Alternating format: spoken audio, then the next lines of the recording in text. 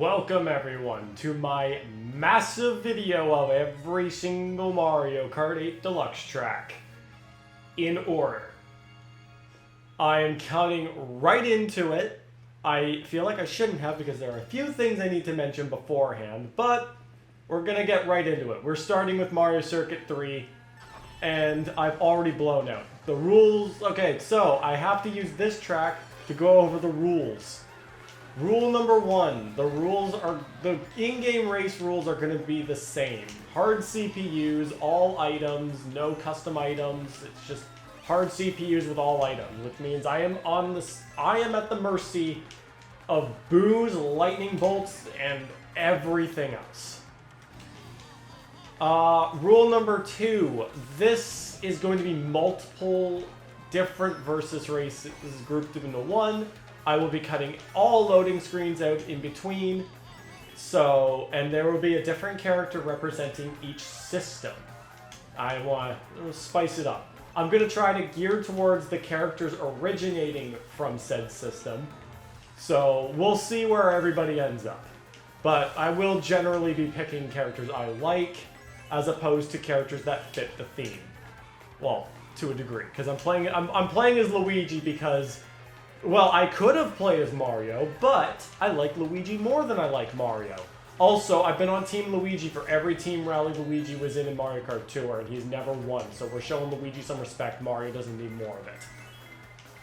And I'm going to try to get to this last real quick, because we're almost done Mario Circuit 3 already. This one's a massive disclaimer, because I feel like it already will fall onto some divided community as it is.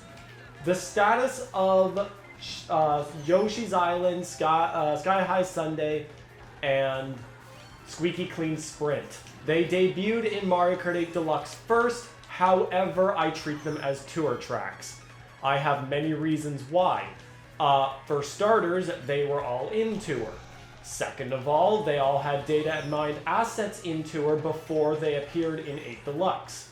And third, none of them have 8 Deluxe as a title or a system abbreviation in Tour, which means that they were intended to be new Tour tracks because their internal data also lists them with the mobile indicator, which means they were meant for Tour.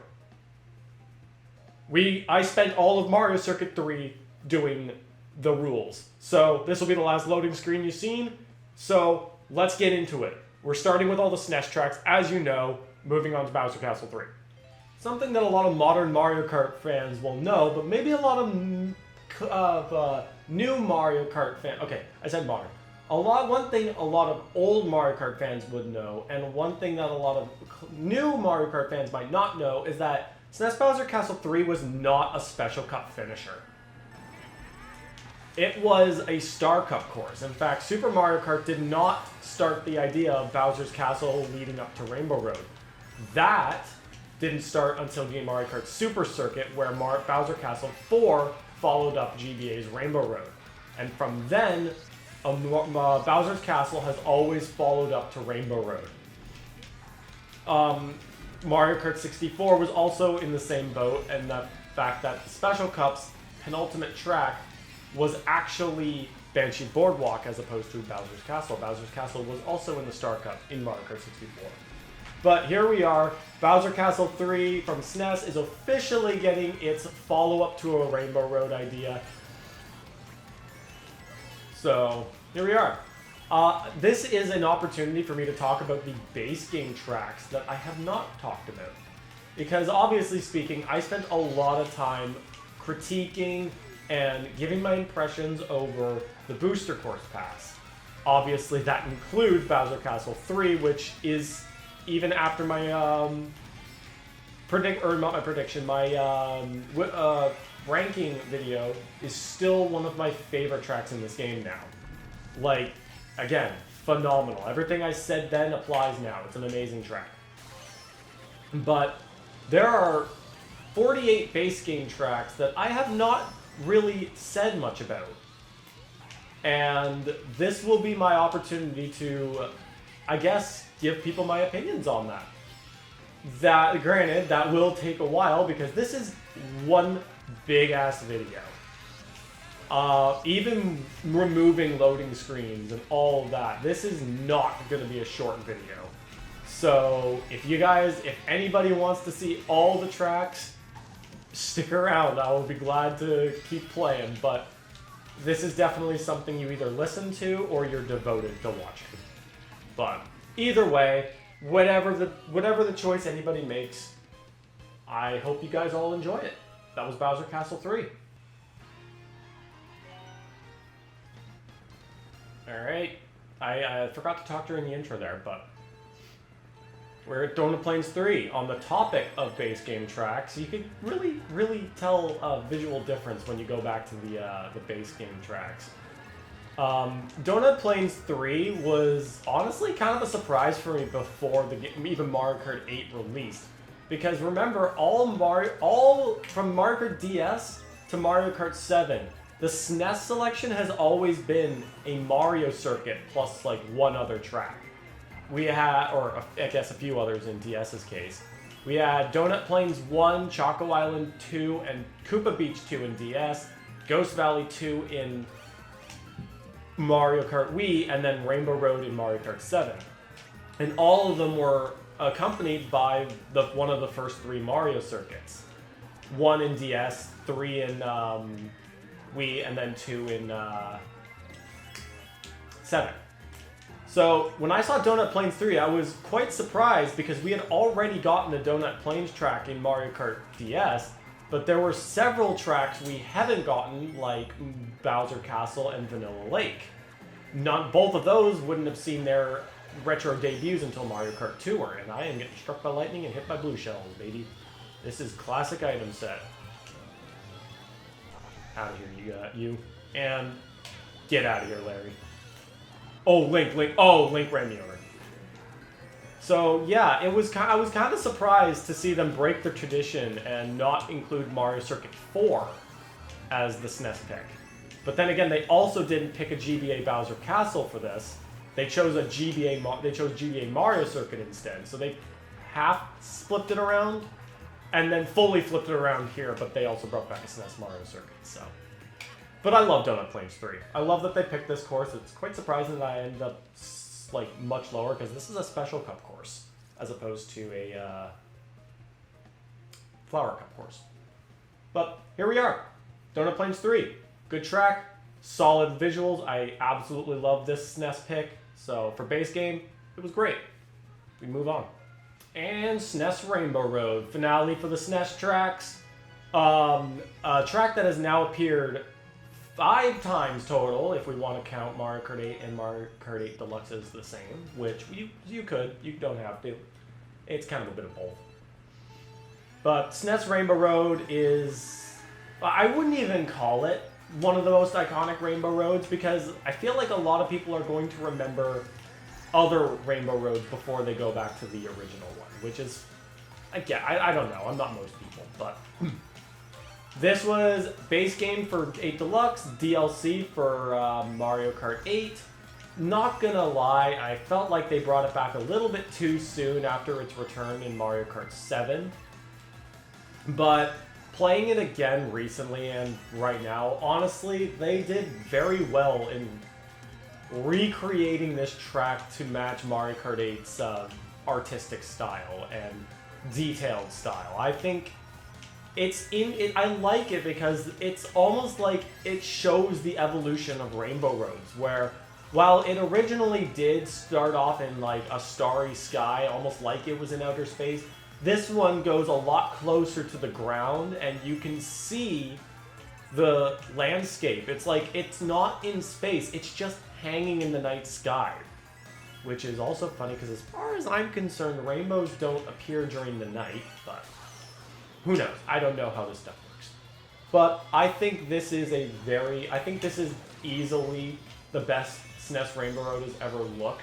That's not really saying too much because Mario Kart 8 is also the game that made a lot of tracks look really good. Link, you're an asshole. Go back to your own franchise, you piece of shit. But yeah, no, I think, like, I don't really care that it's in this game, but I do generally think that this is a very visually appealing track for, again, much like most SNES standards. I'm not going to put it in the same rank as Bowser Castle 3, but I'd say this is the second best we've gotten. So that's all the SNES tracks for now. We move on to the N64 next. Alrighty, and Calamari Desert is our opener for the Nintendo 64. My home game. This Mario Kart 64 was my very first video game of all time, so as such, we're rolling with my boy Toad. My very first character in the entire franchise, and honestly, my opener to Mario as a whole, really.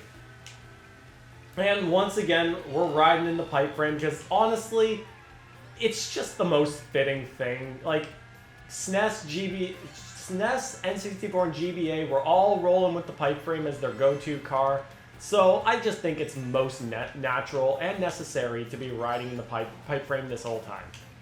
Because it's also still my favorite car. Along with others like Yoshi, Turbo Yoshi, and the Jukebox Buggy, and the Wild Wing. There are a lot of good cars in the franchise, and it reminds me of how much disappointment I got that we got no new cars in this DLC, because goddamn, I'm sick of this lineup. It's like I'm doing all the time trials as well, and it's just so hard to play through all these tracks with such a limited kart combination or selection now. Just feels so much more limited. But yeah, N64 Calamari Desert kinda gotta cheat a little bit on this because it's incorporating its own tour rendition of Calamari Desert 2. We're not taking that spiny shell. So, but it's okay. Everything here is full Calamari Desert.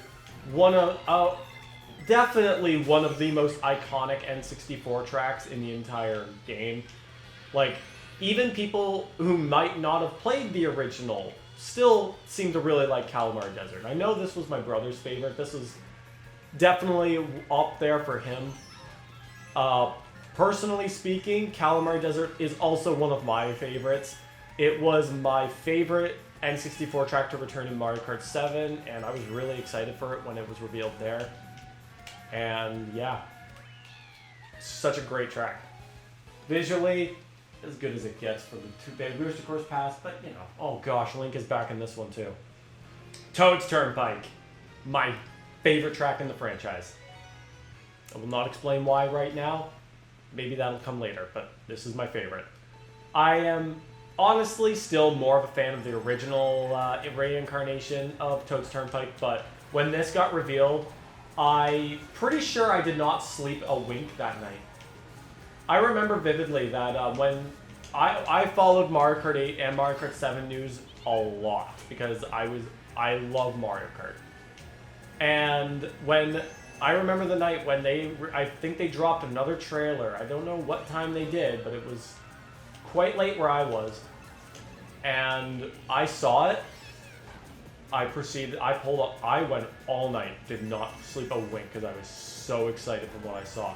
That was when they revealed this track. I believe that was also when they revealed Donut Plains 3. And that was it. That my sleep schedule was just gone. Keep in mind, I was in college at that point. Oh wait, no, I wasn't. I don't think I was, at least. No, I was working. But I don't think I was working on the day that that this got revealed, so I think I was good when it came to the lack of sleep.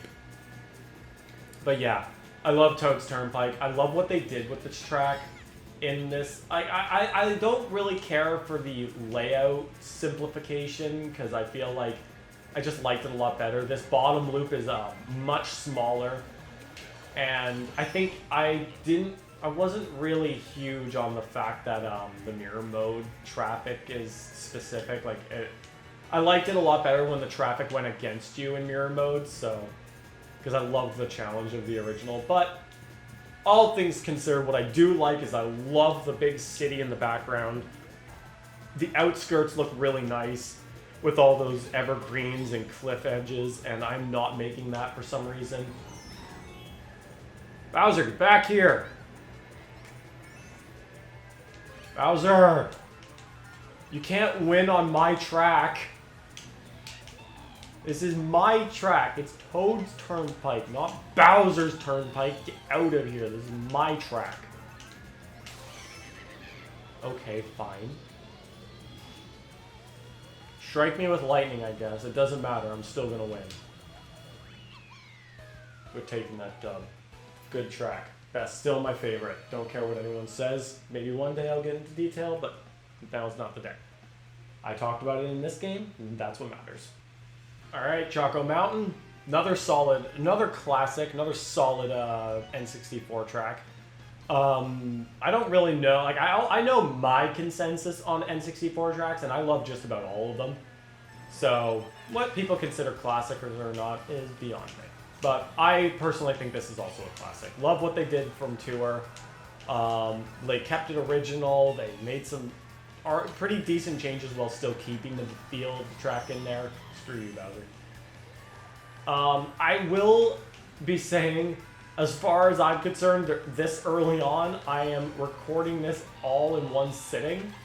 I have the intentions to. Whether or not I live up to that is anyone's guess, because I go through 48 track verses already, and oh gosh, those take me long enough as it is.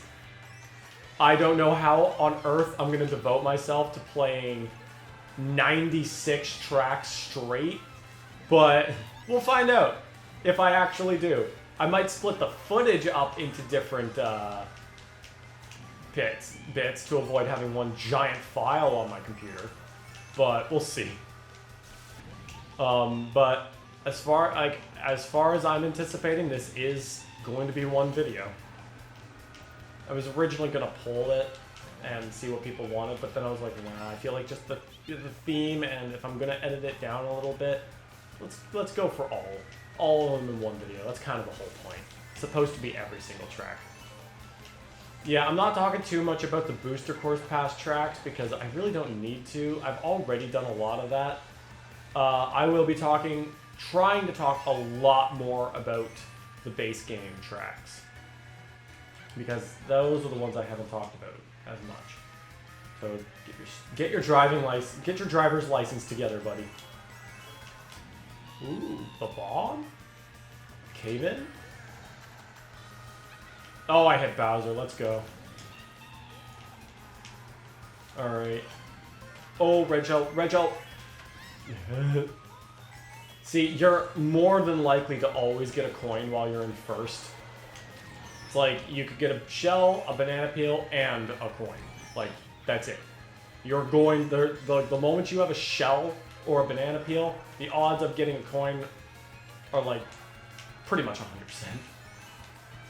So and that is honestly one thing I hate about playing with the normal items on, is I hate getting coins. Coins are useless in this game, I hate them.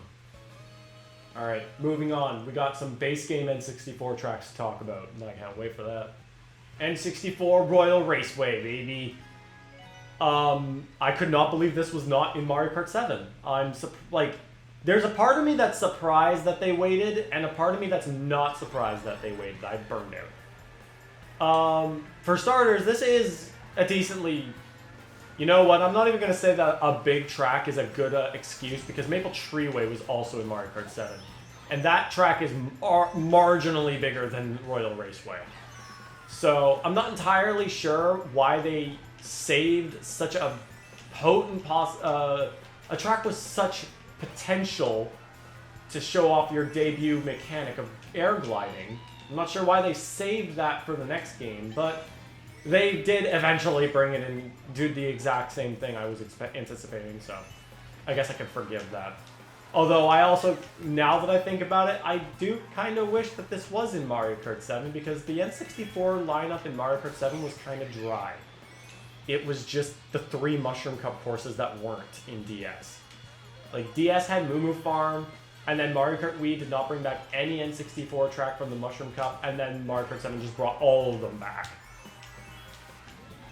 The N64 truly got a lot of love over the course of Mario Kart's DS through the base 8, because in the 4 games, all but one track managed to come back, and they left Wario Stadium behind. Oh, that's not a mushroom. Shoot. That was a super horn. I goofed that.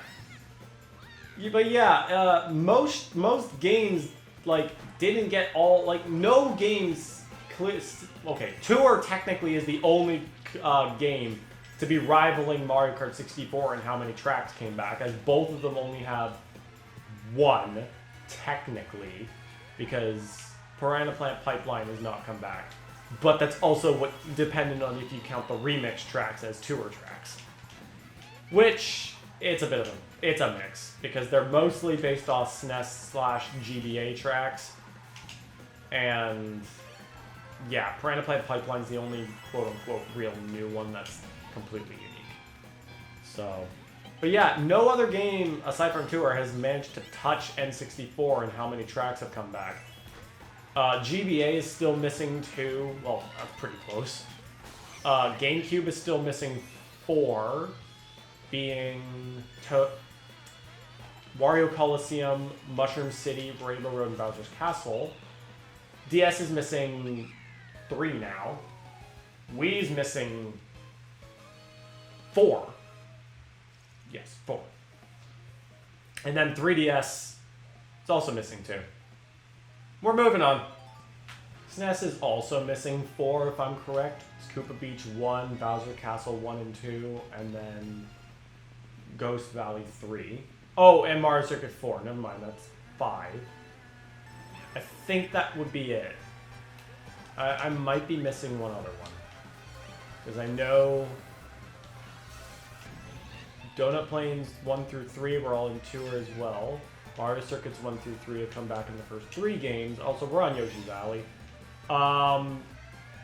Yeah, screw the other. We gotta talk about the tracks. Yoshi Valley. They definitely made this track a lot easier to keep track of and to keep the increase or the improvements on the control you have over your cart compared to Mario Kart 64 greatly helps this track. Because it makes that skinny path way more manageable to be on, as opposed to the original where it was quite a risk, if you ask me. Otherwise, the layout of the track remains relatively the same. The only thing that's missing is the long road that attaches the massive route. It's been replaced by a barrel cannon, where in the original, there was an entire road up there. And it was attached to this. So I kind of want to compare the models, really. Because I want to see the difference between this and the original, because I think okay, that's all ignoring the biggest change, where the game can actually keep track of where you are now. Where in the N64, the map was all you got, and you don't know your placement until the very end. Yeah, I'm still recovering from being sick. I thankfully tested negative. The day after I tested positive for the 3rd time.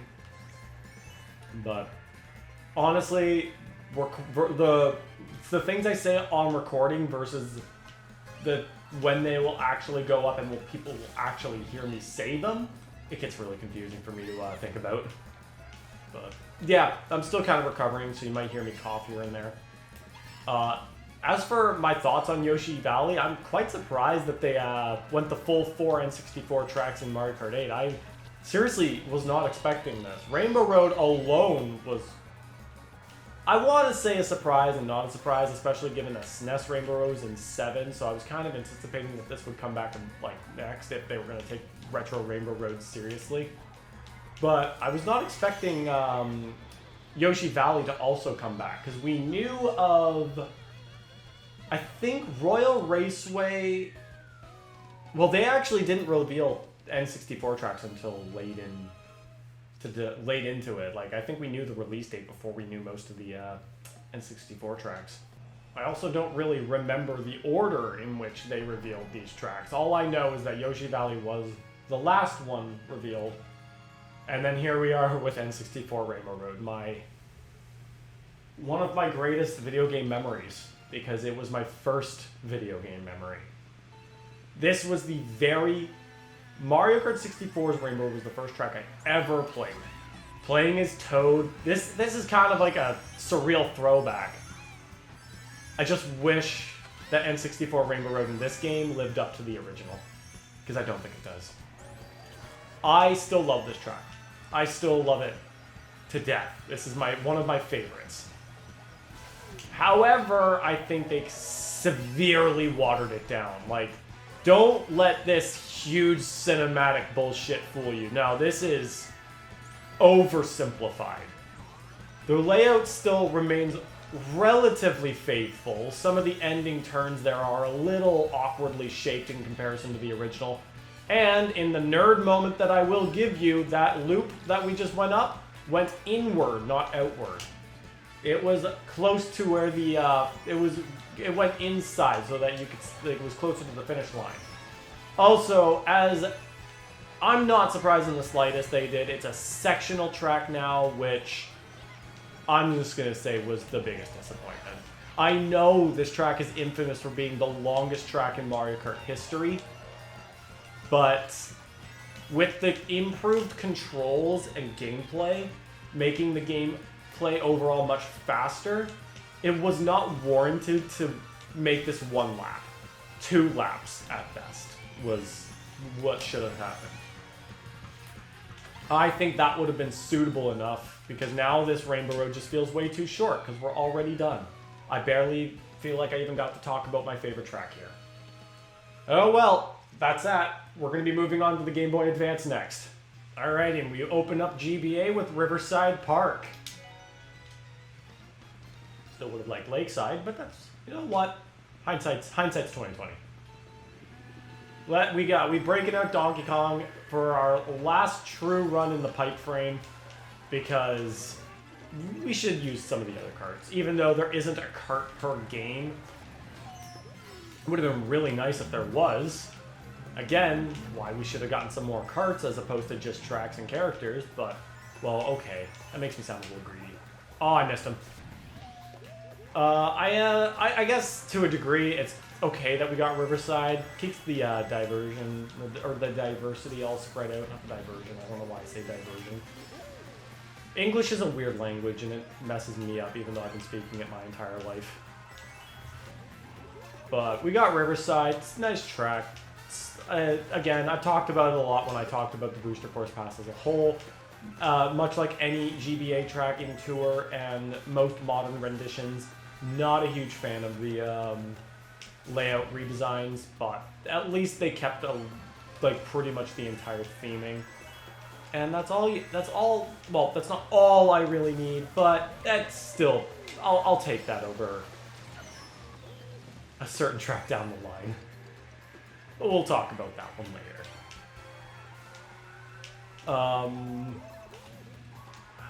What was I talking about beforehand? Oh yeah, I was talking about how I didn't get much time to talk about N64 Rainbow Road, but I feel like I got more time to talk here.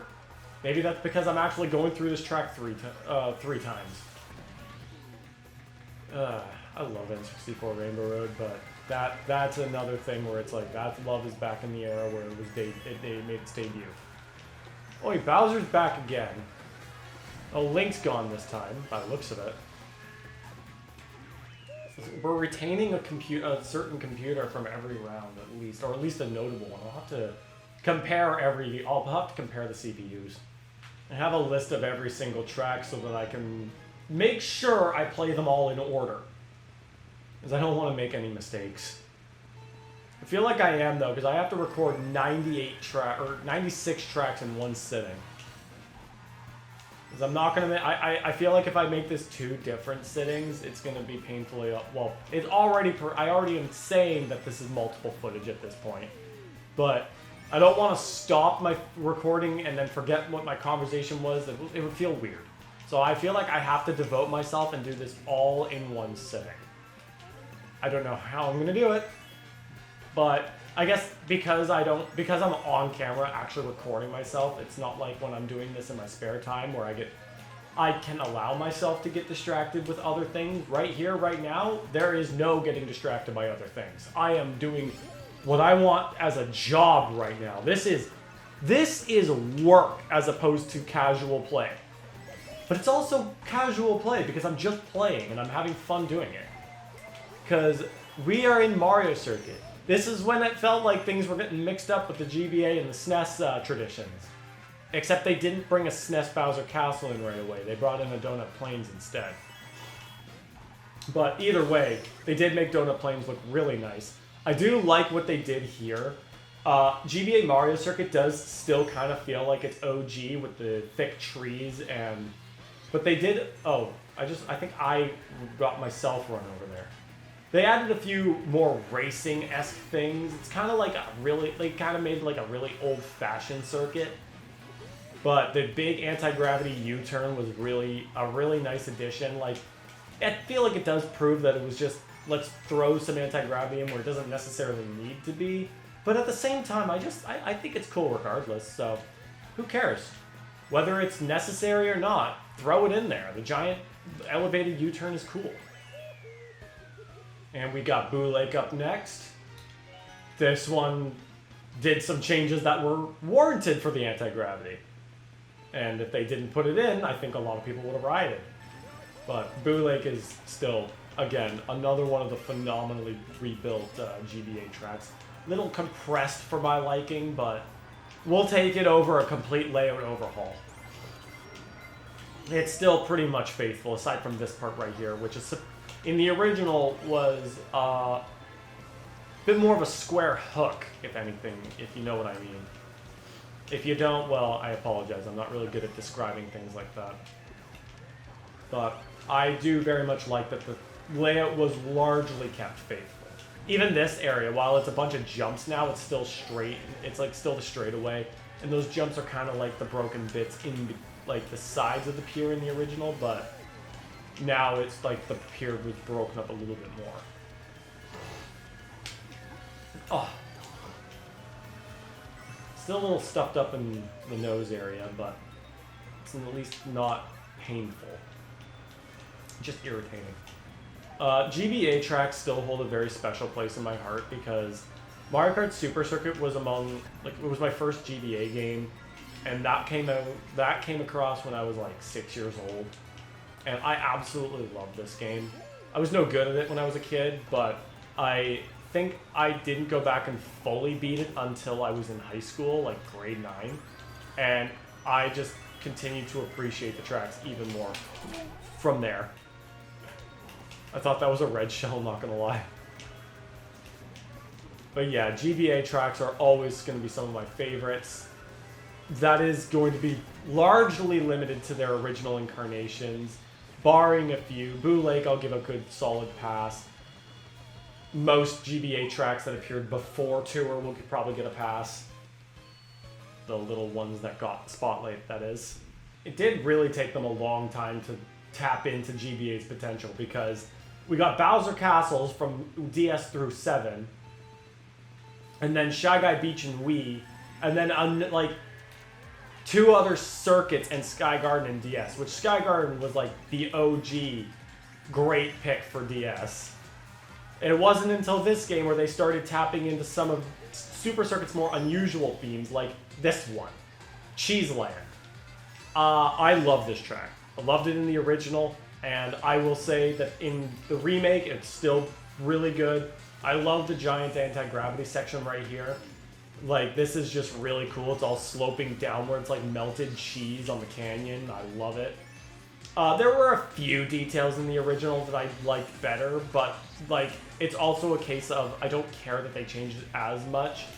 The disappearance of the mousers is, or the little mousers, I guess, it was a bit disappointing, and I kind of like the nighttime vibe as opposed to the daytime vibe we got here.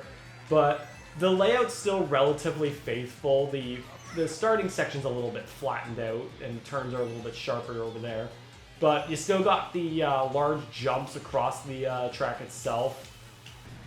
And this one going into anti-gravity is a lot of fun. So I'd say that this easily passes as a very decent GBA remake, in my opinion. So I will gladly take this, because this is still a really fun track. I love the shortcuts that they added. I would say that there is between, I did say I love the original a little bit more. I will gladly take this one as well. I think I'll keep them at an even ground. Neither one of them has an edge over the other. I was trying to think about what I wanted to do there. Did I hit Isabelle? I did not, I don't think. Oh, thank you, Izzy. Thank you for taking that for me. There are bugs in my room. Little flies that are buzzing around. There's always one. There's always one in my room. No matter how many I take out, there's always one. And there's only one. I can only ever see one at a time. But every single time I get one down, there's another one that just takes its place immediately. They're really annoying because they buzz near my face. And occasionally I can hear them in my ear. And it's really annoying. Like, there is no sound in the world more annoying than a fly buzzing to me. Most annoying sound in the world. Alright, well I came in third. That's fine. I'm not here to win. I'm not here to win or lose. I'm here to showcase. Alright, Sky Garden. I've already heard me say that this is a big disappointment for my taste, but... well, we got what we got. Even if it's really sad on the second half of the track. They could have done better. Like, you already brought it back in DS and it was fine. Don't know what happened, guys. And to be frankly honest, this isn't even the first track that I will complain about when it comes to the GBA redesigns. There is a specific track that predates even Tour that I will be talking about. I gave you a hint in Riverside. You've still got a few more guesses as to which one it is. But, we're here. I will admit, at least Sky Garden keeps the theming very well. The beanstalks in the background, the vibrant sky color, the white fluffy clouds. I do think that out of all the colors they could have made the road, I would have taken both the other colors over this one. I would have taken the gray stone brick path. I would have taken the green pebbly-like path from the original. I'm not huge on this one. But, whatever. We got it. We're here. It happened, and there's not much else we can do about it. On the plus side, we'll be wrapping this one up really fast because we are already on the last lap. And I will be taking a blue shell. Not without that shortcut, though. If I'm going down, at least I'm making some extra ground. Isabel, stop that. You know what? Ain't nothing in this world is free, is he? Hit for hit. Okay, I guess I'll just keep getting hit then. I need this. And it's not helpful in the slightest, and it's gone. How did Bowser start accelerating faster? Alright, well, I'm not winning this. That drift was kind of my win con, and I screwed it up. I was so distracted by Bowser somehow managing to accelerate faster than me, but I guess it's probably because he's got the Koopa Clown car. And I'm a heavyweight. But I have the pipe frame. Wait, no, that doesn't make any sense. Okay, screw it. Moving on. Sunset Wilds is up next. Still, again, like many GBA tracks, still one of my favorites. One of the first ones to get hit by a layout change, but could be worse. Could be better, too. Especially that long, boring-ass straightaway at the end. That used to be like several different large U-turns. Again, it seems like I understand to a degree why we're getting these simplifications done to these tracks, because GBA tracks were pretty big, and to a degree pretty complex.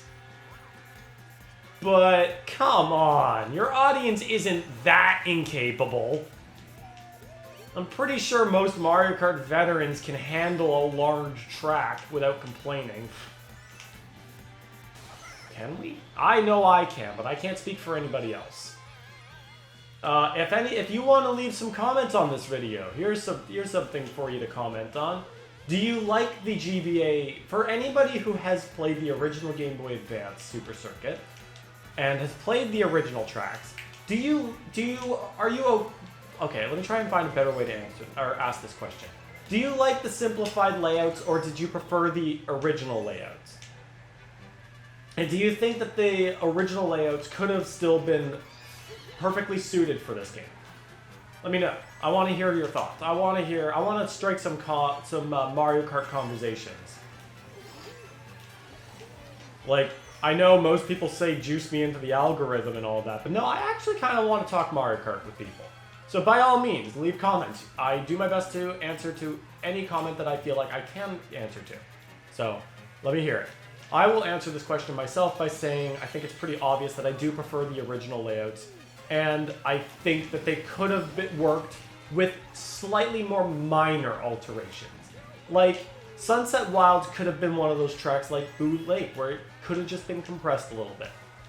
I don't think that some of these route or alterations were wholly necessary. I think they could have gotten another U-turn in here without this, instead of this boring ass straightaway. But that's just me. That's my answer. Sound off in the comments. I would love to hear from y'all. Alright, Snowland. Not exactly the greatest name, but definitely a standout for snow tracks, in my opinion. Well, okay. Factually speaking, not really. It's about as bland. It's not really got much to look at in comparison to something like Sherbetland from a GameCube, or even Rosalina's Ice World, really.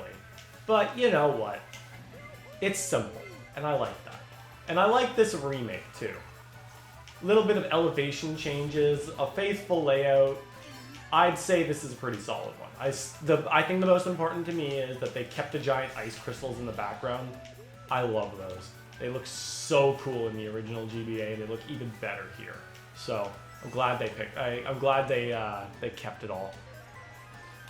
And one thing I also do love about some of these GBA tracks is that they still maintain the giant colored walls that the original had. That's always a nice thing to see. It's a sight for sore eyes, if you ask me, that's for certain. And so I'm glad most of the tracks kept them. Most of the tracks that had them, because some tracks didn't. Like Bowser's Castle maps, Boo Lake and Broken Pier didn't have them. But even tracks like Sky Garden did have them in the original. I don't know if this version does, but I know in DS it did. But yeah. Snowland's not exactly the most interesting snow track, but again, I like the visual details. I loved it in the original, so I don't need it to be huge or spectacular. Nah, it's fine the way it is. And again, layout's pretty faithful. That being said, process of elimination means that y'all know which one I'm going to be talking about big next. Because there's only one GBA track left after this one. And that's Ribbon Road. Well, we're not on Ribbon Road just yet. We will be in a few seconds. So, can't talk about it yet. But, now I can. So, Ribbon Road is next. Alrighty, here we are. This is one of those. This was the GBA track I was complaining about before GBA track started even appearing in Tour, and before Tour was even a thing. I'm not huge on any of the changes they made here.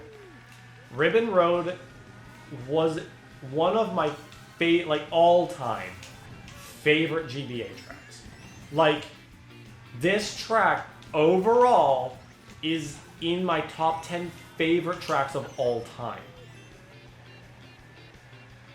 The original incarnation only. I adored the original. The original had a very vibrant palette of colors. It was a giant present-themed castle that I just loved the visual design for. I don't like that they turned it into a child's bedroom. And that they turned it doesn't feel like it's present-themed anymore. It's more of a toy-themed track now, because the track is a giant toy set.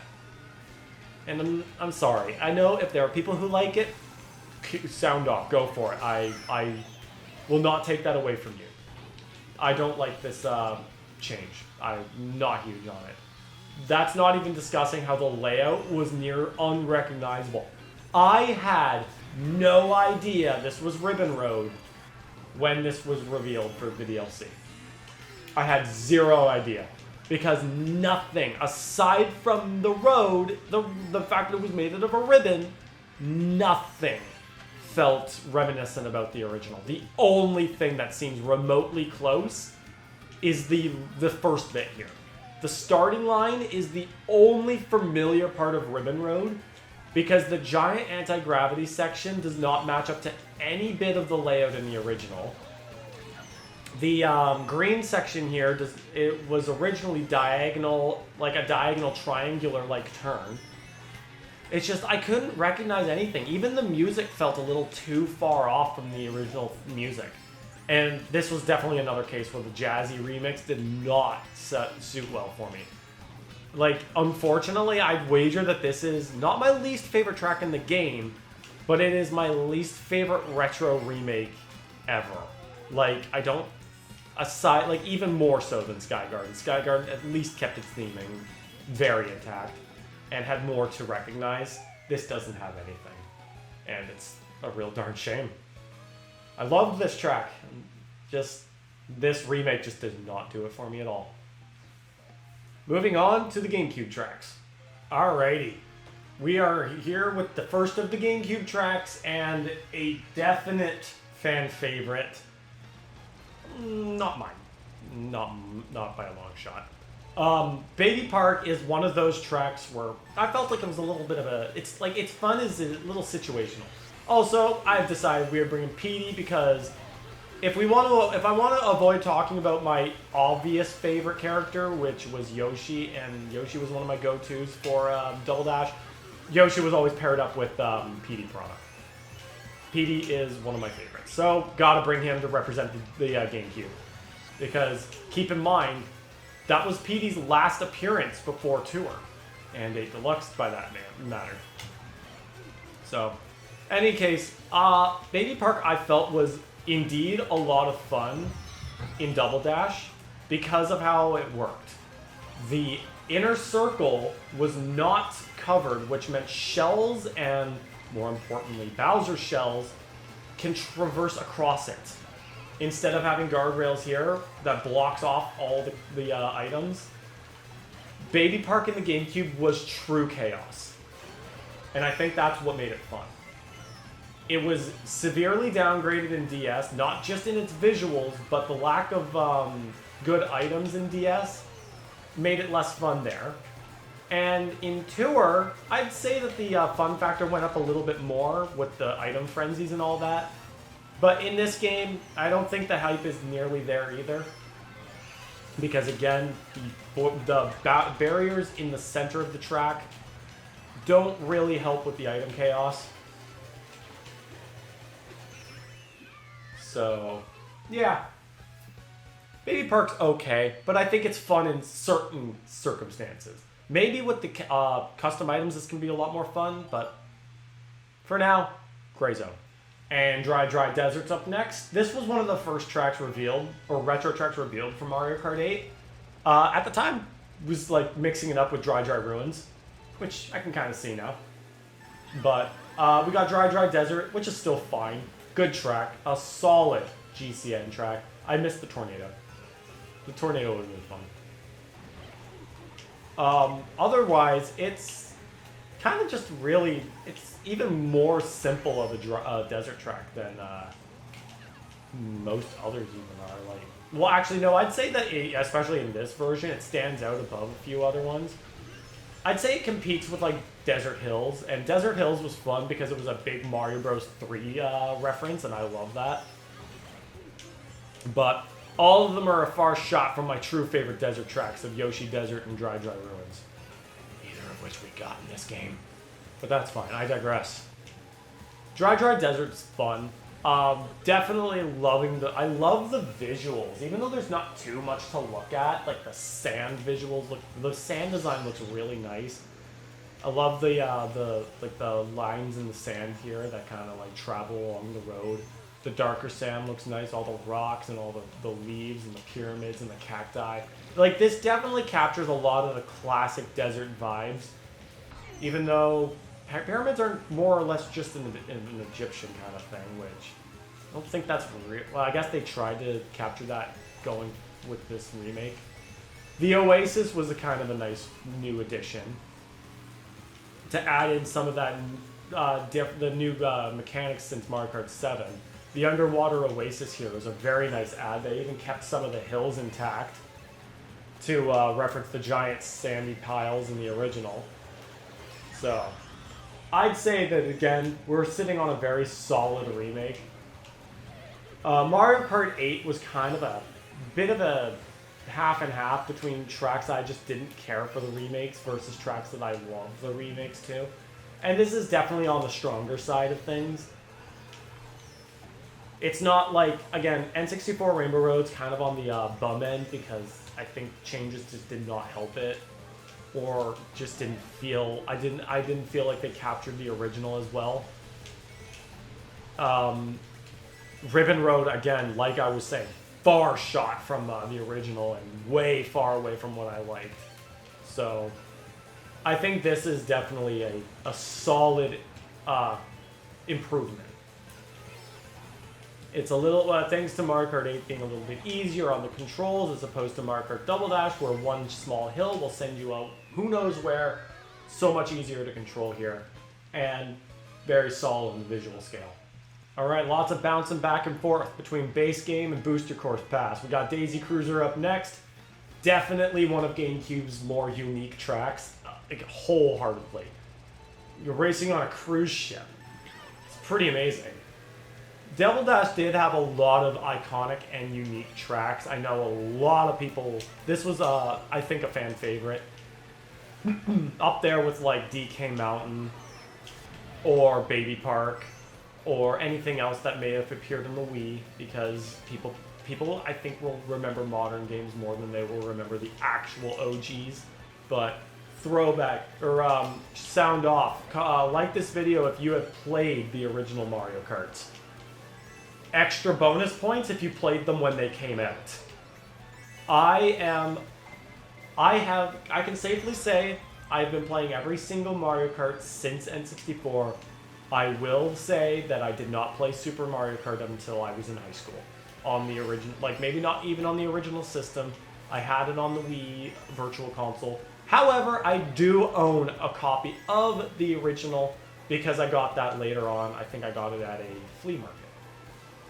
And that was also probably, I'd say, when I was in high school. But I have played the original Super Mario Kart, but that's the only one that I have not played when it came out. But that's because it came out before I was born, so can't do much about that. Anyway, more talking about Daisy Cruiser. I know I kind of already have, but, like, what else is there to say? It's a giant cruise ship. And I think my favorite thing was that you could drive in the pool. You know, that one thing you were actively avoiding in the original. It felt nice to be able to dive into the pool and drive through it. The dining room section was always hilarious with the sliding tables. I love the way they spin in this version. I don't care much about the aquarium change. I kind of liked the cargo hold of the original, but I mean, hey. I guess that gives Daisy Cruiser even more character to have an aquarium instead. It's like character versus realism. So, take your pick. I'll go for either or, but yeah, Daisy Cruiser. Solid GameCube track. Alrighty. Waluigi Stadium. Easily, again, you heard me say it a lot. You heard me say it in the my ranking. This course blows me away. In this game, at least. Waluigi Stadium was also in Wii. I like both versions of the track, the original and this version, but this version is definitely climbing up as kind of a more easily spottable definitive version. I like the lights. The stadium lights do really good to flesh out the background and maybe distract from any potential toury visuals. But the mucky wet ground here, the new anti-gravity sections, the overall visual overhaul when compared to Tour, it's definitely a huge step up. I do still love the OG visuals with the sunset vibe and the much more it's almost like a rustic color to it. I like it. I do very much enjoy it. But like, I think this is definitely another one of those tracks where it feels like a sleeper hit for me. Like, I never talk about this track, but at the end of the day, I do really much enjoy it. I think this was also one of my original predictions. I don't think it was, actually. It might have been. Don't remember. that's something I have to do. I have to go through my original ideas or some of my various ideas and compare them to what we got. So, yeah. But this is such a solid GameCube track. Whether or not it's a fan favorite, I'm not entirely sure, because at the same time, I also don't hear too many people talk about this track. Alright, here's another question for you comment section. What is your favorite track in this game? You will hear mine, eventually. You've already heard a few of mine. But, like, what do you guys have to say about some of these other tracks? What are some of your favorites overall, base game and booster course? What are some of your favorite tracks present in this game? Because we are officially done with Mario Kart 8 Deluxe's content. So a lot of us, I guess, are just in that position where we're hyping ourselves up for the next game, which rumors are already swirling. I'm not going to talk about those rumors because this is definitely another thing where I will believe it when I see it, but there are already rumors swirling of the next game. So, but you know what? We still have life left in this game to talk about, so sound off. Let's make this if anybody's watching this far, let's make this a big Mario Kart 8 Deluxe discussion. I hope to see comments, but that's all up to you guys. Alright, Sherbet lands up next. Another one on the stronger section of remakes for Mario Kart 8. They kept the layout very faithful, but I love... There is something about the visuals of this track that hit home for me. And it's not like, okay, let's get it out of the way. This very much feels like a Canadian themed track to me. And it's actually not just because it kind of has that nighttime snowy theme to it. I remember when I was in grade 8, we took a school field trip to Ottawa. And I believe we went to an area with a whole bunch of ice sculptures. I don't know if it was some kind of like little festival or whatnot, but there was a lot of ice sculptures there. And they look so beautiful. I wish I could remember them a little more vividly, but I only just vaguely remember them. But this track reminds me of that moment in time. And honestly, it feels really nice to remember that. Because I don't have a lot of fond grade school memories. Most of my fondness came from hanging out with my brother and my best friend Austin. And just hanging out with them was just great. Otherwise, there was a lot of bits to grade school stuff I'm still figuring out now that I'm learning about myself.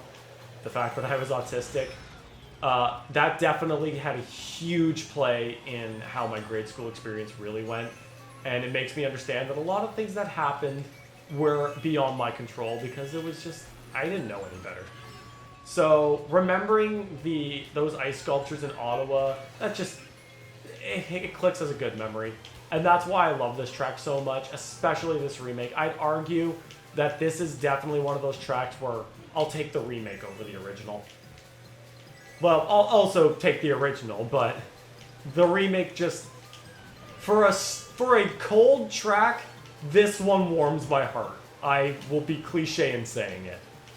Definitely a lot shorter in this game, feels a lot shorter at least, but I don't care. Beautiful.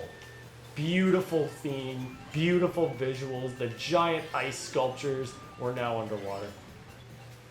But I love them. Thanks. You know what? Thank you, Sherbetland, for giving me a little bit of a heart warmer there. I appreciate it. We still got 2 more Star Cup tracks to cover, so keep it going.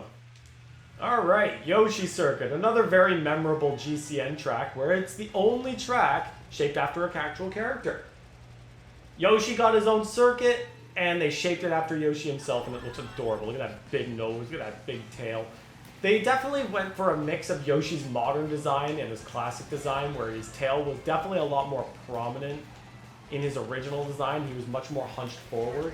Okay, guys, you can keep hitting me, but that's not going to stop me from using this shortcut and falling into the water. This was definitely one of my favorites. The additional details in this version are definitely appreciated. It gives a lot more to look at versus the original, which there really wasn't much, especially at the starting line. But I say that there is still one little disappointment that I have with this track, and that's they did take out a big tunnel-y area that I don't know if it was really a shortcut per se, but there was a tunnel that would connect just outside of the Yoshi's eyes, right to where his between his eyes and his spines. There was a tunnel that you would shoot off of. You'd go off-road and into the tunnel below the track itself. And it would cut all the way to the, I guess, the back of Yoshi's neck.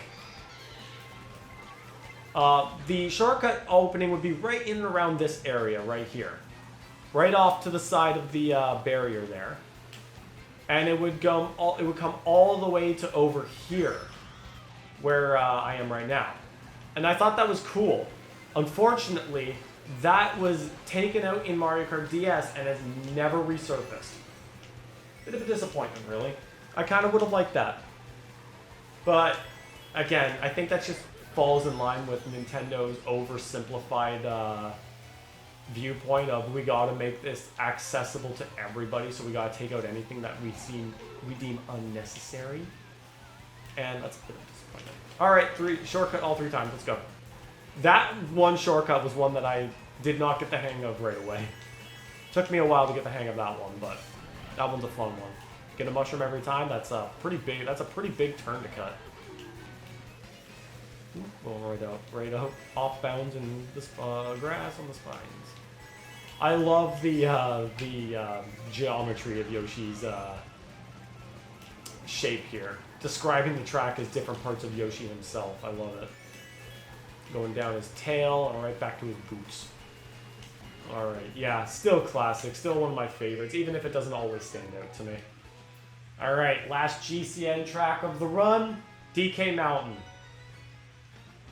I feel like people are probably going to remember this in Wii first before the original, but it doesn't really change much across its 3 appearances. 4, if you, well, technically 4. But it's still definitely a great track. This is also one of my notable GameCube tracks for the giant cannon shot, the giant mountain. Very, very twisty middle or near the end track. I kind of, like, I always look at this track and I can never not see a thin hook just holding the rest of the track up. But I do very much like this track. I guess going back and playing all of these on camera and talking about them has given me a lot more time to appreciate them a lot more. This is definitely a solid visual, take that one with a grain of salt when I say visual, visual improvement. I guess when I say visual improvement, I also just kind of mean the detail changes that they might have made in comparison to, you know, the actual visuals. The bridge is always wavy now, so you get to do some tricks off of it. But still waiting to see a video where someone recreates just getting absolutely owned on that bridge. Pauline, get back here. I'm not going to eat you, I swear. This big mouth, it's not actually for eating you. Got a lot of the DLC. We got like 4 of the DLC characters in this run. We got me, Petey, we got Wiggler, we got Pauline, I think we got Peachette. I'm pretty sure I saw Peachette a few times.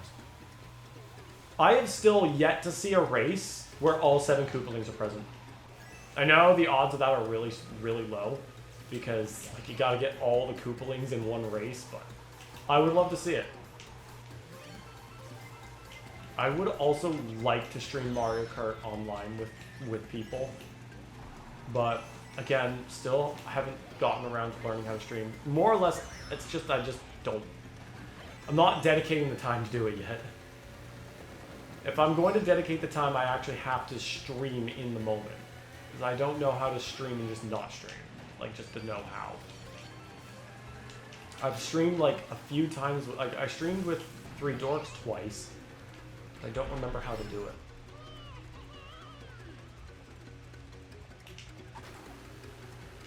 I'm back down the mountain. I really, I find PD's voice clips in this game very, very, very odd. Like, I like them a lot more in most other games. This thing sounds a little too gargly in this version, as opposed to sounding like he's actually roaring. Also, I know I can do a shortcut without a mushroom here, but I can't be small in order to do it. Like in the original, you can jump right off, but you can still do it. In this version, you just have to, time it a little bit differently and go at a different position and a different angle. All right, that's it for the GameCube tracks. We move on to DS next. All right, Cheep Cheep Beach is the opener for the DS tracks. This was a track I didn't realize I actually wanted until we got it. That's a story, but let me get to that in a second. We got Dry Bones. Made his debut in DS, so I thought, why not? Let's bring him in. I don't play as Dry Bones all that much very often. And you'll notice that I'm playing as in the B-Dasher, which is kind of more or less supposed to be a reference to the fact that you can unlock the ability to drive in anyone's karts in Mario Kart DS. But that's also because this is the only DS kart in this game, so I didn't really have many options. So, Dry Bones in the B-Dasher, because why not? It's a fun little callback. As for the track itself, I never cared about Cheep Cheep Beach before Mario Kart 8. It was my least favorite DS track beforehand, and honestly, yeah, I'm not gonna go. No, it's not my least favorite anymore, but it was. But then when they brought it back, and I saw how much nicer it looked, I'm like, you know what? I opened up to this track. The music is super catchy, and I love it. I like what they did with the, like, you could fully drive underwater now. It's, honestly, I opened up to this track a little bit more. And to be fair, all the extra details did help it greatly. Extra details will help the DS tracks every day of the week. Because the DS, even for what it was, the DS was kind of lackluster on the visual aspect. It felt that a lot of the tracks were very open and very bare to a degree. Figure 8 Circuit's an example, Cheep Cheep Beach was an example. Even like Luigi's Mansion's kind of an example. It's just like, just trees, just not much else to look at. So most of the DS tracks that came back definitely got a little bit more to look at, for the most part. Oh gosh, what on earth happened there? That tree just took me by surprise, just assaulted me. Yes, hit Kamek for me, please. Thank you. Ooh. Making a clean getaway. Let's go. Let's go. Yeah. Good start. Oh, Yoshi's in this one. Oh, and Petey's also in this one. Petey's back. Alright. Oh, sorry. The fan favorite. The fan favorite. The poster track for DS. I don't even need to say the title. Y'all already know. Let's move into it. I could have, like, honestly, I feel like I did Rob Waluigi's playable status twice now, what with Waluigi Stadium and Waluigi Pinball. But I like to go for a little, I like to be a little bit more interesting than that. I didn't want to match up the characters to the tracks. I kind of wanted to match the characters more to the games. To a degree. I can't do that for every game. And I'm not going to be doing that for every game, because you also have to remember I'm still targeting my favorites while also targeting the game they were in. I say that mostly because I'm just going to go out and say it. I'm not playing as Funky Kong when I cover the Wii tracks. I hate it. If I'm disappointing anybody, so be it. Funky Kong is good. People love Funky Kong because he was meta in Mario Kart Wii. Challenge me on that one. But I will be playing as Daisy when I cover Mario Kart Wii, because if I'm going to be playing a game with a great spread of tracks, I'm going to be playing as a character I love. And obviously I have to play as the characters I genuinely love when it comes to some of the games that I genuinely love. So, we're covering DS with Dry Bones, and we'll be covering Wii with Daisy, just to just to spoil that selection for you. But yeah, I don't really know what else I could say that I haven't already said. Again, another booster course track, so there's not too much I can say that I haven't already talked about and I haven't already disappointed people with. So I guess we'll just keep racing. I do like that they have paratroopers flying around the area there. And I'm wondering, if I'm correct, there are some toads? Yeah, I see toads. Toads, Yoshis, and Shy Guys chilling out over here. Get some spectators when they're... Really, I feel like they could have crammed some spectator seats into the pinball section there. But I guess, wait, the full-on pinball vibes. Oh gosh, I love these neon lights. Especially in the pinball machine itself. Like, god damn. I like this track more on a visual aspect than I do on anything else. Like, especially this version. Mario Kart 8 Deluxe, best version of Waluigi Pinball. Again, I don't dislike Waluigi Pinball. I don't dislike a lot of the fan favorites, -2. I can count 2 fan favorites I don't actually like. Oh, I'm gonna catch heat for some of these opinions, I'm telling you that much. At least I think I am. I'm not gonna spoil them. You probably already know one of them. But I am probably going to I'm gonna anger so many people on a different opinion. I'm waiting for it. Oh, my brother's online. Alrighty. We're done with this one. Fortunately, we've got more. We're going to be playing mostly Booster Course DS tracks because, well, no, it's half and half. But next is also a Booster Course one. Alrighty, Shroom Ridge is up next. Doesn't matter which game it's in, it's got something going for it. It was either bare bones in DS, or it's a clay model in Tour / 8 Deluxe. The problem with being a Wave 1 track. But, again, I appreciate this one for coming back for not having appeared prior. That was the thing about Mario Kart Tour. It was a lot of the tracks had already made a reappearance, so Tour was just the third reappearance, or second reappearance for many tracks, third reappearance for some of them. Well, combining with this one, it was actually the fourth reappearance of, well, no, it was the third reappearance of SNES Rainbow Road and SNES Mario Circuit 3. Because if we want to count the reappearances for Super Mario Kart, or in Super Circuit, which I don't really, because Super Circuit didn't establish a Retro Grand Prix like this game, like Mario Kart DS did, so I don't count the reappearances in Mario Kart Super Circuit as the same level as the retro reappearances starting in DS. But yeah, most SNES tracks are the only ones to hit 5 appearances at this point. SNES Rainbow Road has with... So SNES Rainbow Road has its OG appearance, Super Circuit, 7, Tour, and 8.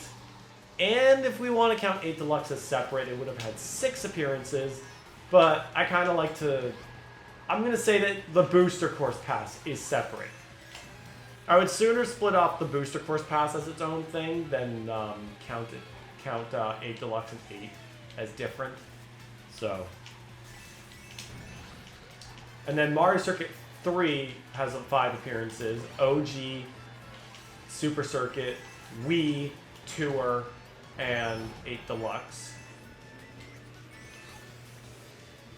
Yeah, that's 5.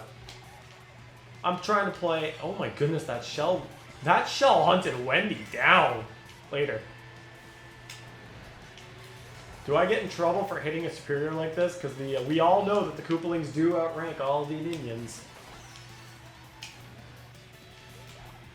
Ooh, missed all those item boxes like a champ. It's a good thing I didn't need them. Didn't realize that was final lap. Damn, only one Koopaling.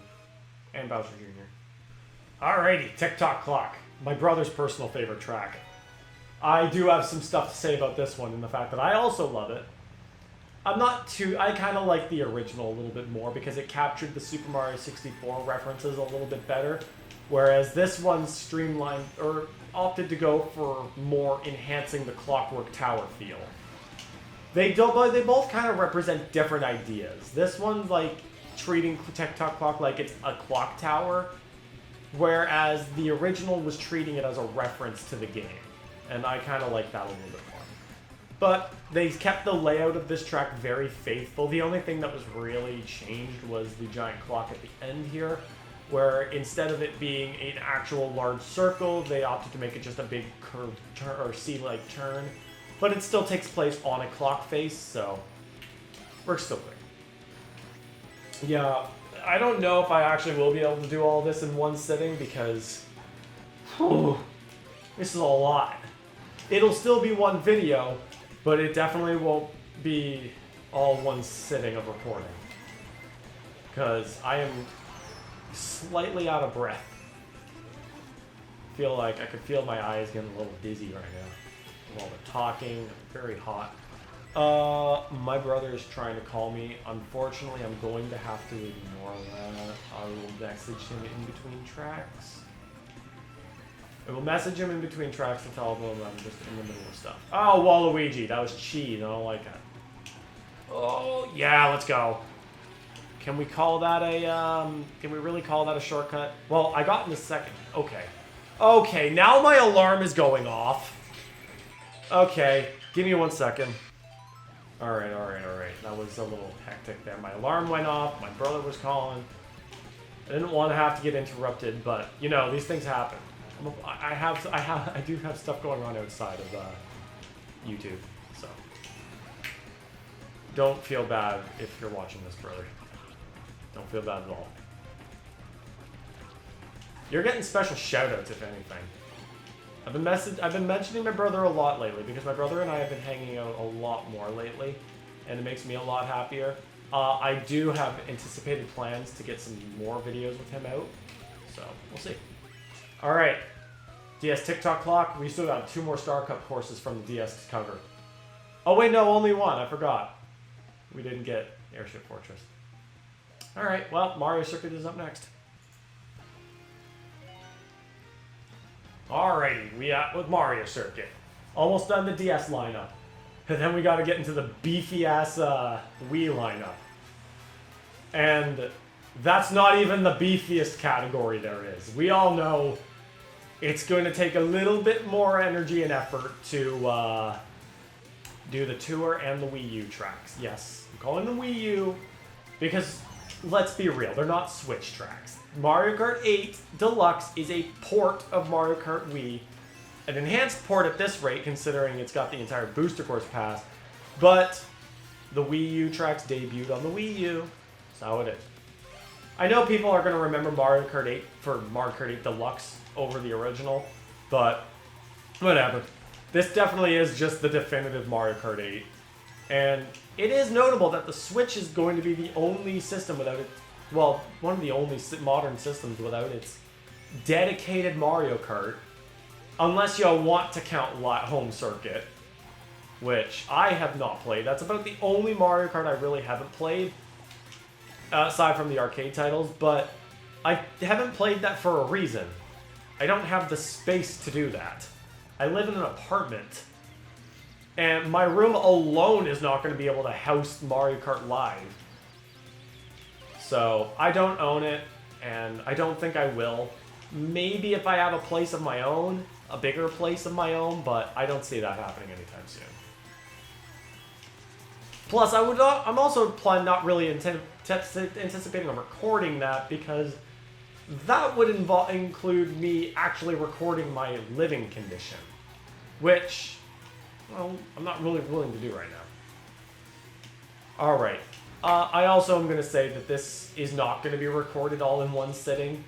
On the topic of being with my brother a lot more, he wants to hang out on the day that I'm recording this, so I will be obliged. I want to oblige to that. So I will be getting through my Wii tracks and the rest of the DS tracks. I will be saving the 3DS, the Tour, and the Wii U tracks for another recording sitting, but I will still be making it all one video. So if you hear any sort of energy change, that's probably why. Alright, back to another DS track, or base game track, another DS track, like I'm not already doing all of them right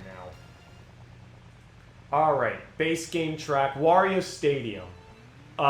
Because I think, honestly, I think Wario Stadium was also one of the last tracks revealed, but this one was cool. Bringing this one back was really cool. They opted to go daytime instead of nighttime, and they did add a lot to this track. The layout stays relatively the same. The big change is the anti-gravity section, which replaces the zigzaggy mud section, which it's still a zigzag, but it's just going upward instead of level. And then the last section here is all underwater. I love how this incorporates every single element of new features. It's got underwater, it's got anti-gravity, and it's got gliding, so I think that's super cool. You got the giant Wario statue, all the W's everywhere. This is a true Wario stage. Got Wario Stadium, the logo.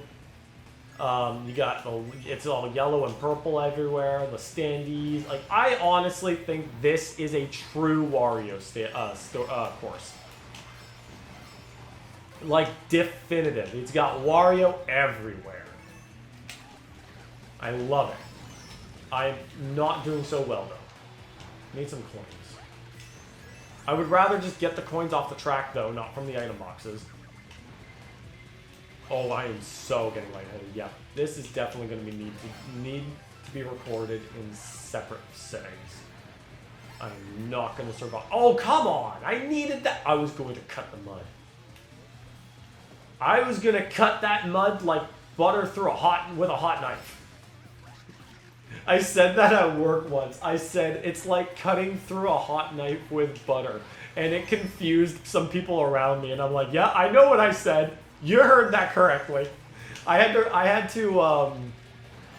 to reassure to everyone that is indeed what I said, and I was about to say that again. I was about to cut through that mud like butter through a hot knife. Hot knife through butter. I'm confusing myself. I am running out of energy. Yeah, it's a good thing that I'm going to be doing this in separate settings because, let's be real. I was not confident that I was going to be able to get through all 25 Wii U tracks and all 20 Tour tracks. Ow, that almost hurt my head more than it hurt my driver. Oh, I'm gonna... Damn it, he started didn't run out. Yoshi, what are you doing back there, guy? Come on, man. Pull it together, Yoshi. Alright, final DS track. First track we're touching from the Moon Cup. Peach Gardens. Another Booster Course Pass track, so not much I can say that I haven't already said. Now to find topic filler for this track. Yeah, I have not really been keeping track of all the courses we've been playing over the course of what cups they come from in the game. I don't believe we have touched... no, we touched the Fruit Cup with Riverside. We got Waluigi Stadium. Obviously, we have not touched the Mushrooms through Special Cup, because those are all Wii U tracks. So they will all be covered basically in the same order. So that'll be a lot easier. That'll just be like, I'll do them all in order, probably to save on some menu time there. I think, yeah, Shell Cup's been touched. Well, I'm going to stop saying it like that. Shell Cup has been covered with Toad's Turnpike, Mario Circuit. Actually, most of all of them except for Moving Meadows, which we'll be covering next. Banana's been covered. Leaf has been covered. Basically I think every cup has been covered at this point, except for the Wii U tracks. Emphasis on I think.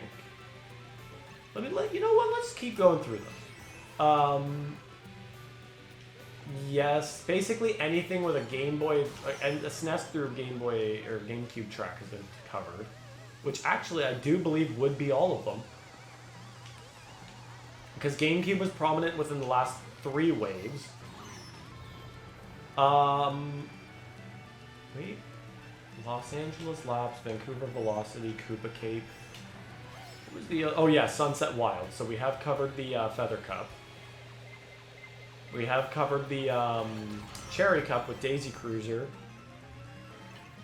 What else was... Oh, yeah, Moonview. So, yeah, that was the only one.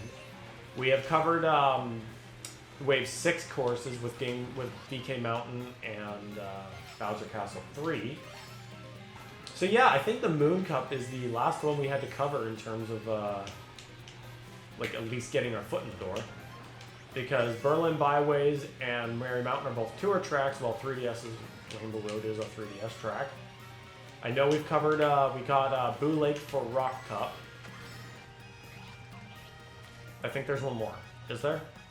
In Maple Tree Way, we have London Loop. Oops, another one. Boo Lake, Maple Tree Way. I am missing a course from the Rock Cup. Oh, Rock Mountain, that's it. Wow, shows how forgettable it is, doesn't it? Yeah, and we've covered pretty much every DLC cup from the original, so yeah. That's all the DS tracks. We've got Peach Gardens out of the way, so now we're going to be tackling a very beefy category with Mario Kart Wii, which has 11 tracks in it. Alright, Moo Moo Meadows, opening up. Short and sweet. Got Daisy in the Bad Wagon. I didn't know what other cart to use. Because as far as I'm concerned, aside from the Blue Falcon, like that Blue Falcon's the only Wii cart, and I don't even think they brought it back in this game with the intention of replicating its appearance in Mario Kart Wii. They brought it back as a reference to all the F-Zero tracks they've been cramming in. So, I chose the Bad Wagon because I do like the Bad Wagon. But, if we're talking carts in Mario Kart 8, none of them. Like, very few of them stand out to me. Like, I like the Land Ship. The P-Wing's probably my favorite. I like the Bad Wagon. I like the Yoshi bike, but I hate that it's an inward drifting bike because I'm terrible at those. I'm still going to probably end up using it. Cow, get out of my way! I don't mind the Biddy Buggy.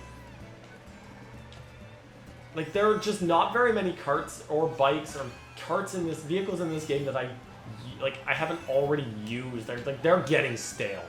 Like, this is why I think it was vastly important that we got some DLC carts from Mario Kart Tour, because the lineup in this game of carts is stale. Like, at least we got new tracks to keep the old ones feeling fresh again, because, like, everyone's gonna play them. And then we're gonna go back to Moo Moo Meadows, and it's gonna feel so much nicer when you look at the nice morning setting, all the cows blowing my bombs up. God dang it, I regret coming here. I still like Moo Moo Meadows, though. They kept this course very faithful. They added a nice gliding section over here. This was my mom's personal favorite. She loved this track. I guess I should also mention, like, I've mentioned my brothers, I mentioned my mom's. I think my dad's also a big Rainbow Road fan. I know he actively loves the N64 Rainbow Road theme, so I think N64 might be his go-to. So yeah, now you got my whole family's favorite tracks. You got mine with Toad's Turnpike, my mom's with Moo Moo Meadows, my dad's got N64 Rainbow Road as far as I'm really concerned, and Mark's got DS TikTok Clock. But you also know my brother also likes Calamari Desert, so. Alright, now we got Mushroom Gorge. I just finished doing a time trial on this one, and getting the hang of that mushroom shortcut beside us that leads to this bridge area. That's a fun shortcut. I do know that there's also like an ultra shortcut from the original, but I don't think you can perform it in this version. I don't know. I did not keep track of like super ultra shortcuts that like take advantage of glitching the game's counter system, lap system. It's like in Grumble Volcano, I knew had one. Okay, look, I'm gonna be that guy. Courses are not fun and great just because they have meta shortcuts to them, or they're competitive. Like, that's not how I look at things. That's why I don't really look at Mushroom Gorge as a great track because you can pull off this super shortcut. No, I don't really know. I guess that also shows how detached I am from the general opinion of things. It's like, again, that's why I don't care for Funky Kong. I don't care if he was meta in Mario Kart Wii, but that doesn't make him a favorite to me. I still play as Yoshi and Daisy. In fact, I actively still play as Daisy and Yoshi when I go back and play Mario Kart Wii. In fact, they're probably the only characters I play as. Like, honestly, when I go back to like older Mario Kart games, I tend to play as the same characters because the roster didn't really entice me enough. In this game, there are so many more options for me to play as, I'll admit. I play as Yoshi and Daisy as my go-tos, and Ludwig. Ludwig is easily on my go-to list. Like, I frequently shift between Yoshi, Daisy, and Ludwig. But now I will also play as the other Koopalings. I'll play as Iggy. I'll play as Roy. I'll play as Morton. I'll play as some of the DLC characters like Pauline, Petey, Wiggler, Peachette. I'll play as Peachette. I'll play in the next course now because you can't keep talking between loading screens. Alright, Coconut Mall. Speaking of fan favorites. You already know this is not one of mine. I gave a whole spiel. And I confidently stand by everything I said. It still sits where it is. In the Booster Course Pass ranking, and in my overall favorites. This does not even... I want to reveal, this is not a plan that I have anytime soon, but I am cracking away at making a full ranking of every single Mario Kart track. I can't guarantee that that will come out anytime soon because for all I know, the next Mario Kart could be revealed before I even finish this list because that's a huge list. I have not got about ranking Coconut Mall yet. I can guarantee you, though, it will not even crack halfway into my all-times. Like, out of all 150 plus tracks, Coconut Mall will not crack past 75. I'm gonna tell you, I'm gonna be prepared if I ever make a video like that. That's coming. Coconut Mall sits as average to me. I will not go ahead and say it's a bad track because I like it. I like what this game did to it. It does not have, I do not hold the same hype for Coconut Mall that other people do. I like others. Maple Treeway is one I will buy hype into. But I also like Dry Dry Ruins and I love Daisy Circuit. So, let's say that. But that's kind of why I'm playing as Daisy, to correlate with Daisy Circuit. Might as well. This will be the time because also, when back onto the topic of the character selection, Mario Kart Wii, for me, was pretty limited. I didn't play as many characters outside of Yoshi and Daisy. I might occasionally play as King Boo, Donkey Kong, or Toad, but otherwise, it was pretty strict on Yoshi and Daisy. Because I was also a very strict middleweight person, because my favorite karts were the Wild Wing. I also do like the Day Tripper, and the Super Blooper is fun. But I'm pretty... Oh, Mii's. I actually think Mario Kart Wii was spent a lot playing as my Mii's, because... Same with Mario Kart 7. Because, you know, you don't have the helmets blocking the way. That was my favorite thing. I could play as all of my different characters and actually see their details. No. Yep. Definitely going to need to take a break after we'll finish the Wii tracks, which is going to be a while because we've got to cover an entire cup worth of tracks. Oh, yeah, this is going to be a hard one. All right, DK Summit. Another good track. Booster Course Pass visuals kind of hinder it, but I was doing the time trial for this one recently as well, and I really love the music. I realized I feel like I didn't cover everything enough when I ranked waves 4 through 6 of the Booster Course Pass, and I feel bad for that because I was going through all my editing and it just felt like I could have done better. But like, I'm trying my best to get stuff out there. I feel like I've got a lot I want to do, and I'm not devoting the time to doing it. And the time I am devoting to doing it, I feel like I'm not doing good enough. So, but I still want to deliver content, and I gotta do my best. So that's why I think it might be a good idea that I don't do all of this in one sitting, so that I don't lose all my energy by the time I reach the later tracks. So I will definitely be stopping. I will not be recording all the tracks in one sitting, but hopefully there will be a shift in energy when I start the 3DS tracks. And I feel like maybe I should have stopped a little earlier. I basically covered not 6 games worth of tracks but I have covered 6 games tracks. Oh. I will not be taking this. Ow. This is unpleasant. Actually, you know what? I think I should cut. I should cut a little bit sooner. I'm starting to think a little bit more for myself here, so there will be an energy shift when I start the Star Cup of Wii tracks. I will not be going past Wii's Wario's Golden Mine. I need to think of my energy levels right now. So, yeah, there might, like, obviously speaking, I'm speaking of this like it's going to be multiple videos. It's not. It is still one big video. There might be a bit of a shift in energy starting with Daisy Circuit. But I will try my best to look through. I will probably edit and get all of this set up into a video first so that I can see where my commentary leaves off so that I don't start with an opener. Because I gotta make it seem like it's still one big video. Alrighty. Still, DK Summit, good track. Sorry if the commentary gets boring when I talk about stuff like that. I need to improve. I still have a lot of room to improve as a content creator. Wario's Gold Mine. Here we are. Hopefully we'll have an energy shift by the next course. So let's make this one count. We gotta talk about it because this is base game. This was quite surprising. Out of all of the... Okay, so Mario Kart 8's DLC was definitely... It was focused on both returning and new. The new tracks were kind of meh. I'll talk about them later. And the retro didn't seem to care about following any rules. Because Baby Park, Yoshi Circuit, and Rainbow Road had already made a reappearance.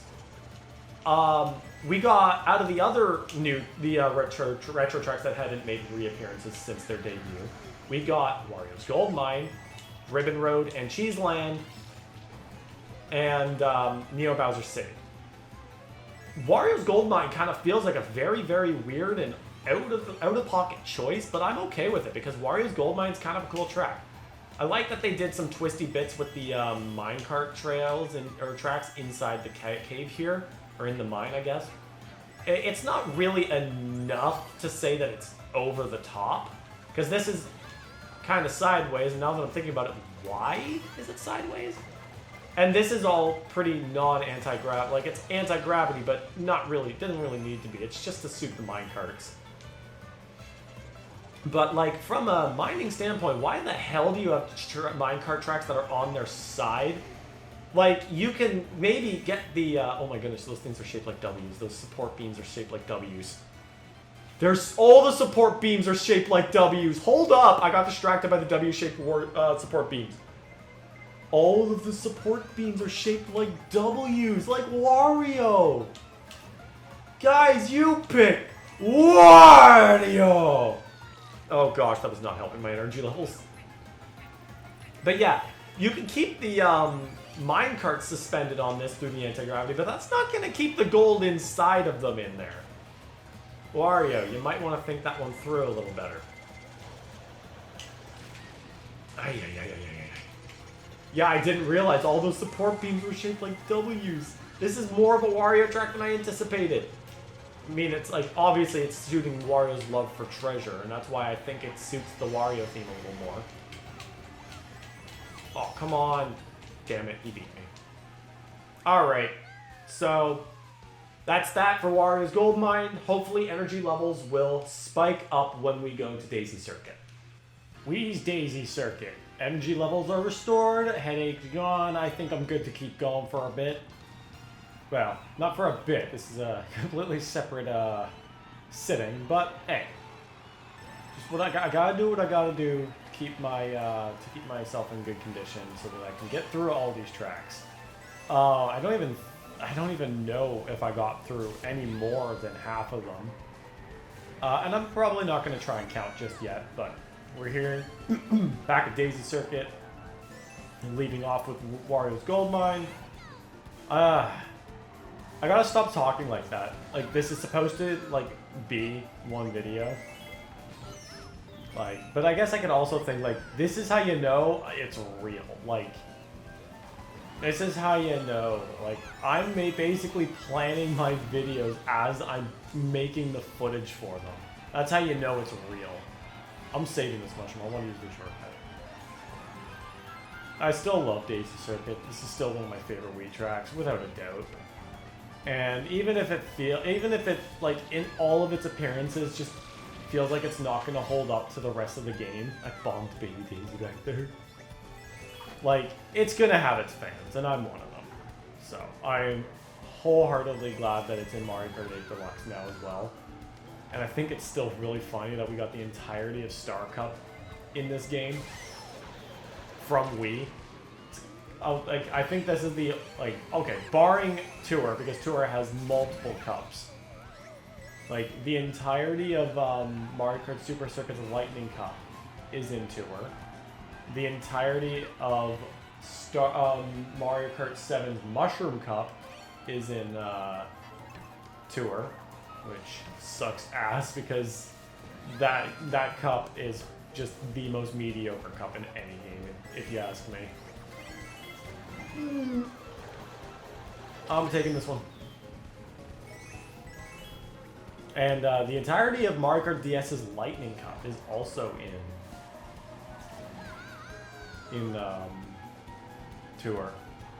I think even the entire yeah, I think there are actually only 3 courses from Mario Kart DS that are not in 3 courses, retro courses from Mario Kart DS that are not in Tour. Alright. Moving on. Yeah, I'm pretty sure the only retro tracks that were also in DS that aren't in Tour are Luigi Circuit from GameCube, N64 Moo Moo Farm, and N64 Banshee Boardwalk. Oh, so that means that the entirety of Banana Cup and Leaf Cup are all from DS are also in Tour. Yeah, Tour's got a lot of tracks. Like, a lot. I'm pretty sure more than half of the entire franchise before Mario Kart 8 is in Tour. And I don't know if that's even counting, like, the Tour tracks themselves. Oh, where did that come from? I can guarantee you that was not mine. How did I slip on a banana peel on the first lap? Who threw that? I want confirmation. Who the hell did it? I'm not going to get confirmation. Even if I look back in the footage, that banana's just going to be there because I didn't see anybody throw it. Where did that red shell go? Oh, okay. I guess I'll get struck by lightning. I'm almost going to say me and Toad have a bit of a lead here, but then I was looking at the wrong spot. Baby Peach is not the one in 3rd place. She is in last. Alright, casually moving along. Not much to say here because, again, I'm not talking about the booster course fast track as much because I've already done that. I gotta wait till we get to Grumble Volcano because that was like one of the 2 base game Wii tracks. Like, even before the original DLC of Mario Kart 8. I like that they brought back half pipes. Like, I know that's literally only in the booster course pass tracks, but it's cool. Like, I'm trying to continue to praise the idea because, like, it's also kind of I guess it's also just like an interesting additional way to use the anti-gravity. Oh, perfect timing. Oh, cool, and I hit Baby Daisy too. We'll take that. Yeah, it's an interesting additional way to use the anti-gravity. But, like, I'm also thinking, well, no, it's basically treated in the same way. You just go anti-gravity to do a trick. I came to a complete stop there because I was on the road. I was literally on the wall. Okay, yeah, sure. I guess. I didn't even realize I had a banana, not gonna lie. I got sniped at even? I got sniped even at a second. What on earth? Oh well. We're not here to win it. We're just here to showcase. So, onward to Maple Tree Way. Alright. One of my original OG favorites from Wii. Did drop a little bit, but nothing huge. It only, like, back then when I was just like, pick favorites for the sake of having favorites. I did very much like this one, but it was like also Rainbow Road because colors, and then Dry Ruins. But then I changed everything up. Dry Ruins overtook. I dropped Bowser Jr. down there. Dry Ruins overtook. Daisy Circuit overtook. Oh wait, no, Daisy Circuit overtook Rainbow Road, but it still didn't catch up to Maple Tree Way. That's fine. The Maple Tree Way, I think, earned the spot. Like, it's such a good Wii track. But I think that this was definitely a course that was a little too ambitious for its time. Like, this probably could have been like, if they remade this track with Mario Kart 8's base graphics, I think that it would have been at the peak of its existence. Like, because you could still see that the trees are kind of, like, the background trees are a little low poly, and I know a lot of the trees are, but I think that this one could have really benefited from Mario Kart 8's full-on visual style. Oh boy. Oh, now I'm just getting tired. Yeah, I've been recording a lot today. At the time of recording this set of tracks, I had already done Mario Party for 2 weeks, for like 2 weeks worth of Mario Party 3, and that was exasperating. You'll probably see those games before you see this video though, so I really gotta stop doing this. Talking about other videos in certain, like, talking about other videos in other videos, like, I'm still doing it. I am still doing it. I need to just shut up about talking about my video schedule. It's just gonna be more, it's just gonna confuse me, and it's gonna confuse everybody else. Alright, we're almost done. We got one more lap here.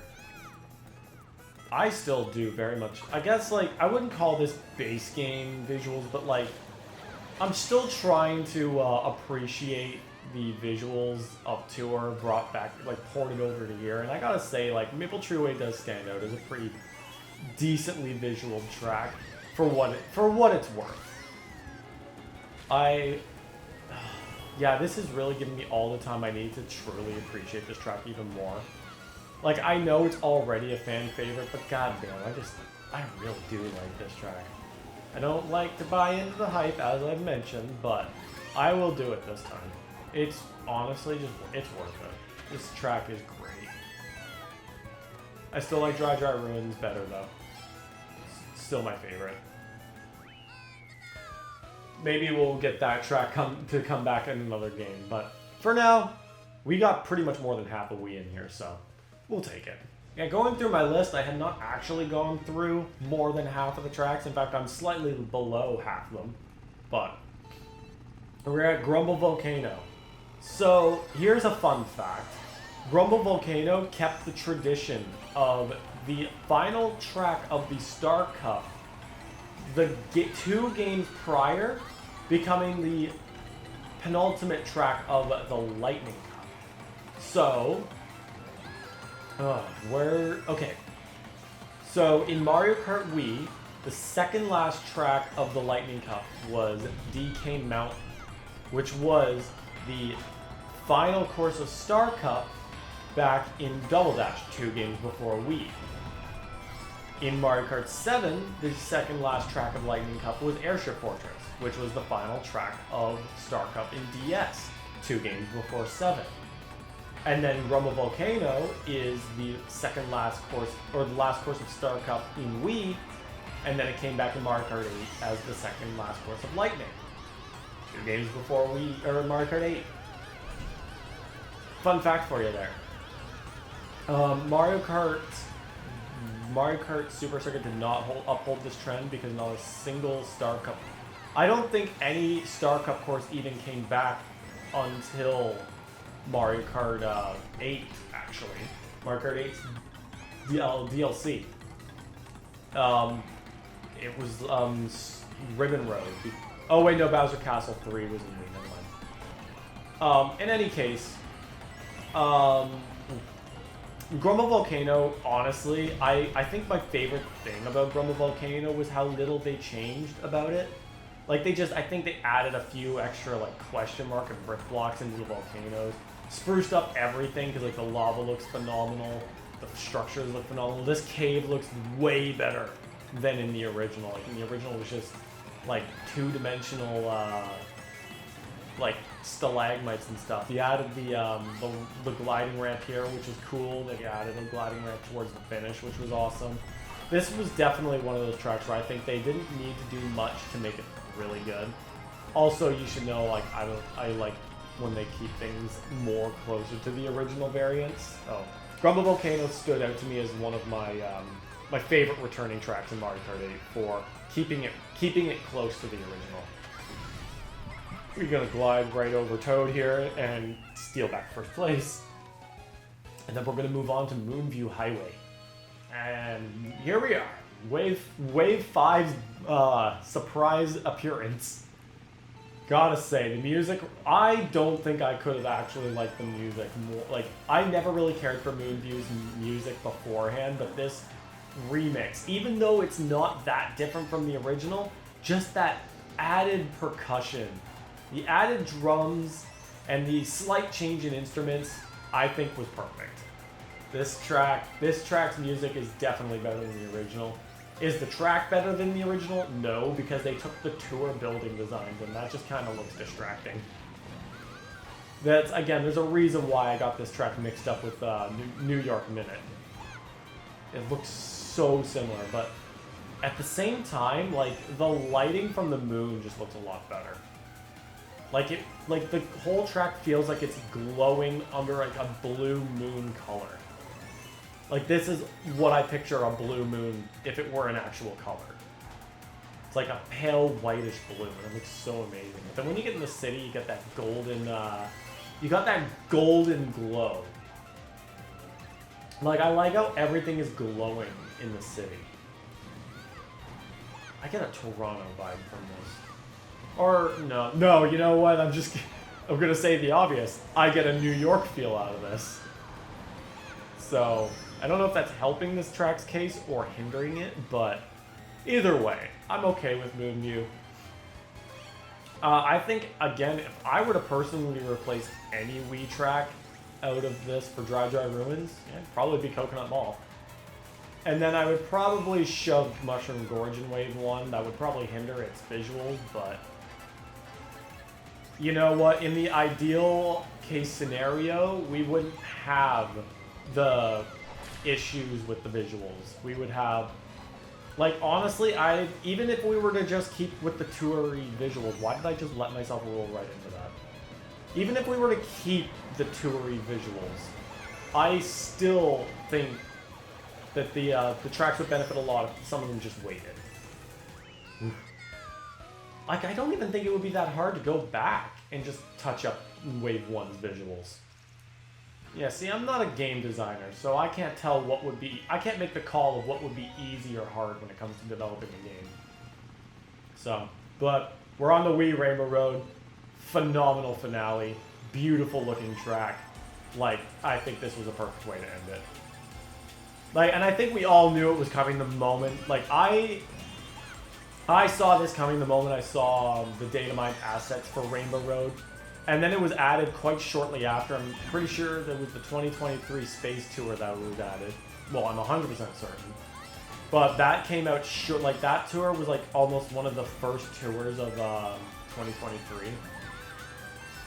And that came out like shortly after the date, like the assets for Data Mine.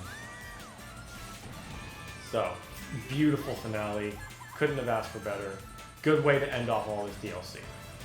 I'd say that, I won't say that the, well, honestly, so hard for me to say confidently whether or not that the road design rivals that of 3DS Rainbow Road, but I feel like this track overall exceeds 3DS Rainbow Road, but they're both amazing, so it's hard. What's with all you guys in your red shells? Like, yeah, you had like 4 lined up for me. Everyone back off. I hope someone hit that. I was drifting the wrong way. Pretend like we didn't see that. Also, I didn't realize we're only in the second lap. I feel, for some reason, I thought we were on the third. Good thing I noticed that now. Nothing is worse than thinking you're on the last lap and then, you know, stopping and screwing up your momentum. Yeah, see, this is why I don't like playing with normal items. I just get spammed with everything. Because remember, distribution is based on how far away last place is from first place. So there is nothing stopping Toadette from just getting like lightning bolts and blue shells up the wazoo. And yeah, they're going to be hitting me.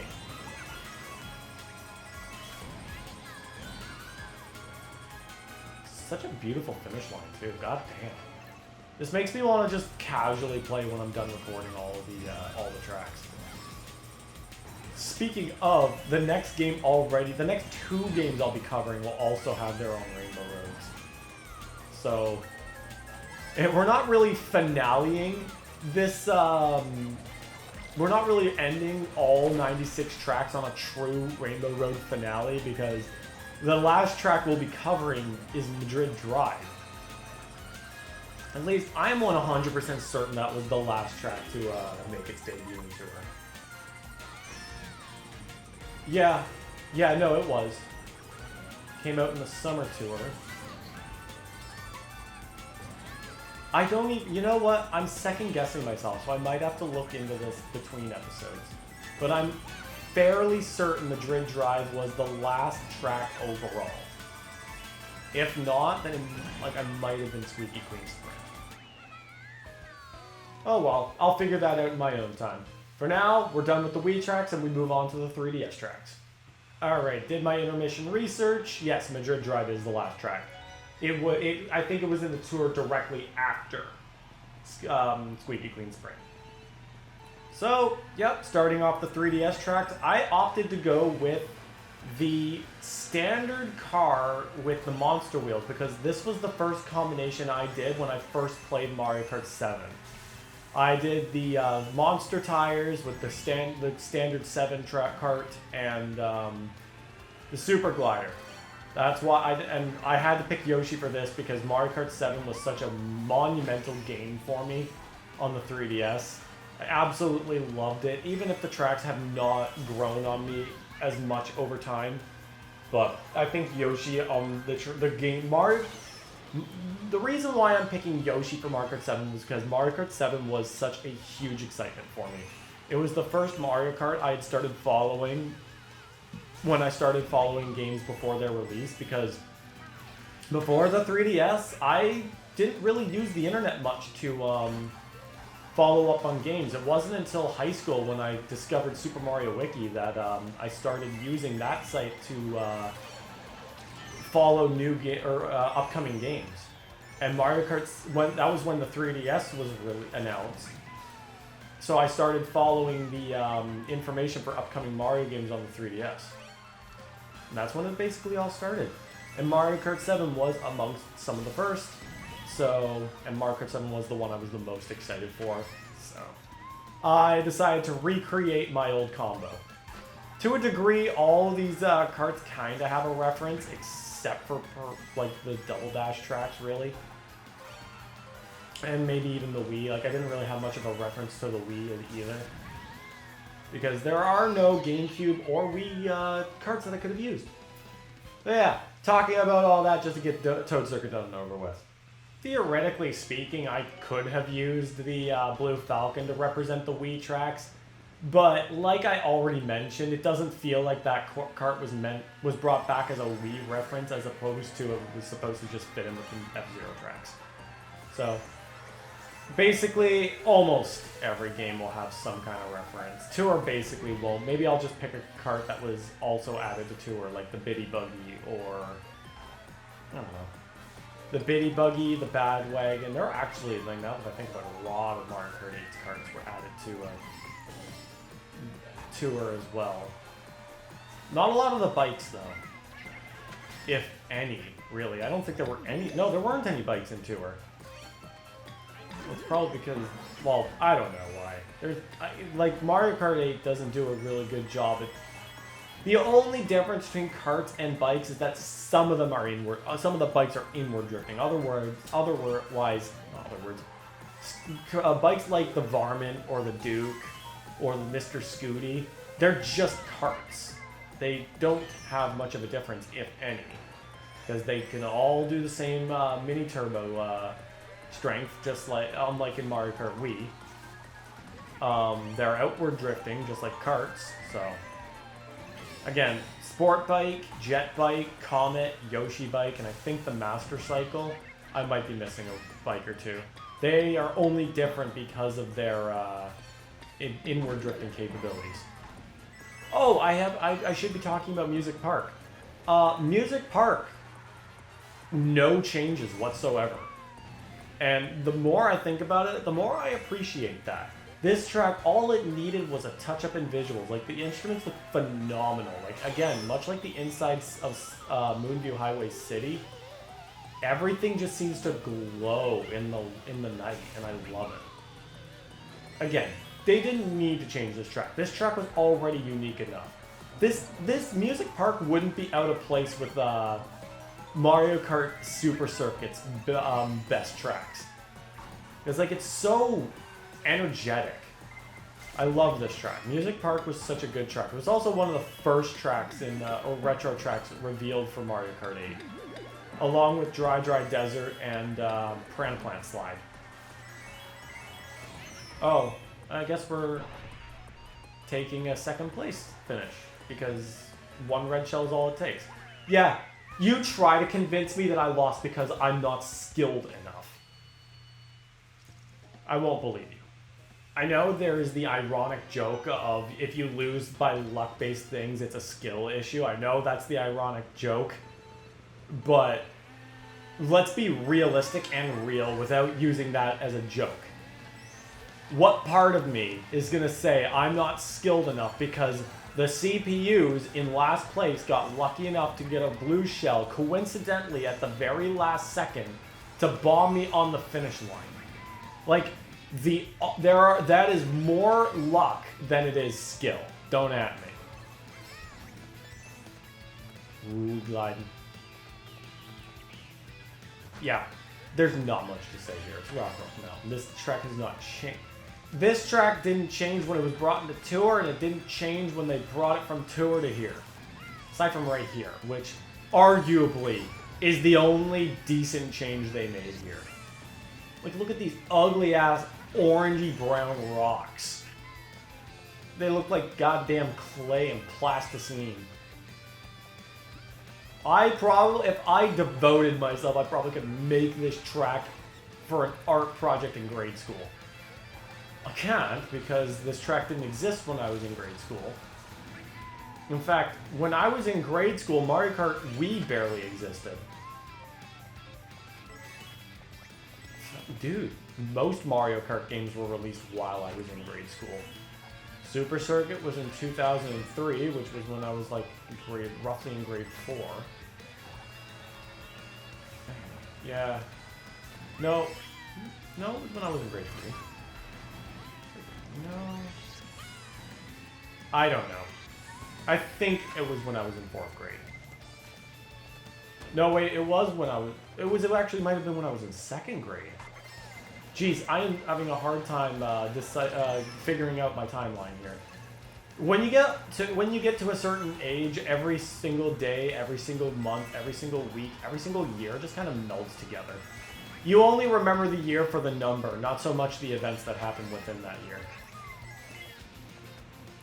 That was a lucky drop. But yeah, like Super Circuit through Wii. So like 4 Mario Kart games released, half of the franchise, almost half the core franchise released during the span of when I was in grade school.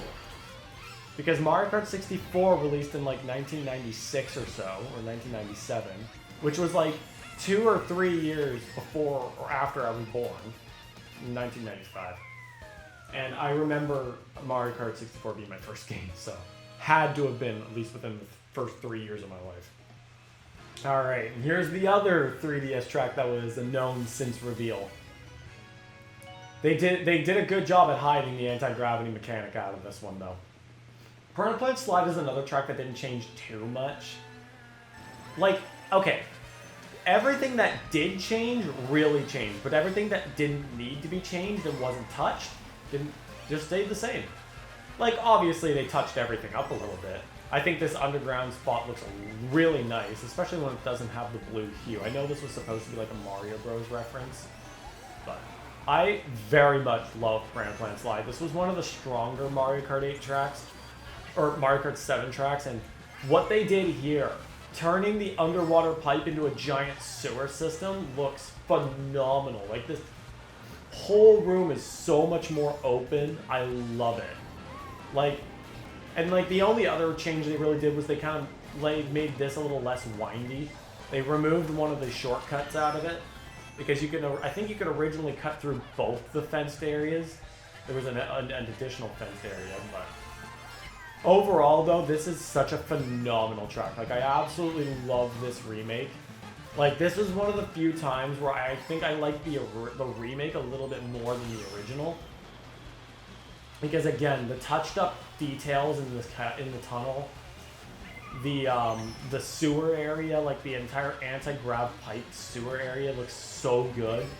Like, I actually took the whole track model into the 3D viewer, and it was so cool to look into into this whole area just to see how open it was and all the details. It was so cool.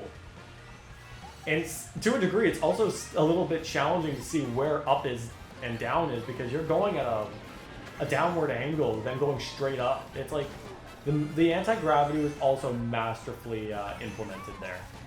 So I think if I should maybe try to rank the base game tracks a little bit more, like just to give them the same treatment as the booster course pass.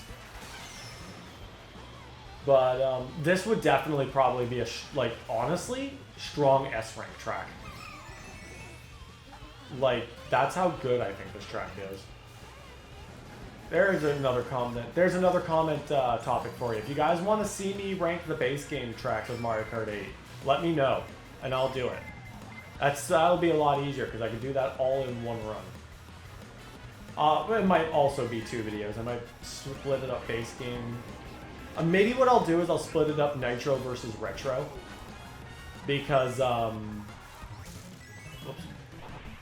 that way I'm splitting it up pretty evenly. It would be like 25, talking about 25 tracks versus 23 tracks, which that works. And here we are with Neo Bowser City. My favorite 3DS track, and this one's in my top 5 favorite Mario Kart tracks overall. Where? Again, like I said, I'm trying to put together a massive list, countdown style. Whether that'll see the light of day, who knows? But I'm still going to keep my favorites slightly hidden, in case that idea ever does come into fruition.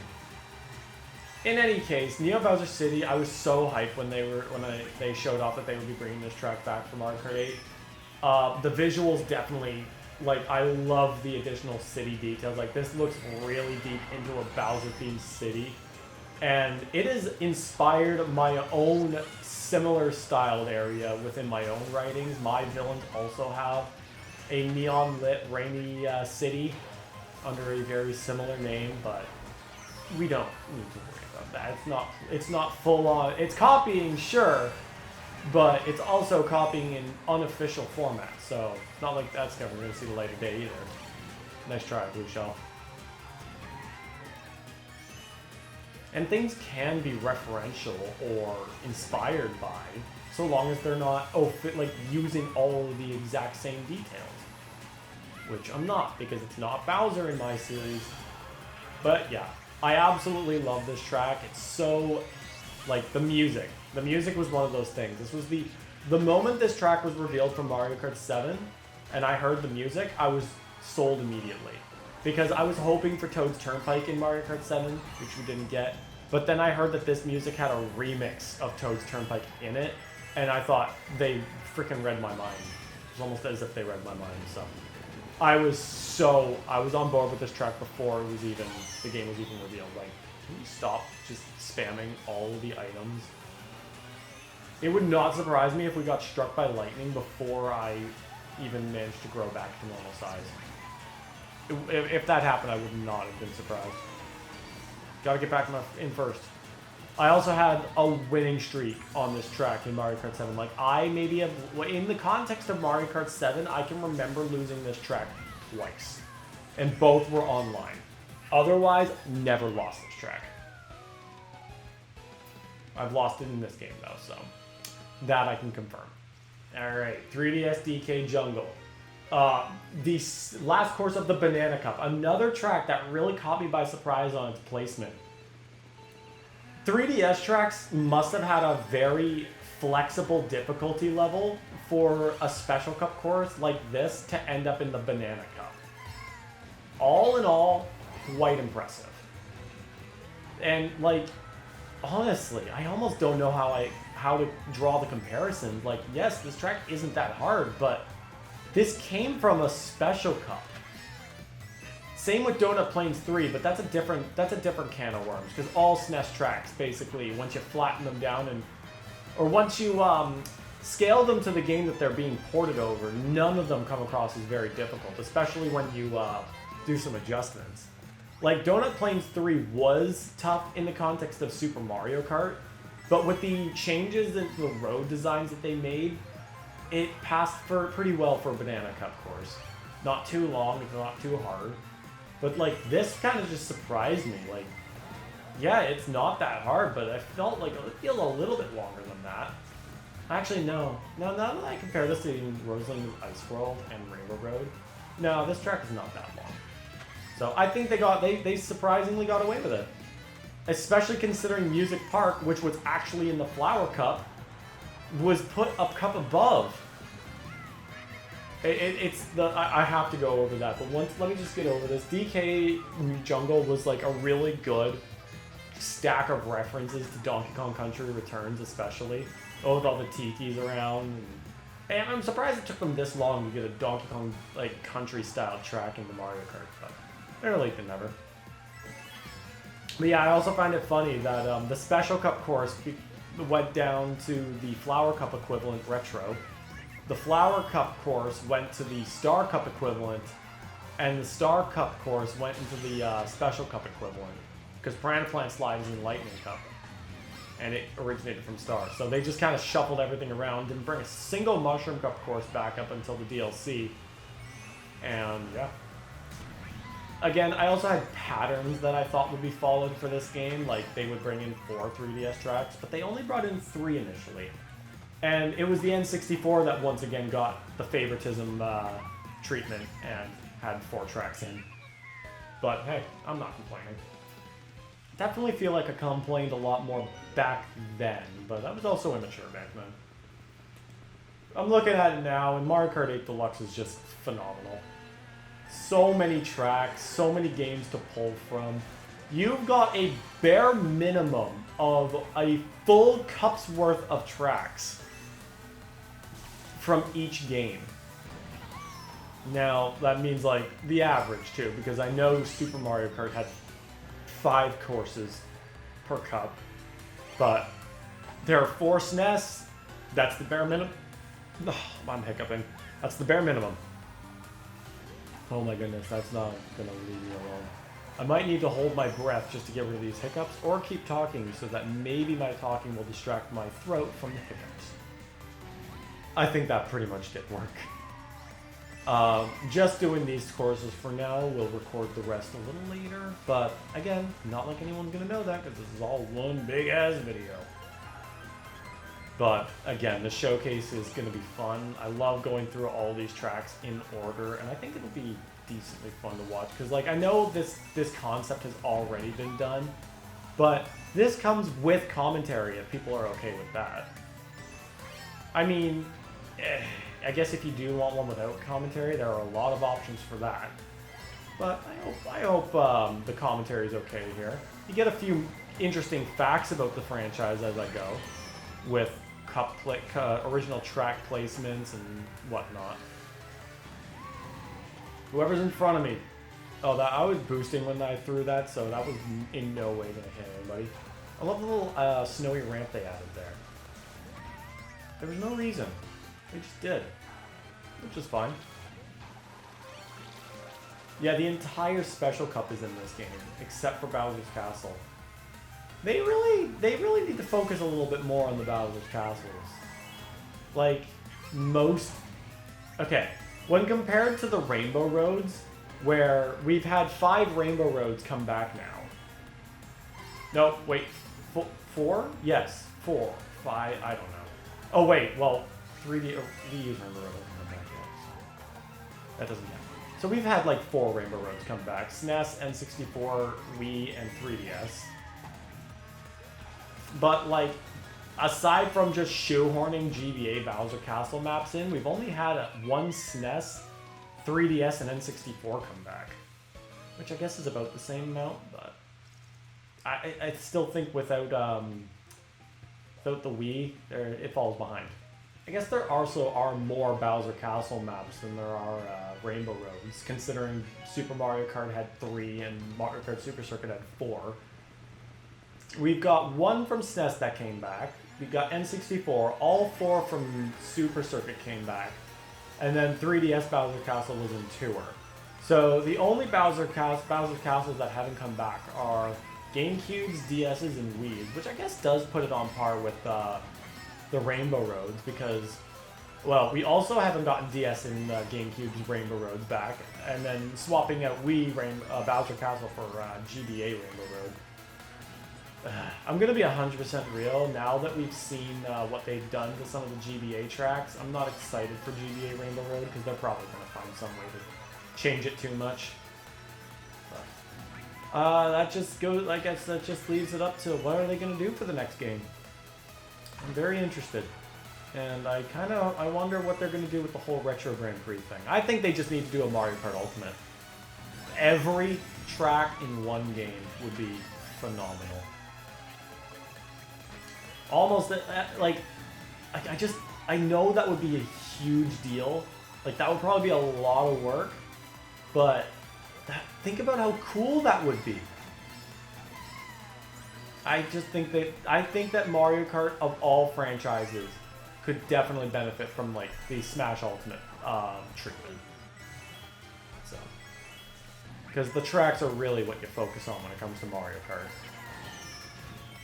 Ooh, we ain't doing the full rotation. Let's get out of here, baby.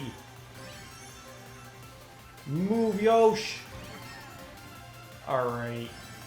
Thinking about the Wii U tracks, the Wii U tracks might be split amongst a few different characters. Namely, anybody who made their debut as a racer in Mario Kart 8, which is a fancy way of saying expect to see a lot of Koopaling action when I start the Wii U tracks. The Koopaling action begins because, well, when I look at all the characters who debuted in Mario Kart 8, well, I don't care for most of them. Like, I know there are a lot of people who sit there and say, oh, the Koopalings are like, kind of like taking up too many slots on the roster. Well, when Mario Kart 8 Deluxe, like, increases the roster size so much, I don't think that's an issue anymore because, like, now you've got, like, 7 or 8 extra characters added to the roster, so, like, that's more than what the Koopalings brought. Plus, the other options were, like, Baby Rosalina and Pink Gold Peach. Do I really look like I want to play as either of those? Like, both of those characters Like, the Koopalings may be a group of 7 really similar characters, but at least they're pre-established characters. Like, at least we didn't have to make up freaking Pink Gold Peach and Baby Rosalina for this game just to be spin-off fodder. Just so useless. Anyway, yeah, we're starting the Wii U tracks. I think I did something wrong because I'm way too far ahead. These CPUs should be on hard. Oh well. I'm pretty sure it's nothing. Anyway, Mario Kart Stadium. Haven't talked about this. We got a lot of base game tracks that we'll talk about.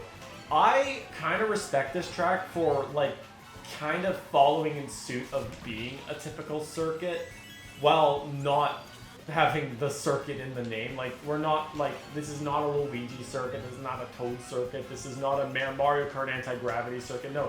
It's a whole stadium based off of Mario Kart as if it was like a sport, like an actual sporting event. Or like an actual event. I like that. A very good starting track. Not much else I could say because I finished the race, but yeah. Moving on. Water Park is the next stop, second course of Mushroom. Mushroom Cup looks pretty good.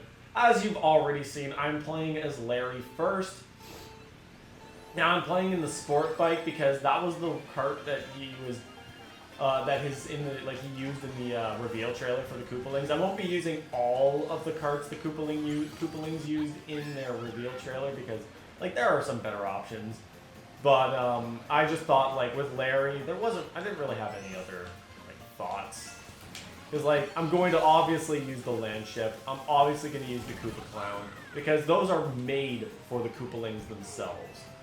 Which is kind of weird that neither of those cards get any sort of unique palette for, like, Bowser or Bowser Jr. Or, heck, even Kamek at this point. But, whatever. I love the Koopalings. They are collectively, like, my third favorite character. Like, they're my third group of favorite characters. Just behind Yoshi and Daisy. So, obviously, I gotta use a lot of the Koopalings. In fact, I will probably be using all but one of them. So, you'll probably figure out who my least favorite of the Koopalings is from this, because I will be playing as the ones I love the most. Let's not focus on who's who in terms of favorite, because regardless of who I don't play as, I still love all the Koopalings. Water Park is like another, like, honestly, way better than Cheep Cheep Lagoon at being the underwater introduction for the game. Like, I know, like, there are other tracks that do the underwater better, but, like, Water Park is so cool. I really love the giant loop-de-loop anti-gravity section here. And honestly, just the, like, ignoring the really boring name of the track, like, Water Park, really? That was the best you can do. The actual theme of a underwater park is so cool. Like, okay, obviously we wouldn't be able to stay underwater for very long, but just imagine that. Like, imagine having this huge theme park just mostly submerged. Like, think about actually exploring, like, in short bursts, obviously, unless you have, like, a oxygen tank or whatnot. I would love to keep talking about this because, like, the concept alone is cool, but we kind of have to move on to the next track. Easily going to be the longest video I ever upload in recent history. Sweet Sweet Canyon is up next. This one, like, honestly, just most of Mario Kart 8's tracks do a very good job at showcasing just how amazing the visual scale was for this game. Like, Sweet Sweet Canyon, just look at all of the cool, like, the giant cake, the taffy roads, the cake roads, the chocolate icing off-road areas, the giant donuts, like honestly, I have a hard time deciding which one looks tastier. Like, I think I would have to go with Sky High Sundae because I'm a little bit more of a popsicle / ice cream guy than I am a cake guy, but I'm not gonna sit here and say that this track doesn't, like, look at the wafer cookie windmills. Like, those look absolutely delicious. Like the chocolate, the icing off-roads look absolutely delicious. Like, I'm not really a huge icing person because, like, most of the time when I eat, like, a cupcake or a cake, it's, like, overly frosted. But this track just looks delicious. Like, this cake road looks... not for the fact that there are tire tracks all over it. And, like, this soda river. Like, man.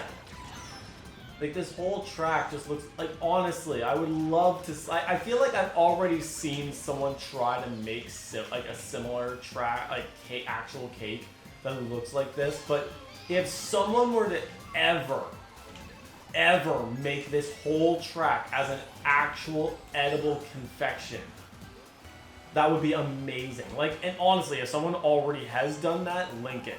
Link it in my comments. I want to see that.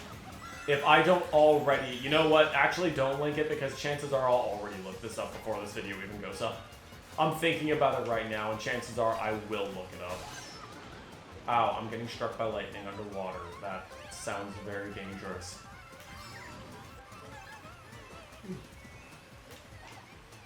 So yeah, if you couldn't tell, like, well, you probably can't because I'm going to do a very good job at editing this, and I'm doing a really good job at making sure I hide the fact that this is all multiple sittings of recording, because this, honestly, I'm recording this as I'm already putting the video itself together. Like, I already have all my footage from the SNES to the 3DS all put together while I'm recording the Wii U section. So, like, this is, like, meta recording. Like, some of the video is already put together while I'm still recording it, and I'm talking about it. And to get to the point, this whole thing is already, before even putting this group of tracks into the video, at the time of recording this, the video is already reached 2 hours long. And it's going to be longer because we still have roughly, like, I don't know, 40 tracks left, because there's like 20 tour tracks, and there are 43 tracks left. So this is going to be a massive video. Like, I could have shortened it if I had just done one lap of every track, but, like, that would still amount to a lot of recording and a lot of editing. So it's just like, why not? Why not just do every single track 3 laps or base laps? It's going to be a massive video, and I applaud anybody who watches the full thing. Or heck, honestly, you don't even have to watch it. Just, this is something you keep in the background. Just listen. Just, you know, like, you watch a lap or two. Like, maybe watch a lap just to see the track itself. But, like, this is really just a banter. This is basically to listen to me talk about the base game tracks, because I haven't done that yet, because you know I've already done the entire DLC with the ranking. But I'm going to be honest, Swamp Ruins, it's a track I like, but I feel like it doesn't stand out when compared to Water Park or Sweet Sweet Canyon. It's a nice track.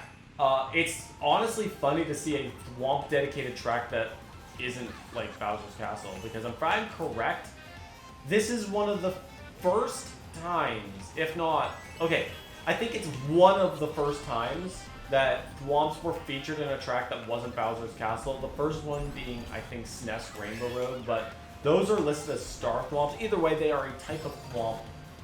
I will be right back. Once again, I am receiving a phone call mid-recording, so I will be right back. Alright, there we go. We're back.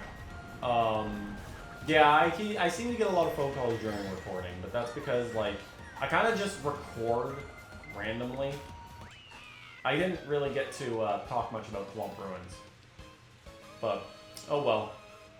It's a cool track. I like it, but I wouldn't necessarily say it's, like, top favorites, so. We move on to Flower Cup next. Alright, this game's Mario Circuit. One of the strongest Mario Circuits in the entire franchise, if you ask me. We're bringing out Iggy because, honestly, Iggy's, like, I just love Iggy. And the Flower Cup has some very strong tracks, in my opinion. So, we busted out Iggy. I also opted to use the pipe frame again because honestly I wanted to race in a kart that showcases Iggy's color scheme because honestly it's one of my favorites. The purple and the bright green go so well together. Like it's a color combination that I really like. So I'm opting to use the pipe frame again with the metal wheels because honestly, when I think of Iggy, I think of something like really weird, and I think the metal wheels are the one type of wheels I think suit Iggy the most. Don't know why, because like I don't know. The Koopalings don't really have a concrete some concrete details. Like we know that in the cartoons they had a little bit more. Like Ludwig, aka Kooky Von Koopa, was like a mad scientist in the cartoons. We knew that Roy was known as Bully, and obviously, per namesake, he was a bully. Iggy and Hop were twins, so they followed the stereotypic idea of they finish each other's sentences, they're never seen without each other. They were always together. So, like, Iggy didn't really have much of a discerning, or like a concrete character, really. And even in the games, he's kind of just portrayed as a little bit of a nut job. Like, crazy. But, like, the idea of him being, like, an inventor wasn't really, like... I feel like I get that sense from him, but that's not really a concrete detail about him. Like, he's just kind of got a few screws loose. That's about it. Anyway, this Mario circuit honestly does some of the best anti-gravity with going, like, all the way... Like, the Mobius strip theme, just ingenious. Like, honestly... This is one of the best uses of anti-gravity because you go upside down. You go up, like all up the walls. Well, it's not really up the wall, I guess. You go in all directions, and that's what I really, really respect out of this track. It's up there with tracks like Dragon Driftway was another one that I think did anti-gravity really, really, really well. And on top of that, most of this track is anti-gravity, so... does a really good job. It does a brilliant job at showcasing the new gimmick. So, good track, probably the best Mario circuit in the franchise. And that honestly is a pretty high compliment considering how much I love tracks like Mario Circuit 3 and Mario Raceway. Yeah, I said it. I love Mario Circuit 3, and I will say it again. I will say it so many times. I don't care. Like, I know it's not a popular track for this game because it's like, oh, it's a SNES track, they didn't do it. I love it. I loved it in Wii, I loved it in SNES, I loved it in GBA, and I love it here. Welcoming that track with open arms. Anyway, Toad Harbor. This one's definitely one of the, like, for me, one of the strongest tracks in the game. Like, it doesn't do anything fancy or special. Like, the anti-gravity is completely optional and honestly not advised because it's kind of out of the way. But I love the setting. I love this quaint little town by the sea. Like you got the Statue of Liberty parody out there with the Princess Peach statue. Like honestly, this is just such a nice, like this kind of reminds me of I think it's Port Credit from where, like, around where I live. I live in, like, Burlington, and I used to live in Oakville. And we used to go boating. I think it was in Port Credit. I don't know for certain. But, like, Toad Harbor kind of gives me that same vibe where we could be, like, boating out on the water and still see a little bit of the town. And, like, even there was, I think, even a restaurant or something, like, in the water itself. Like, you could, like... I think there was still roads and like a parking lot connecting to it. But I think you could like park your boat nearby and go in. I thought that was so cool, especially when I was little. Also on this track, you can, I missed it, but you can like, if you could get the jump right, you can bounce off of the trolleys here and you get some sick air from that. So honestly, this is kind of like Sherbetland, GCN Sherbetland in this game where it kind of reignites a little bit of a childhood wonder. And I absolutely loved it. But Toad Harbor goes farther back than Sherbetland did, with Sherbetland going back to my grade 8 days. This goes back to all the way when I was like 6 or 7. Like, some of my earliest memories, and I absolutely love it. Such a beautiful track. It's not too hard, but it's got the trolley, so it's like you gotta watch your driving a little bit here. But I love it. Good track. Great music to go with it, too. Oh, I missed the ramp. I probably could have gotten that. I probably could have gotten that trolley up there if I had gotten the jump. Damn. Okay. Stupid blooper. Alright. Well, moving on to our next track of Twisted Mansion. Twisted Mansion is another really good track, but like maybe I think the reason why I like don't resonate with the Wii U tracks as much, it's kind of the same with the 3DS. I think it's actually quite possible that I might have overplayed these games. Like, I do remember playing Mario Kart 7 like for a straight year in high school. Like every bus ride it would be a different cup. So that probably might be why like the 3DS track. No, I'm actually not going to say the 3DS tracks might fall into this category because some of them really I just don't care. Like the entire Mushroom Cup I don't care about. I don't really care for, like, honestly some of them are, I guess maybe some of the later tracks are like losing their luster, but like this game, with how many times I've done full on like 48 track versus races and how many times I get these base game tracks, like I can understand getting a little burnt out from some of them. It's like you play so many verses and you see Twisted Mansion pop up so many times. You see Cloud Top Cruise pop up so many times. It's like, it unfortunately means that some of the tracks don't resonate with me nearly as much as they used to. But I still gotta give credit where credit is due. I absolutely love this underwater section of Twisted Mansion. And how, like, it really does, it is twisted because, like, you don't know what is the floor anymore or what's a wall. Like, it is really twisted in that section. I think that's so perfect. I'll admit this, and I kind of, like, this ending area, like, what on earth part of the mansion? Like, that's just, like, a little library bit, but... overall, the track is really nice. I love this anti-gravity section where you can split off into two different paths on the wall around the swerving dining room. This little nice little nook here for a good shortcut. Overall, like, it's a very nice track. I think I just might have seen it a little too much on my multiple routes of versus racing. And in the end, that really is on me for playing this game too much. But that just shows how good of a game it is. Like, honestly, I loved Mario Kart 8. Even if the Nitro selection did wear off on me, I still very much love it. And I think that much like Mario Kart 7, the memory of the first time playing this game will be embedded into my mind. It was a great experience. And honestly, speaking of great memories, I got a funny one that I will constantly associate with Shy Guy Falls. I remember back when I was, I think it was back when I was in college, I had to get my wisdom teeth pulled. And obviously, they knocked me out for that crap. I tried to keep myself, like, honestly, I tried not to be, like, a goofy mess when I woke up. But, like, I was still all out there. Could have swore, I don't know why the first thing I thought of was I thought I saw a green bottle of Sprite in the dental office. But I tried to keep my composure by not talking too much. Because I didn't really want to be, I'm going to be 100% real, I didn't want to give people the satisfaction of seeing me all goofy off of laughing gas or whatever that was.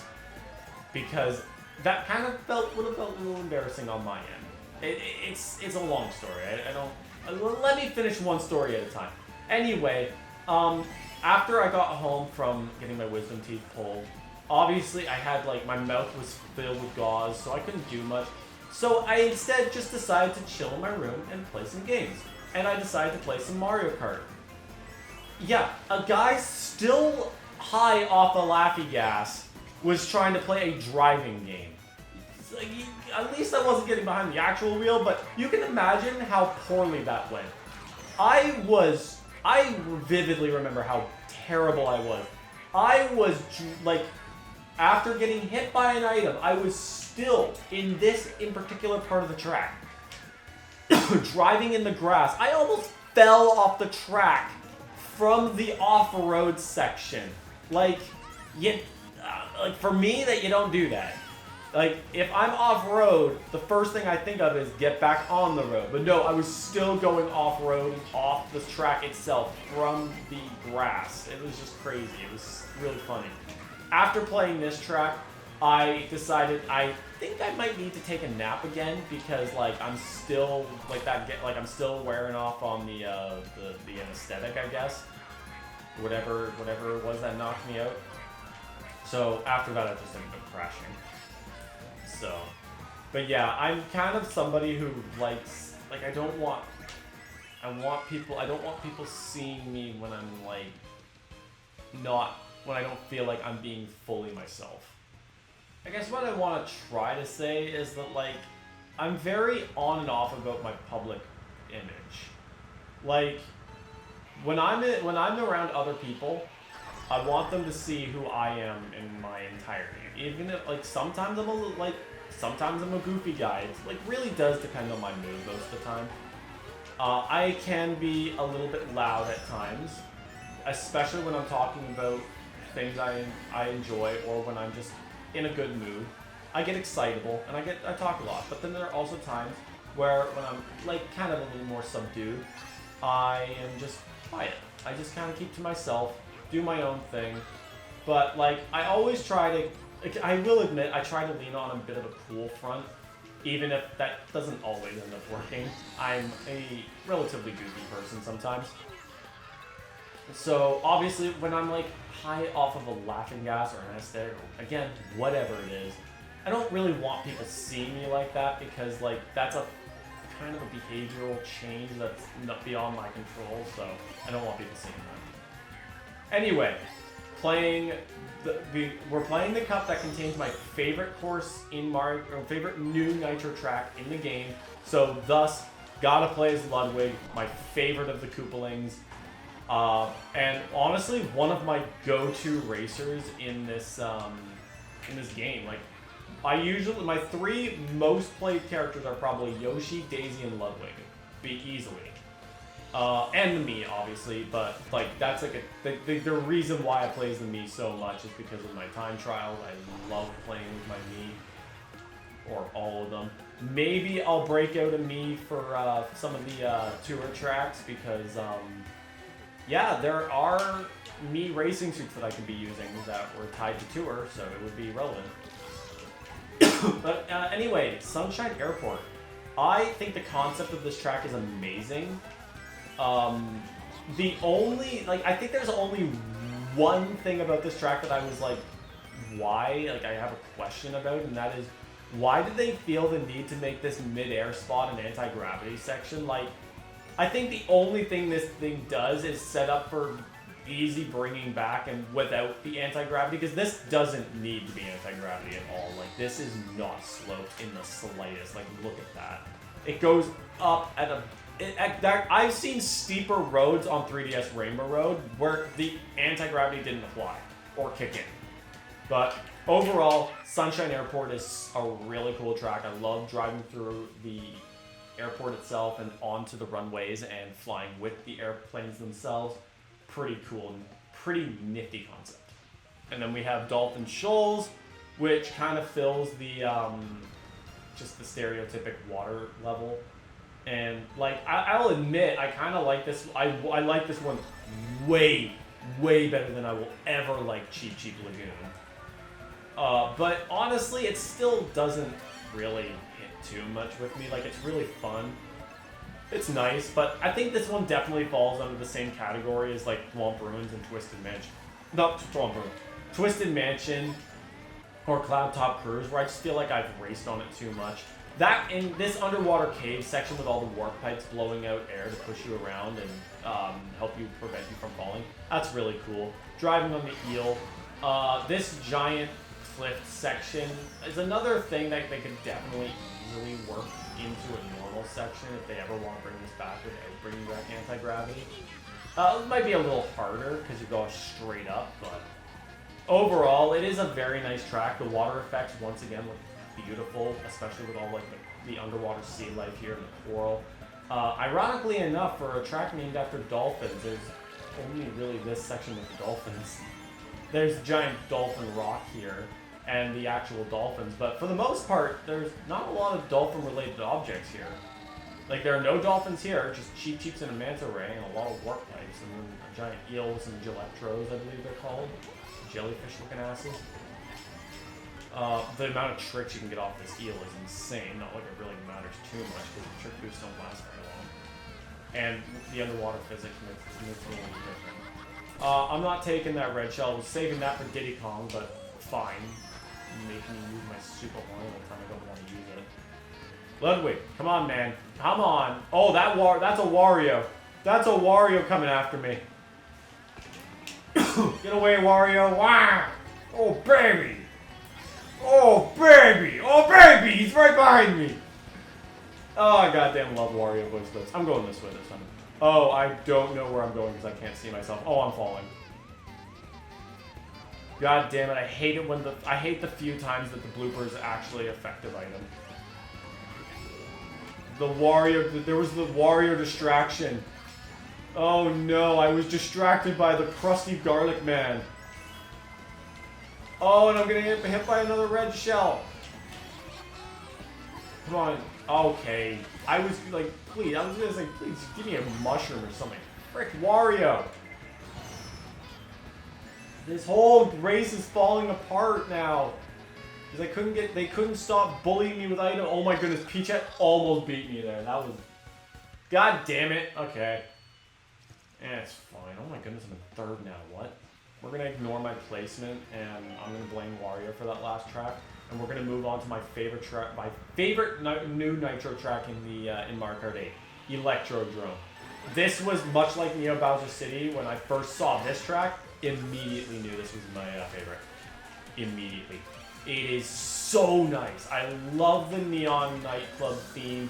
I love the different roads. I love the musical theme we got going. Like, this is just a better music. This is like modernized techno music park.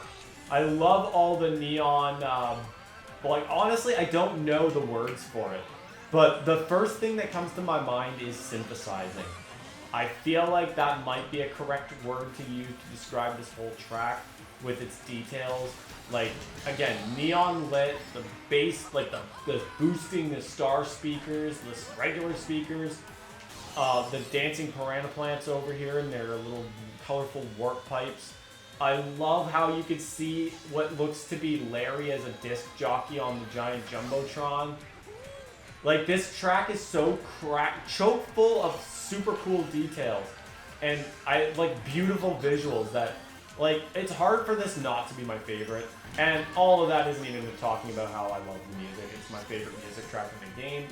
Good use of anti-gravity with like, especially when you go on the green path where you're not only going up, like straight upward, you're upside down, because like look, the Star Cup logo is upside down here. A lot of cool details. Like, this is just bar none my favorite track of the game.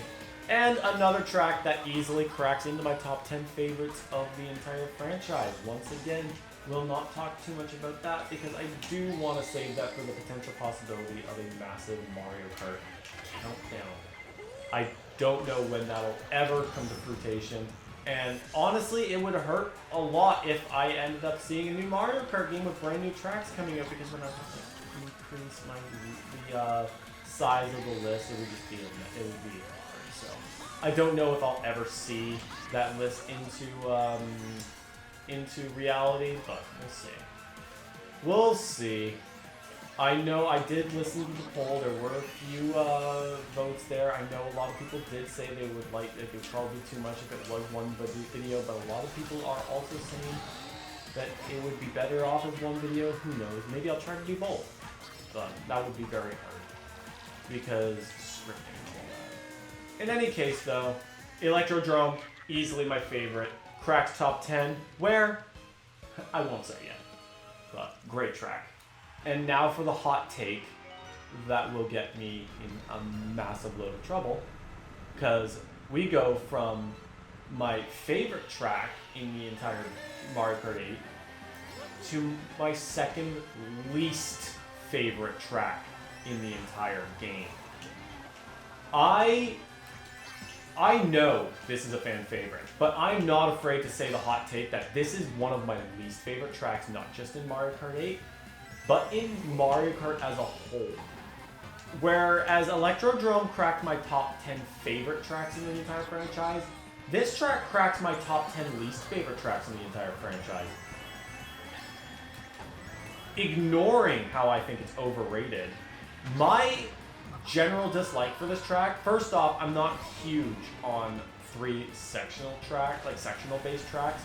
There are a few exceptions, but I naturally don't like sectional based tracks, especially point A to point B. So like this one has an ending zone and a starting zone that are completely different. Not a huge fan of that, it's just not my thing. I'm used to 3 laps, that's what I grew up with. It's just a personal thing. Otherwise, I just don't get the hype. It's so visually standard. Like, this does not scream Wario to me in the slightest. It's just trees with snow and rocks. Like, admittedly speaking, it gets better from the 3rd section starting now with the whole the ski jumps, the ski lift, the mogul section here, and like the little bumps here, oh yeah, they're right here. But you know, DK Summit also did this, and I just like DK Summit better. Like this, I know this is like, I won't take away that this is detailed and visually amazing, but I just like DK Summit better. So, like, why would I care about this track if DK Summit exists in the same game now, mind you? And it just kind of personally did it better. So, I will admit this ending section is nice, but overall, this is just not a fun... I don't care for the track at all. It's not really a Wario track, like, bare minimum kind of Wario. Like, every other Wario track just kind of does it better. And I've run out of time, so I guess I'm just going to leave it at that, yeah. I don't take it back. One of my least favorite tracks in the entire franchise. Hot take. Come at me. Alrighty, Cloud Top Cruise. Definitely falls into the category of Twisted Mansion and Dolphin Shoals, where I just feel like I've seen this track too many times. Still a good track, don't get me wrong. Love the sky theme, love the airship theme. It's basically, kind of feels just like an expanded Sky Garden. In fact, I'm pretty sure the Japanese name for this track is even the same as Sky Garden.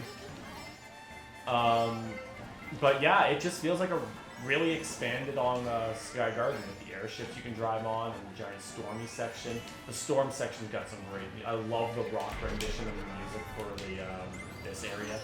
Ow. We play it as Morton this time. I honestly have to be when I play as the heavyweights, I generally be careful with my kart combination because heavyweights tend to tank the acceleration and the handling without even trying. Like, every kart combination will tank your acceleration and shit. So, I'm playing as the Bitty Buggy because, why not? Fat guy in a tiny car. That's like, honestly, one of the most fun things you can do. It's like when you play as Bowser in the Egg 1 in Mario Kart 7, or like literally like Wario on the Mr. Scooty. It's just so funny to play. The Bitty Buggy kind of fulfills that role of high excel and handling car that probably pairs better with like the roller wheels as like a really good handling car. But I'm playing with the monster wheels because we fat man in a monster truck child's car. Don't argue with it. Just roll with it, guys. It's hilarious. It's okay to laugh. You don't have to laugh, but like I think it's personally pretty funny. It's kind of like it's like honestly, it's the equivalent to how in the Mario movie, Toad of all characters brought in is like pimping monster truck mobile. It's like the tiny character in like the badass massive car. It's freaking great. Role reversal is great. But yeah, we're playing as Morton simply because when I play as Morton, he's like the one character I associate with Bone Dry Dunes the most. And again, given the fact that the Koopalings have airships, it's also not out of place here. But I did this mostly for Bone Dry Dunes. We're at Cloud Top Cruise. That's a blue shell I see on the map. Please take out first place so that I can kind of swoop in there. Good, Wiggler hits that. Koopa Troopa takes the blue shell. Sorry, Koopa. Shout out to my buddy who mains Koopa Troopa in Mario Kart. You're a legend for that. I respect anybody who mains someone who's not, like, just predictable. Like, honestly, it's fine to play as characters like Peach, or Luigi, or Yoshi, because, like, heck, I play as Yoshi. But I admit, Yoshi and Daisy are my predictable picks, or like my, they're in every game, they're super easy to pick. That's why I respect anybody who plays as, like, characters like Lakitu, or Koopa Troopa, or the Koopalings. I know Big Jiggly Panda, the few times he plays Mario Kart, I see him play as mostly like Iggy or Ludwig. And I respect that. Not that he's ever going to see this, but I respect that. I know a friend of mine likes playing as Lakitu, and I think that's really respectable. I think like that's just such a champion choice. Play as characters you don't play as very often, or see very frequently. If people play, honestly, I would respect anybody who plays as Peachette, because I know that's kind of an out there choice. I know people wouldn't really choose Peachette for a game like this as even a DLC character. I know she got mixed reception when she was revealed. If you play as Pauline, mad respect, because your other options are Peach, Daisy, and Rosalina. And, okay, I will respect you if you play as Daisy, but that's because of her favoritism bias. Screw Peach and Rosalina. Don't care about either. I won't get into detail about that. That's for another time. I'm sorry, less points if you play as Funky Kong, because that's just kind of... Look, if you're playing as Funky Kong, you haven't moved on from the Wii glory days. You played as Funky Kong because he was meta and good in Mario Kart Wii. Don't lie. Yeah, but I personally love playing as the Koopalings because I feel like they're just like, they're like less predictable choices. Yes, there's 7 of them, but like, if people are going to complain that they're there, that means that they're prime candidates for, they are not going to get picked very frequently. You seriously threw that red shell backwards. Man, I wish this was real, people, so that I could justify the rage of people's choices of mashing a shell backwards. Screw you, Koopa. Shy Guy's another respectable choice. If you play as Shy Guy, mad, like, I like that. Who else on this roster do I think would be, like, I want to try to avoid some of the main cast, so, like, characters like Wario, Waluigi, Bowser, Donkey Kong, Mario, Luigi, Peach, Toad. Characters who have pretty much been in every single game. Oh, no, Larry, get out of here! Not Larry, already passed, damn it. Alright, I didn't even talk about Bone Dry Dunes and how much I actually really love this track, so, I don't know. Rip that. Alright, the fanciest Bowser's Castle I have ever seen. Mix between, I love this track, it's one of my favorite Bowser's Castles, and sitting in the same, I played this a little too much because I grinded this game way too much. But this is, like, honestly, this would be my favorite Bowser's Castle if my nostalgia bias didn't win the day over and claim another Bowser's Castle to be my favorite. But this is probably my second favorite Bowser's Castle, maybe third or fourth. I'm gonna be real, like, it might be contending with a SNES and a GBA Bowser Castle. Shocker, I know. When I say a SNES Bowser Castle might be rivaling this one, take a wild guess which one it is. The only one that ever really came back in the most spectacular fashion. And I will admit, it might, like, honestly contend with a GBA Bowser Castle for its, like, honestly, for kind of the same reasons. Bowser Castle 4 in Mario Kart Tour is kind of fire. Like, good fire. Love it. Like, one of my favorite retro returns in Tour. Which is weird, because again, like, GBA tracks kind of got the short end of the stick for the great majority of it. So, that's another idea I would like to do. My favorite retro tracks across the franchise. How much I love their return. But I will not talk too much about that. It's unfortunate, like, I want to do countdowns, but Those take a lot of work, and I just don't have the time for it. It's so hard for me to remain devoted to projects. Like, I can't stress enough how like really hard it is for me to remain focused on these things.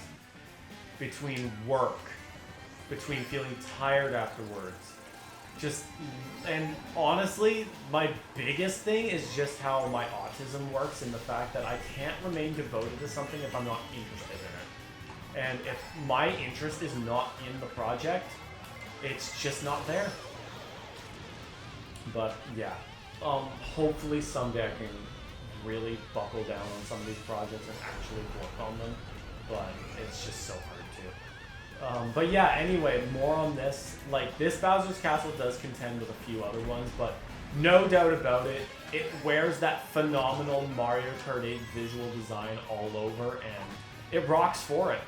Great Bowser's Castle, good use of anti-gravity, great visual details, good level of challenge. Just honestly, like, look, there's just the opening alone. The castle itself looks phenomenal. Go to model resources and download the model of this track and just look at it in a 3D viewer. It's fantastic. And much like the transition from Electrodrome to Mount Wario, we go from one of the strongest Bowser's Castles to one of the weakest Rainbow Roads. Honestly, this might be my least favorite Rainbow Road overall. Like, I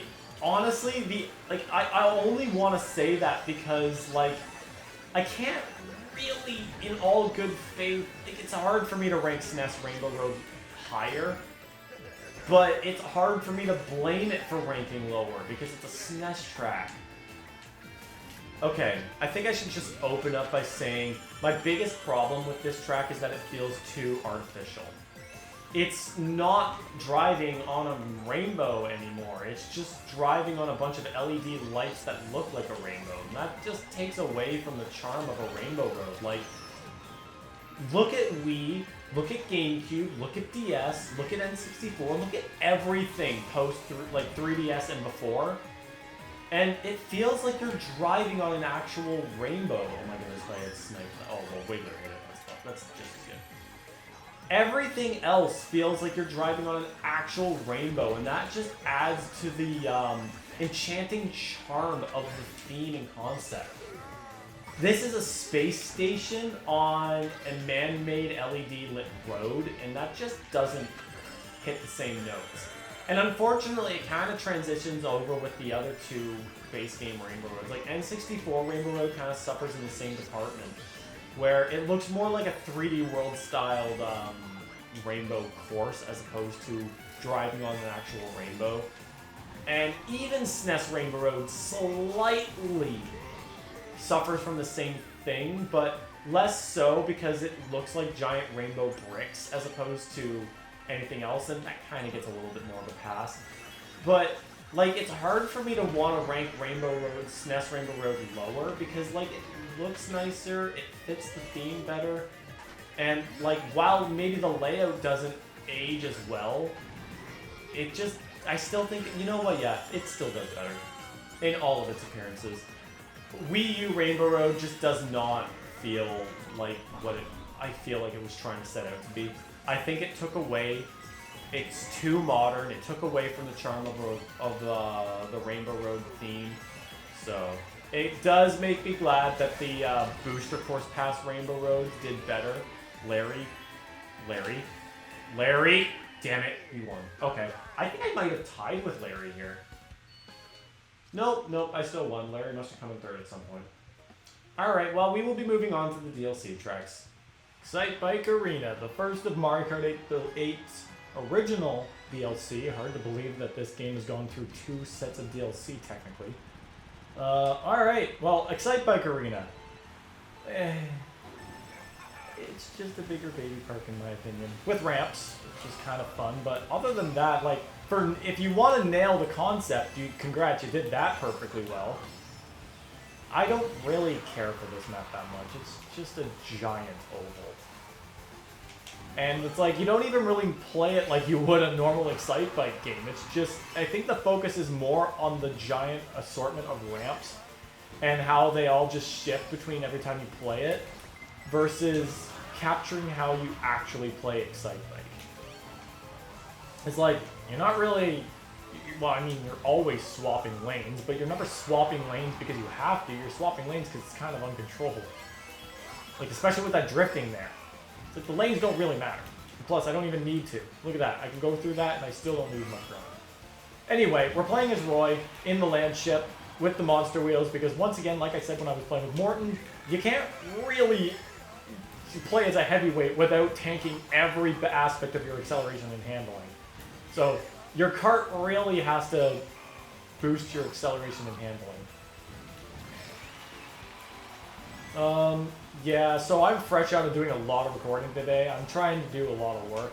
I wish this video got out so much earlier than when it did, or when it does. I gotta stop speaking like that. But yeah, Exciteberg Arena is not really one of my favorite tracks, and it's just another reason why I feel like Mario Kart 8's new tracks are just kind of, like, I don't even want to say mediocre. I just want to say, meh. Like, Electrodrome, Toad Harbor, Bone Dry Dunes, those are awesome to me. And, like, but I think my big thing still just comes from the aforementioned fact that I've played a lot of these tracks a lot. So maybe they're just kind of growing stale on me. But, again, but then I'm not sticking up for the tracks that I've previously stated to be tracks I don't care for. However, I will say that Dragon Driftway is easily one of my favorite tracks in Mario Kart 8 and the DLC. Dragon Driftway is so awesome. Like, it does very, very good use of the anti-gravity with all the big winding dragon road here. Like, using Gobblegut as the reference too was super clever. And I really like that they went that direction with Gobblegut, because it's like kind of like Mario Galaxy 2 feels like the most forgettable 3D platformer out of Mario's history. Like, okay, maybe people are more likely to remember that over like Mario's Sunshine, but if you ask a lot of longtime fans, like, you're gonna have people like, oh, it's Mario 64, but then you've got the modern crowd, which is gonna be, oh, Mario Galaxy. And then you've got the really modern crowd, which is just gonna talk about Odyssey. I think Mario Galaxy 2 and Mario Sunshine are going to be the ones that are going to be quickly forgotten out of the similar style 3D platformers. Like, if we wanted to include the other two in 3D Land and 3D World, I think Mario 3D Land is going to be the quickest one to get forgotten. Because, well, 3D World just topped it without trying. Like, 3D World was built to be a better 3D Land. And it just is. I still love 3D Land. But if we include those two, yeah, I think those, like 3D Land, will get forgotten faster. But when you don't, I think it's a battle between Sunshine and Galaxy 2 on which one will get forgotten faster. I hope y'all are enjoying the diverse section of the diverse topics of conversation here, because this has been recorded over multiple different sessions across like at least 3 months. So, like, every time I come back to this, I feel like I've got some new things to talk about. And even without that, Mario Kart 8 Deluxe and 8 in general take a lot of inspiration across the entire, like, a lot of different games. So, there's a lot to talk about. I would like to stop getting, like, absolutely munched on by red shells. Thank you very much. Also, I'm pretty sure I've been playing with normal items this entire time, so that's where these coins are coming from. How on earth am I getting smacked by all these red shells? Did Toadette just casually have 2? Also, way to everyone to catch up on the last lap, by the way. Of course that had to happen. Alright, Mute City. This game gave F-Zero more attention than actual F-Zero game. For its time, at least. On the topic of the crossover tracks, whether or not this has been made clear yet or not, which I could have said like as early as the last Excite Bike Arena, but I personally don't care much for the crossover tracks as a whole. Mute City is fine. I do enjoy Mute City. And this is obviously barring Yoshi's Island, because Yoshi's more or less a branching series to the Mario. So it's not really... Yoshi's Island is not really a crossover to Mario in any sense. But the F-Zero, the Legend of Zelda, the Animal Crossing, none of the tracks really resonate with me that much. Like, Mute City's probably my favorite one of the bunch, because I feel like it does capture the fast pace with especially the beginning area. But the reason why it's, well, again, something like Big Blue doesn't kick with me, mainly because that one's a 3-section track, and I don't care for 3-section tracks. I like the 3-lap system way better. So Big Blue doesn't really resonate with me that much. Mute City is probably my favorite. But another big thing I think is also, I don't know much about F-Zero, so like, much like Animal Crossing and to an extent Legend of Zelda, any references that are being made outside of the name and the course inspiration, it's just kind of lost on me. We're still doing this shortcut. Hit me with a red shell all you want. I'm still failing this shortcut. Okay. I was hoping I would have hit somebody with that super horn, but like, just a red shell. No one's around me when I want them to be, but every single time I'm like completely down and out on last lap, that's when the entire race catches up. Whew. Man, I'm so glad I've been getting all this done though. Like, goddamn, this video is way overdue at the time I'm recording this. But hopefully it will go up shortly after I'm recording this. Not that anybody else knows when I recorded this. Ugh. In any case, oh, I'm taking that, aren't I? Yep. Blue shell on last lap? Typical. Thanks for the mushrooms, though. I will use these to cap third. Who on earth was in first? Oh, it was Toadette. Alright, I am losing to Toadette. That's fine. Alright, show of comments. Who else felt ripped off when this was a DLC course? Not to rip on anybody who likes Ice Ice Outpost, but to me, this is the only thing worse than Mount Wario. Like, this is not me ripping on snow tracks, because I actually like snow tracks.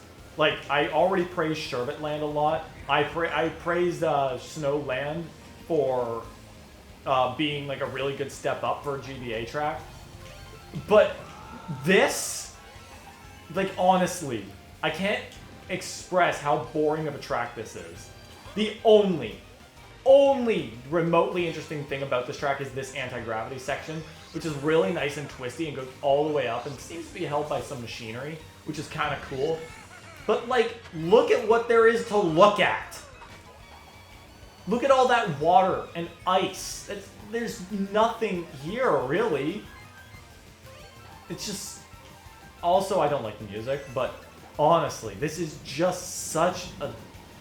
This is such a nothing track. And, like, it's not even when I'm comparing it to the clearly more exciting crossover tracks. Because I will say, like, even though I don't like the crossover tracks anymore, there's still a huge step up from this.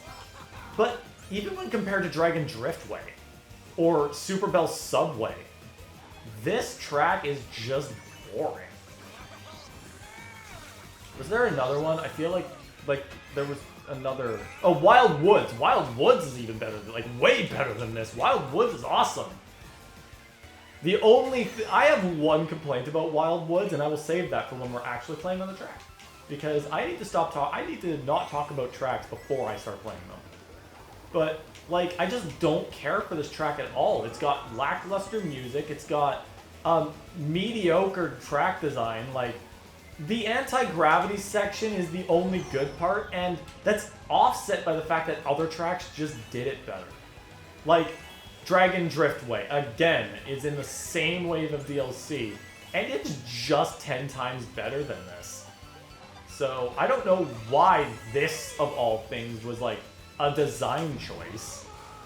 Like, I honestly feel like I would have still disliked this track a lot, but this feels base game. You should have made that a base game track. Kind of lame. Alright, last course of the Triforce Cup. We have the titular Hyrule Circuit. The poster course for the Hyrule Cup, obviously speaking. Again, just even though I have a little bit more exposure to Zelda when compared to F-Zero and Animal Crossing and Excitebike, I still don't care much for this track. Mainly because I've learned very, very fast, well not fast, but I've learned that I'm not much of a Zelda player. The only Zelda games I've fully finished are Ocarina of Time and Wind Waker. Ocarina of Time, I feel like I ruined the experience for myself by making it a channel playthrough kind of thing, where I was on a time limit, some of the stressful missions were just killing me in my episode time, my TV was dark so I couldn't see, which was pretty critical in some places, and some of the bosses were absolute nightmare. Phantom Ganon and Bongo Bongo especially drove me ballistic in our Three Dorks playthrough of this game. And then Wind Waker was the other game I finished, and that actually was probably my favorite. That's probably my favorite Zelda game, even though I have only played like a few. But Wind Waker was fun. I very much enjoyed it. It was tricky, and I felt like I had to look up a lot. But then, like, within, like, I think maybe the last bit of the game, I played with Mel, and she helped me a lot through the game, and truth be told, I feel like maybe that also made it a lot more fun. But I very much enjoyed Wind Waker. Other than that, I've played Spirit Tracks, which, honestly, I feel like that experience just destroyed me completely. I got stuck in an area, and the moment I passed it, my game crashed. I think at that point, I was just like, let's stop. Let's just not bother. And I ended up selling the game. I think I used it to get Blue Mystery Dungeon for the DS. And then I've also got A Link Between Worlds, which it's not, I don't dislike it in the slightest, but I just don't have much motivation to play it. But it's kind of fun so far. I have to remember what I'm even doing in that game. I have played the OG Zelda, which was also just a case of, well, it is an NES game. It was going to have its problems. I don't care much for the NES era because, like, honestly, games just got better. Like, for people who were born in that era, I feel like they will enjoy it a lot more. I feel like you have to be born in that era for that kind of stuff. But I spent this entire track time talking about my Zelda history, which is fine because I didn't really have much to say about the track itself. Alright, here we are, Wild Woods. Like a really strong DLC track. I think this one was definitely a highlight. I think I'll just get right to it. The one thing I'm not huge about Wild Woods is the first place beats, the front running beats in the music, way too overwhelming. They are so distracting to the music itself, which is honestly not one of my favorite music pieces, but it's a very nice and calming piece that I think does the job very well for this track. I love this little Shy Guy village here you glide through. The tree water slide here, the little pond at the bottom. This is a very, very nice looking track. I especially love the anti-gravity where you start going right up the tree. Absolutely beautiful. Very nice visual design for this track.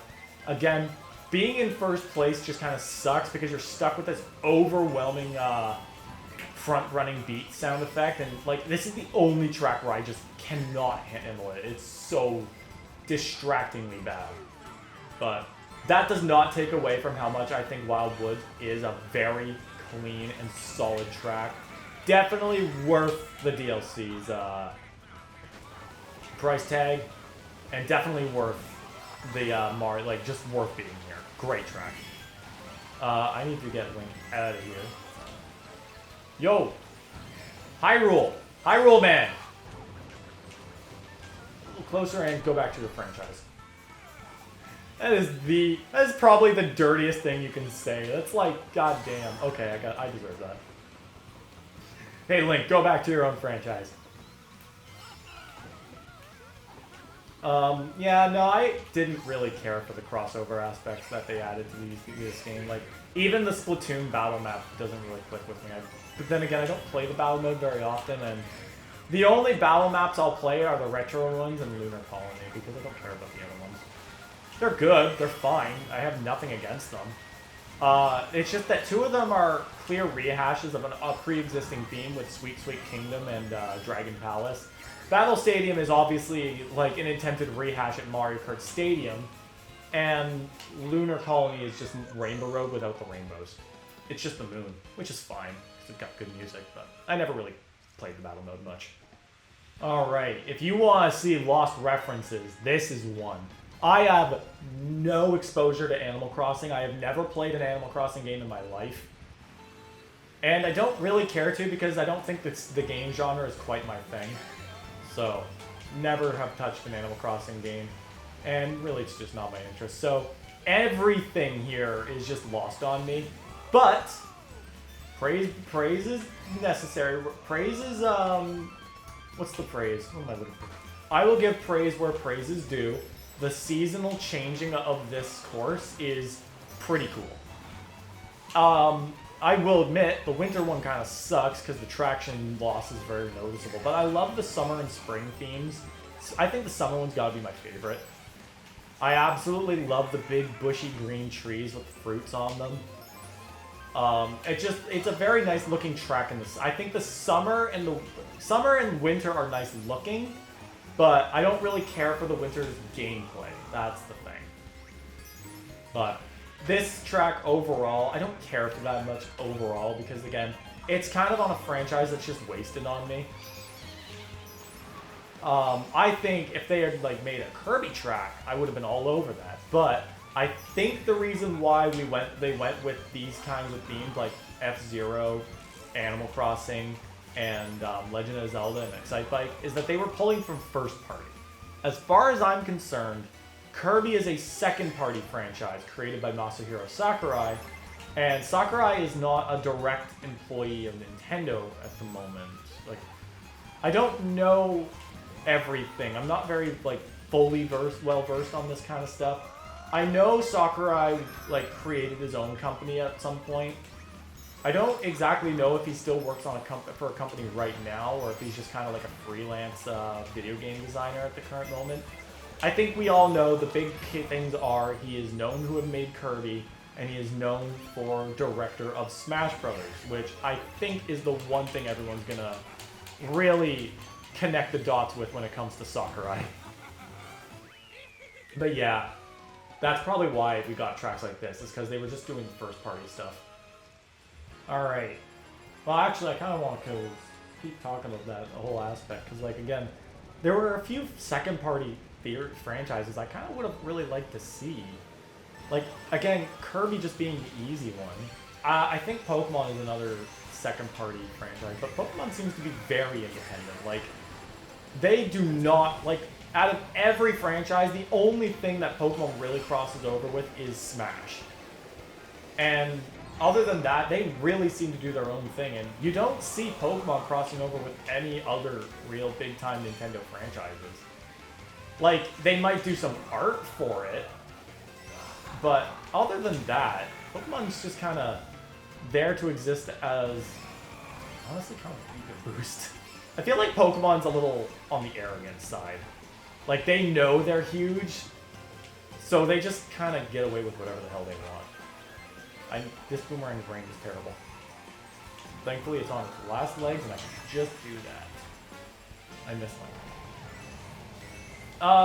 But aside from Kirby, who cares if anyone disagrees with me on this? I think a Fire Emblem course would have been really kind of cool. That might have done the castle theme a little better than the Zelda track did. Nice. That was totally planned. I also say that because I love Fire Emblem. I really like the franchise. I'm not good at the classic gameplay, but I really like it. Like, just modern games, like if you give me a casual mode to play, I would be completely on board with that. I'll challenge myself with hard mode once I get the hang of the game. Which, again, I would like to stress, I'm very excited to play Engage for this channel, but it is still a ways away. I hope to make a little bit of an update video at some point, maybe going over some things I want to address. But for now, I can't wait to play Engage. Really want to get to that point, but I have to get through Color Splash and Emerald first because I did promise Color Splash. Super Bell Subway. I got half a lap to talk about this track. I do like the Subway theme. It's a very tricky track. It's really cool. Kind of really enjoy the. I like this area. I like the like the out of the train tunnel area. It's kind of got that really metro feel to it. I really like it. It's an average track, not one of my favorites, but definitely strong enough. All right, Big Blue. Again, huge thing here. Not huge on the crossover. Not huge on the 3 sectional idea. So at the end of the day, like, I really already covered a lot of this, so there's not much for me to say about Big Blue. Again, my opinions are not affected by other people's, like, the fan favorite popularity thing. Like, I think I've already made that clear. I don't care for Mount Wario, and I don't care for Coconut Mall. So I think that's enough to say that the fan favorite thing, just why on earth should I care about any of that? Who cares what the majority thinks? I'm not supposed to be a part of the majority. I'm supposed to do what I like. I just like what I like. That's the whole point. It's the point of a favorite. Don't like something just because everyone else likes it. I've never been an in-crowd person. Like, honestly. When you spend, like, a whole portion of your life when you're a kid getting bullied for being different, but you like your stuff so much that you don't care, just change. I never stopped liking Nintendo just because the doorknobs in grade school were like, oh, that stuff's for kids. It's like, yeah, we are kids. What do you expect? Okay. So, yeah, I've never been someone to just follow the popular crowd because, screw that. I'm me. And I will always be me. And I will always like what I like. And I will not just follow what other people like simply because other people like it. I will find my own reasons to enjoy something. If I laugh at an internet meme, I will like the internet meme.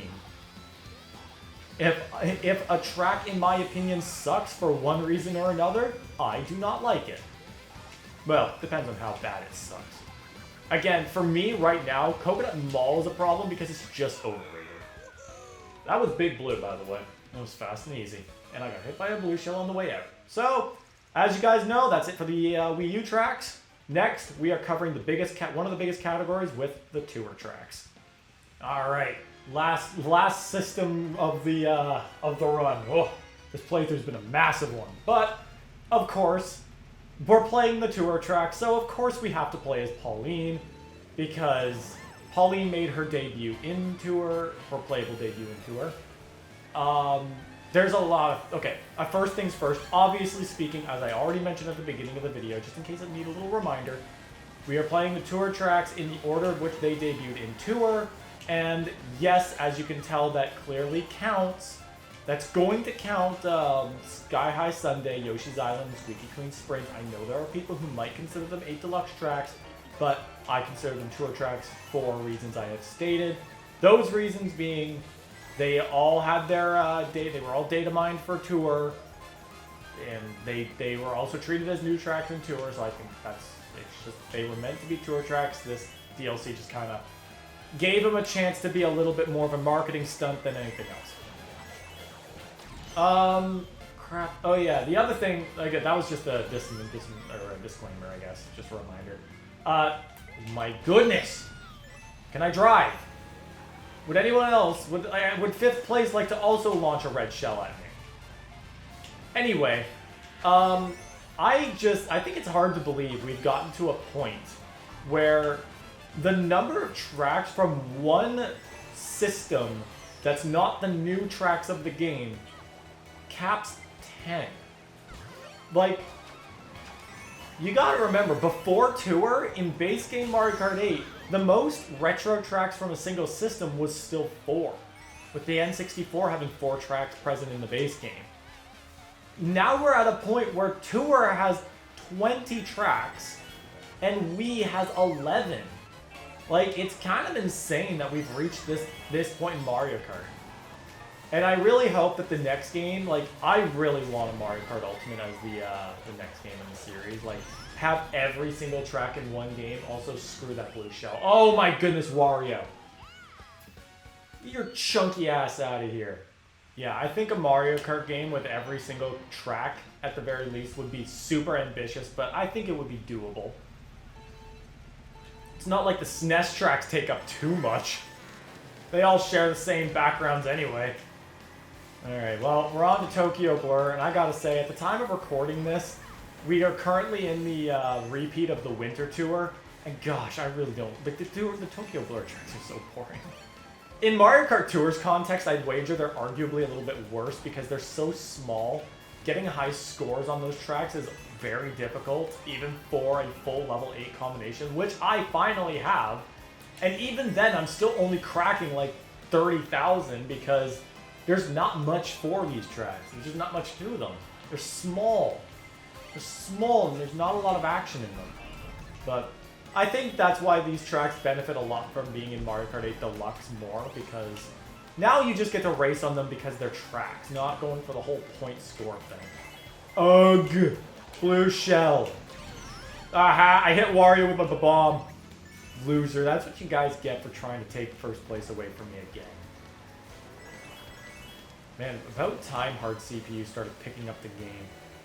Not that they're really... Okay, Koopa, I know what you were trying to do there. There, how does that feel? Nice try. Yeah, I know a lot of the CPUs just boil down to, oh, look, you're in, like, Peachette's, like, in 11th or 12th place. She'll just get a lightning or get a blue shell or something OP and just spam that because she'll get, like, 2 blue shells from 1 double box. So it's like, I'm not sitting there thinking, oh, you guys are actually good at the game. No, you're just in a position where you're going to get better items just because you're far away from me. And also second place again because once again, I got so wrapped up with that red shell thing that I talked so far into the loading screen. Wow, I am too much into recording mode right now. Let's go. This is good. I'm exhausted because at the time of recording this, I had already done 3 episodes of Mario Kart or Pokemon, 2 episodes of Mario Party, and the other bit of this. So it's like, oh my goodness, I'm going on an absolute recording rampage today, and I'm quite proud of that. I need to get some productivity stuff going.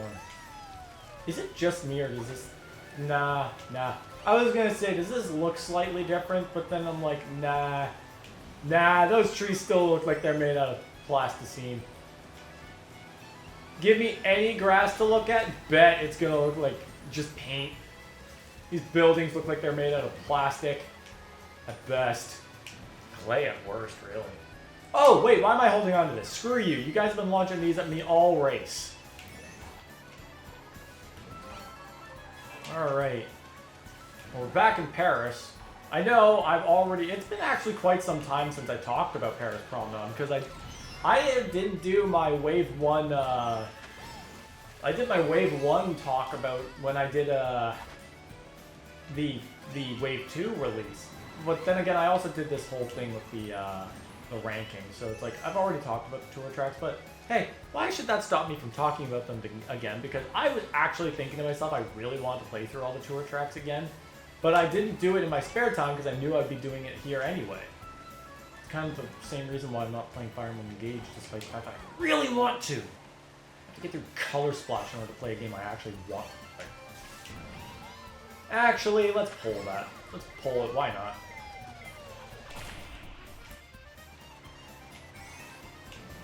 Oh, I love that. I love that the YouTube decided they're not gonna let people wait until a specific point in their channel before they start using like the community tabs.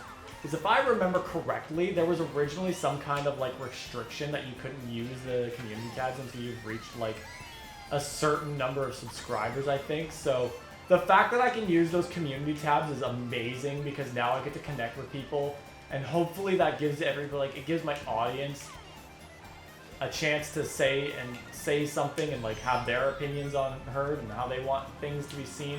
Did I just come in second again because of a red shell at the last second? Oh my goodness, I'm in third because I've just been getting gypped at the final moment. This is what I mean by the computers have absolutely no skill. Because I'm not losing because I'm doing bad. I'm losing because at the very last second, I'm just getting hit by one item and then 2 people pass me. That's not skill, that's luck. That is luck. Give me a... Yeah, give me a red shell so I can deliver it back in spades.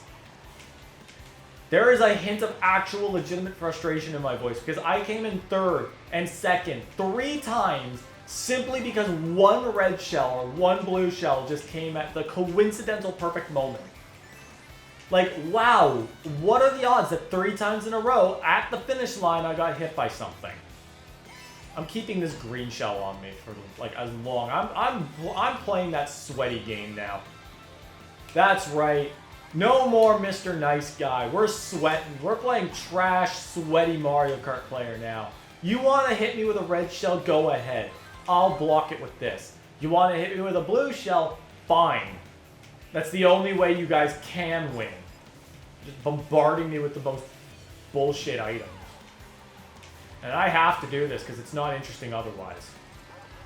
Go on. Where are all your red shells now? That's what I thought. Oh, there's the blue shell. Yeah, that's right, Koopa. Take the green. Yeah, take that too. We're back here. Alright, I also just wanted to touch. The reason we picked Pauline, but I wanted to go with the bike because I kind of really like Pauline's biker appearance. I know her biker outfit's not really all that different from Peach or Daisy's, but... Well, first off, it's the inverted color scheme. Red, and as opposed to being white. Like, Peach, Daisy, and Rosalina all have just white with stripes matching their color. So, Pauline kind of takes it a little bit better. But on top of that, I love that she ties her hair back. Well, so does Peach, but she does that in a cart too. Look, I'm gonna say it. There are the 4 main human Mario Kart female ladies, Peach, Daisy, Rosalina, and Pauline. Daisy is best, Pauline's second. Then both Birdo and Toadette beat out Rosalina and Peach, because I said so. That's me. That's my opinion.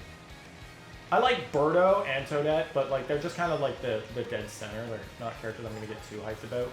Birdo is fun in this game because she got all them different colors to go with. And Toadette, Toadette's okay at this point. I kind of like, I think some of her shenanigans and kind of getting a little old. I'm playing Paper Jam. Oh my goodness, you gotta be kidding me. Playing Paper Jam again against my own intelligence, and Toadette's kind of proven to just kind of be a little bit of a showy, arrogant character, and oh my goodness, wow. Shocker! Second place again because of a blue shell! Haha! This is not funny anymore. This sucks. I hate this. I would justify this bull crap if I was actually playing against another person or a full lobby of human people, but against CPUs, it's just wrong. This sucks. Four times in a row getting gypped out of first on the last lap. Just because the computers can't win any other way. They can't keep up with my actual skill. Let me tell you this. When you take away the items, CPUs are useless. They can't do anything to get anywhere near first place. Because you can actually play the game. They can't. That's what gets me through every Mario Kart playthrough. It's just knowing that the CPUs can't win without their precious items. I can. So, but Vancouver Velocity, my favorite track. Love this track. Look how colorful it is. It got some blue, yellow, pink, green, orange. Man, just that part alone is so colorful. I don't know why the windows are all just colored a specific color. It's like, you expect me to believe every single light in that building is green? Ooh, I almost fell off that. Also, I missed the item, so watch me get bombarded by red shells now that I missed those items and I don't have anything to protect myself. Where is it? You guys are taking your time. Where's the oh, there's the blue shell. I can see it on the map. Alright. Oh! Look at that. The perfect item combination. That I almost squandered entirely. I thought I was going to get absolutely wrecked by that red shell. Oh my goodness. This is getting stressful. And I'm only a fourth of the way there. I've got 15 more tracks to play. Man.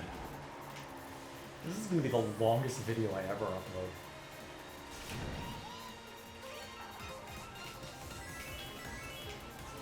I still love this track though. Oh wait, we're on the third lap already? Oh. Oh. There's the blue shell right on cue. And I missed the item boxes. Do I at least have a big enough lead that I'm not going to get... Yeah, I have a lead. There's the red shell. Alright. No more red shell? Oh, I finally won one. And that's on my favorite track too. You know what? I'll take that. Finally. And all that, and I'm tied with Koopa Troop. I can't believe that it took one first place appearance just to tie me with the guy who's been beating me this entire time. Alright, LA laps. Let's go. Track number 6. Good. Alright. I'm thinking back to the dry periods of Tour where they just... Nothing was... No cool tracks were added. I'm pretty sure, like, starting with, like, the first Jungle Tour, I think there was only one Jungle Tour. Oh my goodness. Starting with that dry period sucked. Like, I remember when they started drip feeding courses, like, one new track per tour. That kind of sucked. Like, it wasn't until, like, after... I think we're still in a period where it's a little dry. The Mario Tour only introduced... Oh no, we had like the Halloween Tour, which had both Boo Lake and Donut Plains 3. We have the Winter Tour, which had 2 different routes of Bangkok Rush and 1 route of Singapore Speedway. But then like the Space Tour only had Wii's Rainbow Road, which was fine. But we're like Mario, the 2023 Mario Tour was just DS Mario Circuit. But like we're gonna get back into a point where it was like the Princess Tour was both GBA Peach Circuit and Wii Daisy Circuit, which I love. The Bowser Tour, which is probably my favorite tour in Mario Kart Tour, which had Bowser Castle 3 and GBA Bowser Castle 4. And then like other tours like oh yeah, the Animal Tour with both Riverside Park and DK Mountain. Like we had a good period. Oh, and the last Mario and Luigi Tour, which was like GBA Luigi Circuit, N64 Mario Raceway, and GCN Waluigi Stadium for whatever reason. I guess they couldn't find any other time to introduce that track. And then we had the Night Tour, which was, I think, both Rome Advanti and Moonview Highway. So, and 2 routes of Advante too, by the way. So, it was great. It was like, I think they picked it up near the end. But even then, the dry periods where it was just one track at a time, like Rosalina Tour was just Rosalina's Ice World. And then some tours, you just get some RT variants, which was fine. LA Laps is already done, so damn, that went by pretty fast. LA Laps is nice in the daytime.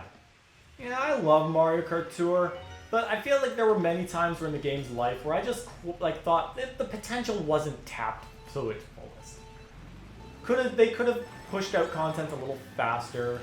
It probably would have made the game last a little longer. Or maybe it wouldn't have. Who knows? Anyway, we're on to Merry Mountain. Still a nice track. Just, The seasonal, again, the fact that, well, we're at least in a good point where we don't have to wait one time a year to see this track. Not that we're going to see it. We're probably not even going to see it in Tour after its last appearance. I doubt, like, unless they do a Tour with no new content, but, like, they just use all the pre-existing tracks at the very least, I don't think we're gonna get anything new going forward, like, at all. Like, I personally think that I don't even know if we're gonna see the anniversary tour for this year, really. And even then, it's just gonna be the 3rd variant of all the city tracks, so not like that's gonna matter. Like, we're at a point where it's possible that some tracks in Tour won't even see another appearance. Like, we might not even see Lakeside Park again. It might have gotten its one debut tour, and that's it. And at that point, I'm like, what was the point of that? If you're going to a point where you're rerunning tours and you don't even make it to some tours that had a track, what was the point of even adding that track? Like, they should not have added any new content at a point where they knew they were going to start rerunning tours. Also, another blue shell, typical. Give me 2 item boxes, thank you. 2 red shells for Koopa Troopa? Maybe not even 2, because I might be using this one on the defense. Nah, Koopa's taking that second one. He's still in first after that. Oh, no, he's not. Oh, Wario, where did you come from? Wario absolutely just sidelined my bike and hit my leg. Bro, if this was actual racing, Pauline would be, like, in the hospital right now, because Wario just absolutely hit me in the side of the side there. Like, my leg is probably, like, smushed up to my bike. That's painful to think about. That red shell didn't even try. Who and how? Seriously, how on earth did that happen? Oh, what a lucky shot that was. I'm using this mushroom. I'm getting the hell away from these CPUs. Seriously, did Baby Rosalina do the same thing I did and throw a red shell way too close to Koopa? This game's stupid sometimes. Alright, you know it. This is where it's at. Get that Berlin Byways music going. I can't hear it, but y'all will. I did not get a boost because I was so distracted on praising Berlin Byways music. God damn, I love this track. We're not losing this one. I will do my utmost best to make sure I don't lose Berlin Byways of all things. I so badly want to use the Yoshi bike, but I'm terrible in inward drifting bikes. Like, straight up awful. Go on, Koopa. Throw it. Throw it. You can take that, and I will take first. No way I'm getting in front of you when you've just got another red shell with my name on it. Oi. All this gameplay. I have never been so exhausted from playing games before. And, like, I have never been so satisfied to feel that. Like, for real. This is the kind of exhaustion I would rather be feeling. Like, rough days at work? No, I would rather not get that. Like, you don't know the mental... Well, you might know. I get some serious mental exhaustion from work, and it's just nuts. Like, it feels so bad. But right now, I feel tired, but I'm feeling tired from doing something I love. And geez, that's so much more worth it. I know they say don't make your hobbies a job because then you'll get tired of doing them. But video games aren't my hobby. They're my passion.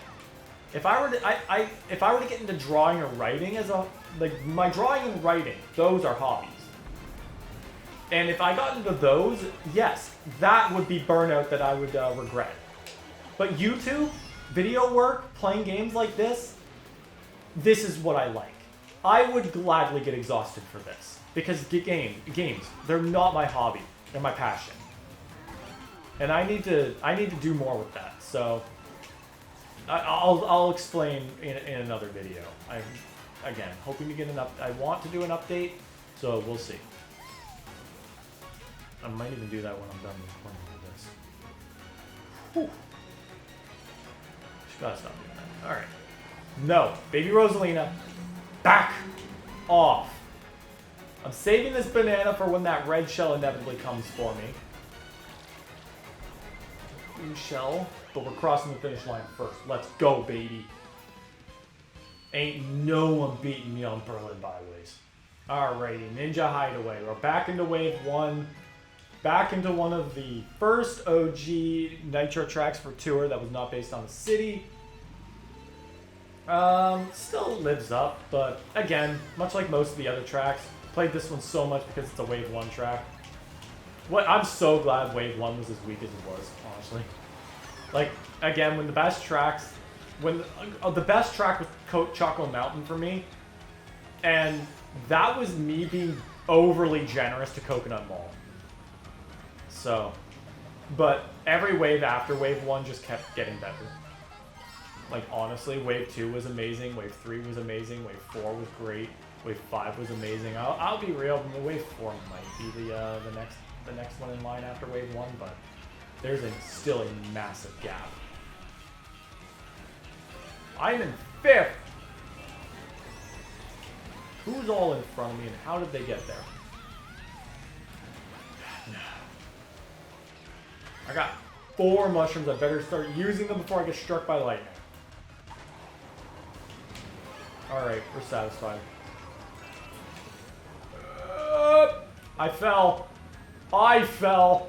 But wait.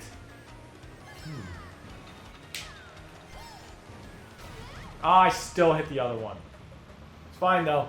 I got the shortcut. If you can really call it that for getting wiped out by a plant cutout. I think I'll hold on to this. I will not be hitting that banana. Alrighty. Let's go. One more lap. I'm going downward this time because I got an idea. We're doing that piranha plant cutout shortcut again. The moment I said that, we're going to get struck by lightning or a blue shell's going to come at me. I'm going to lose this super horn somehow within the next, like, straight away. Or am I? Can't get confident. It could still lose it. Getting away with it. Let's go. I hit the wall, but we're taking what we can get. Zoom. Man, so plasticine-ish. Like, goddamn, there's no texture on that that red wooden stuff board platform thing. There's look, there's no texture on this. You would not be able to tell what that is made. That whole thing is made out of. It's just one color. It's just a color blotch. That's so disappointing. So glad future DLC tracks just got better. Man, step it up, Wave 1. Like, look at that. You can't even tell that's made out of wood. I was like a real quick second away from questioning when am I supposed to be playing Sky High Sunday. But then I was like, that was like a Wave 2 track. I should have played it by now. Did I get it out of order? Then I realized, no, Sky High Sunday didn't really debut until much later. Like a lot of these tracks were all out before then. We haven't touched Wave 4 or Wave 6. And that's because, like, okay, I find it interesting how they released the tour tracks. Like, Waves 1 through 3 did a good job at releasing everything that was released up until that point, barring Sky High Sunday. Seriously? And then, like, everything else after that, like, Los Angeles Laps and Vancouver Velocity were the latest tracks to be added to the DLC. Like, their gap between, like, their initial release and their DLC release was huge. And granted, all of them were huge, but... Like, keep in mind, Vancouver Velocity was the 5th tour track added to the game. And it didn't get added to the DLC until the 5th wave. Like, that could have been as early as Wave 3.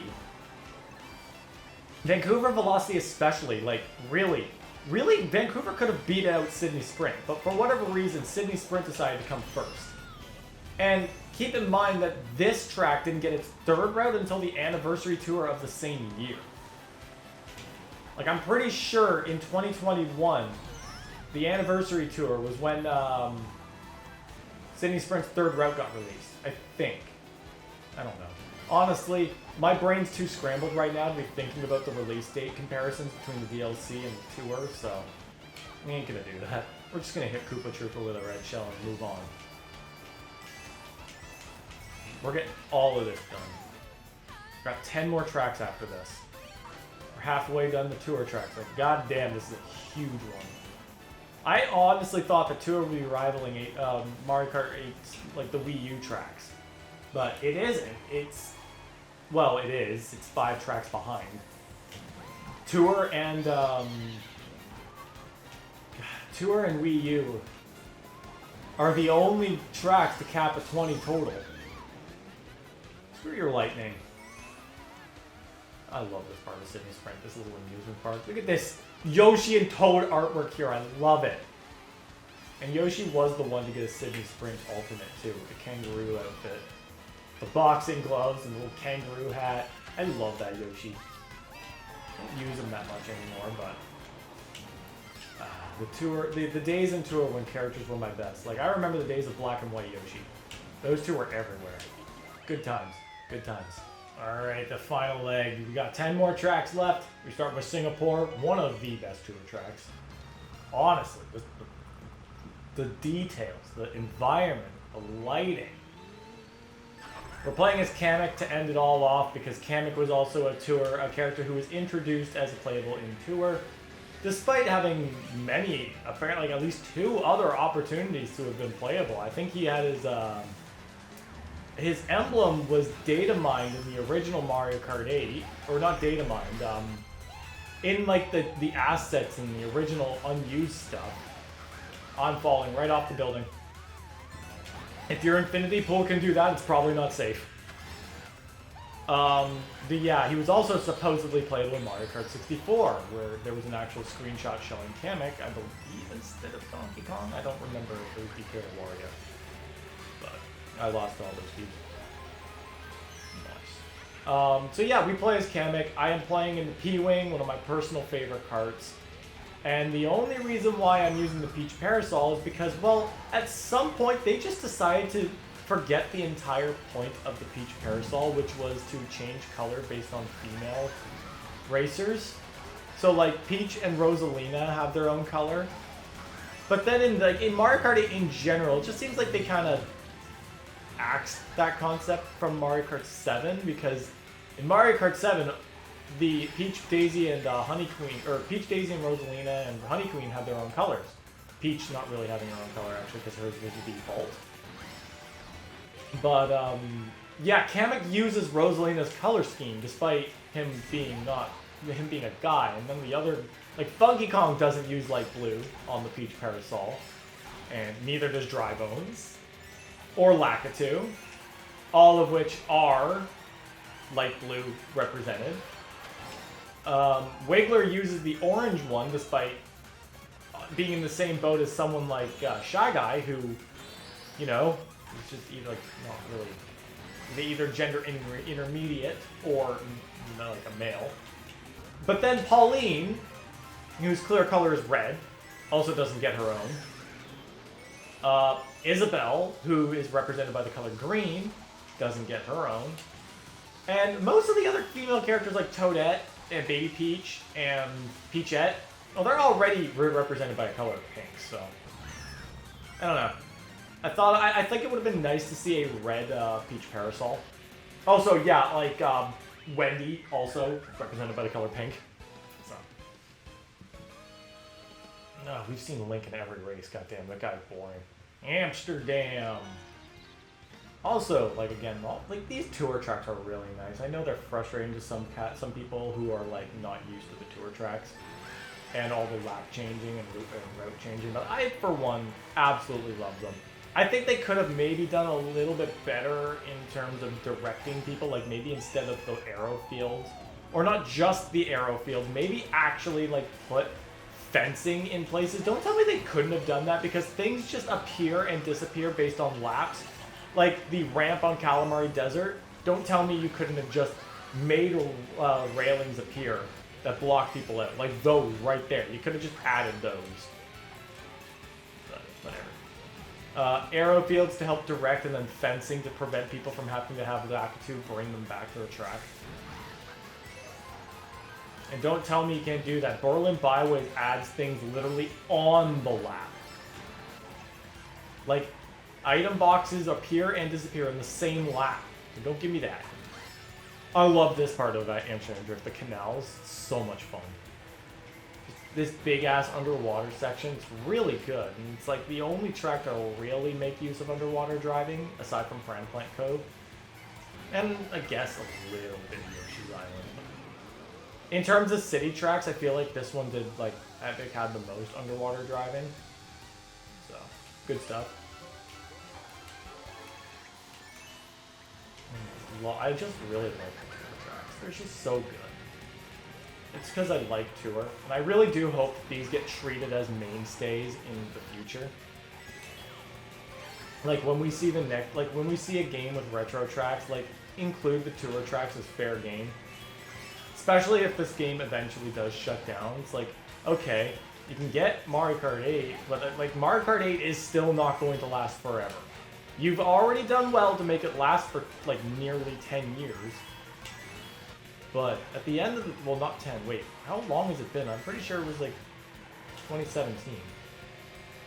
Either way, this is an old game. It's like 8 years, almost 9, basically 9, almost 8. No, 7. 7 years. Wait. No, you know what? Moving on. I'm confusing myself.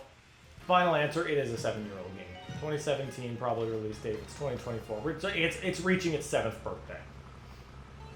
So, like, damn. We've had Mario Kart 8. Okay, 8 Deluxe is 7 years old. Mario Kart, the OG Mario Kart 8 is 10 years old this year. So, like, yeah. At least I'm pretty sure. Yeah, I'm pretty sure that was 2014.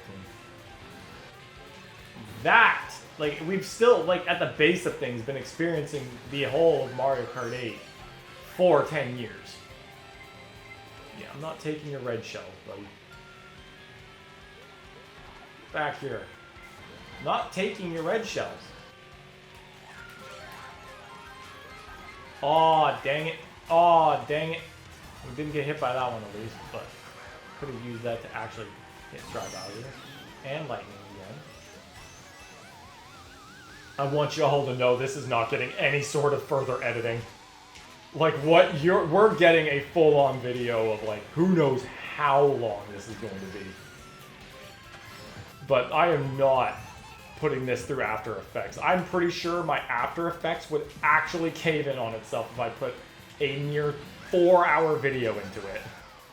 Not a chance. That thing struggles with just to export a 15-minute video. So, yeah. This is definitely going to be the longest video on my channel. And, yeah, there's no doubt about that. Oh my goodness. Even with a little break in between recording, I am still absolutely run from all this. Worth it. I missed all those tents, and that makes me mad because I love bouncing on them. I'm keeping these. I've got the ideal item set. I block that. Thankfully, there is no blue shell coming my way. I'm not taking any more of that junk. We're winning this. We are winning this. And now we're on Sky High Sunday. It's really hard to believe that this track debuted long after after Bangkok rushed it. We had so many tracks before this one came out, and this was added to the DLC long before even freaking Vancouver Velocity was. I feel like they were onto something with the first wave, where it was like Paris and Tokyo, because those are old ass tracks. Like Paris was the 3rd tour track, and Tokyo was the 2nd. And I'm kind of surprised, but thankful that New York Minute had to wait till wave 2. But thankful in the fact that it looks so much better as a result. Like, thank you to any track. Like, honestly, thank you Toad Circuit and Coconut Mall for taking the worst of the waves visuals. Sucks for Choco Mountain, but for some other tracks like Sky Garden, it really just didn't matter. And personally speaking, I don't care enough about Paris or Tokyo or Ninja Hideaway to really care that they got the worst of it either. I feel like there's one missing. Oh yeah, Shroom Ridge. I forgot about that one. Yeah, I kind of wish that one got the better end of the deal too, but rip. I do love Sky High Sunday's very, very colorful visuals. Like all the ice cream colors, it's just phenomenal. Chances are we won't see this one on tour again. This one only had 2 appearances, both in a Sunday tour. Obviously they haven't announced that they're shutting tour down, but like I feel like we just know it's gonna come inevitably because they're repeating tours in general. Like if you don't have new content, which, you know, they kind of did. They still had stuff they could have worked with. There was stuff in the files, like. There were Peach Parasol color schemes that were in the files that never got released. There was a yellow Cheap Charger that was in the data that never got released. Granted, oh my goodness, what was that? The gold Cheap Charger is kind of the same deal. It's like gold, but it's close enough to yellow. I think there were a set of wheels and like a specific color scheme for the Comet Tail that didn't get released. Yeah. Alright, I'm a little bit mind blown right now because like we really didn't get Piranha Plant. We really got Piranha Plant Cove shortly after well, not shortly after Sky High Sunday. I'm trying to figure this all out. We are in the middle of tour repeats, and we're almost done the winter tour. Next up is the exploration tour. Like the next tour is the tour that introduced Piranha Plant Cove. That really happened. Like there was nothing in between this and Sky High Sunday. Sky High Sunday debuted in like August, and then we didn't get any new tour tracks until like February? Wow. It's kind of crazy to think about. Man, going through Tour's history is kind of crazy. And I've been, a lot of us have been a part of this for, like, the entire thing. Like, I have not actively taken a full-on break from Tour. Like, I have actively played at least once a day, maybe not much on certain days, and sometimes I might have missed the daily challenges, but I feel confident saying I've been actively playing Mario Kart Tour at least once a day since it was released, and that was like 4 years ago. Maybe, well, okay, we're on the technical 5th year, but I don't think it's gonna see its 5th anniversary, because I'm pretty sure I personally think it'll probably get shut down before that. But it's crazy. It's also really been amazing. I love Tour. Like, it's frustrating at times, and I'm not going to say it's a perfect mobile title, far from it. But I enjoyed it. The dead periods were kind of meh, but I enjoyed Tour, especially when the content started piling up with new tracks, new karts, new characters. Honestly, wouldn't recommend it to the average casual person, but, you know, if you want a little bit of a interesting mobile take on Mario Kart, it's not the worst thing. Not to me, at least. You know what? You'll get some mixed opinions, but I stand by mine. I love Tour. So, and Piranha Plant Cove, this is a really nice track. Really good lighting. Love how much underwater there is. Like, this is the only tour, like, one of the only tour tracks to take place almost entirely underwater. Like, the third route doesn't go above water once. Barring the variants and all that. Nice one, Iggy. But it's also the only tour track to start underwater, as far as I'm concerned. So, all right, up next is Yoshi's Island. Oh, that's a good one. And how fitting is it that we're playing as Kamek on Yoshi's Island? It's not as fitting as Yoshi himself, but Kamek has about as much presence in Yoshi's Island either way. No World 6 representation. Kamek is mad. Ooh, almost get hit by the stilt guy there. Plant. Alright, Dry Bowser, drop it. Yeah, now I don't have to worry. Now I do. Fire. You got hit by it regardless. Worth it. Alright, let's see if we can... Yeah, we made it. Good shortcut right there. See, like, again, I don't consider this a crossover track because Yoshi is an extension of the Mario franchise, and, like, Baby Mario himself is in Yoshi's Island, so then it's, like, just a branch off. But this is honestly so great. I love this track so much. It's a good take of all the Super NES Yoshi's Island deal. Yoshi's everywhere, like, the Chain Chomps even take their looks from Yoshi's Island. A little more of Yoshi's Island DS, but seriously, just a great track. Absolutely gorgeous. Packed full of references. It's got, like, it feels like an adventure going through the entire track. You got the castle, you got the cave, you got the sky, you got the flower fields, you got the jungle. Like, they packed so much environment into one relatively medium-sized track, really. Like, it's like, I wouldn't say it's that long, but like they packed a lot, and it's absolutely phenomenal. Kudos to them for this track. One of the best tour tracks in the entire, well, in the game. It's one of the best tour tracks in Tour. Yeah, that's what I'm saying. So, like, honestly, if I was playing with my brother, he would have pointed that out.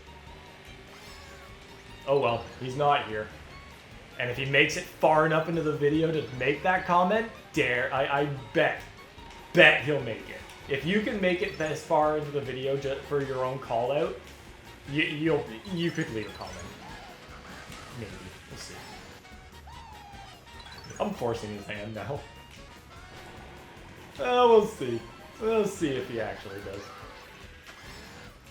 Ooh, I missed it this time. But that's okay because I don't need it. Dry Bones and Iggy are pretty far away from me. I don't think the shortcut will even help them if they get it. No one even activated it, so it's fine. I had a lead on them there. Alright, the last era of the tour tracks. Athens Dash, and like, there was such a huge gap between the cities at this point. Like, between Bangkok to Athens, it was quite a big gap. And then Athens, Rome, and Madrid all debuted pretty within the same time. Like, it wasn't too long between their debuts. So, I like to see these three as like the last leg of Tour City tracks. And then like Sky High Sunday, Piranha Cove, and Yoshi's Island were kind of like the last leg of the Nitro tracks until like Squeaky Clean Sprint, and that was like just kind of snuck in between the other cities. But again, all these tracks are super amazing. Like, some of them like don't age as well when compared to others. Like Tokyo, New York, Paris, they really age poorly when compared to like the later tracks of Athens and Madrid. Some of them aged perfectly well. I think Vancouver was fine. Now, that's also me being biased a little bit. LA Laps kind of held up, honestly. Didn't do too bad. Sydney Sprint, we don't actually see a lot of Sydney, actually, kind of when I'm thinking about it. Like, I don't remember very many tours that had the Sydney Sprint variants in them. I think we just had one recently.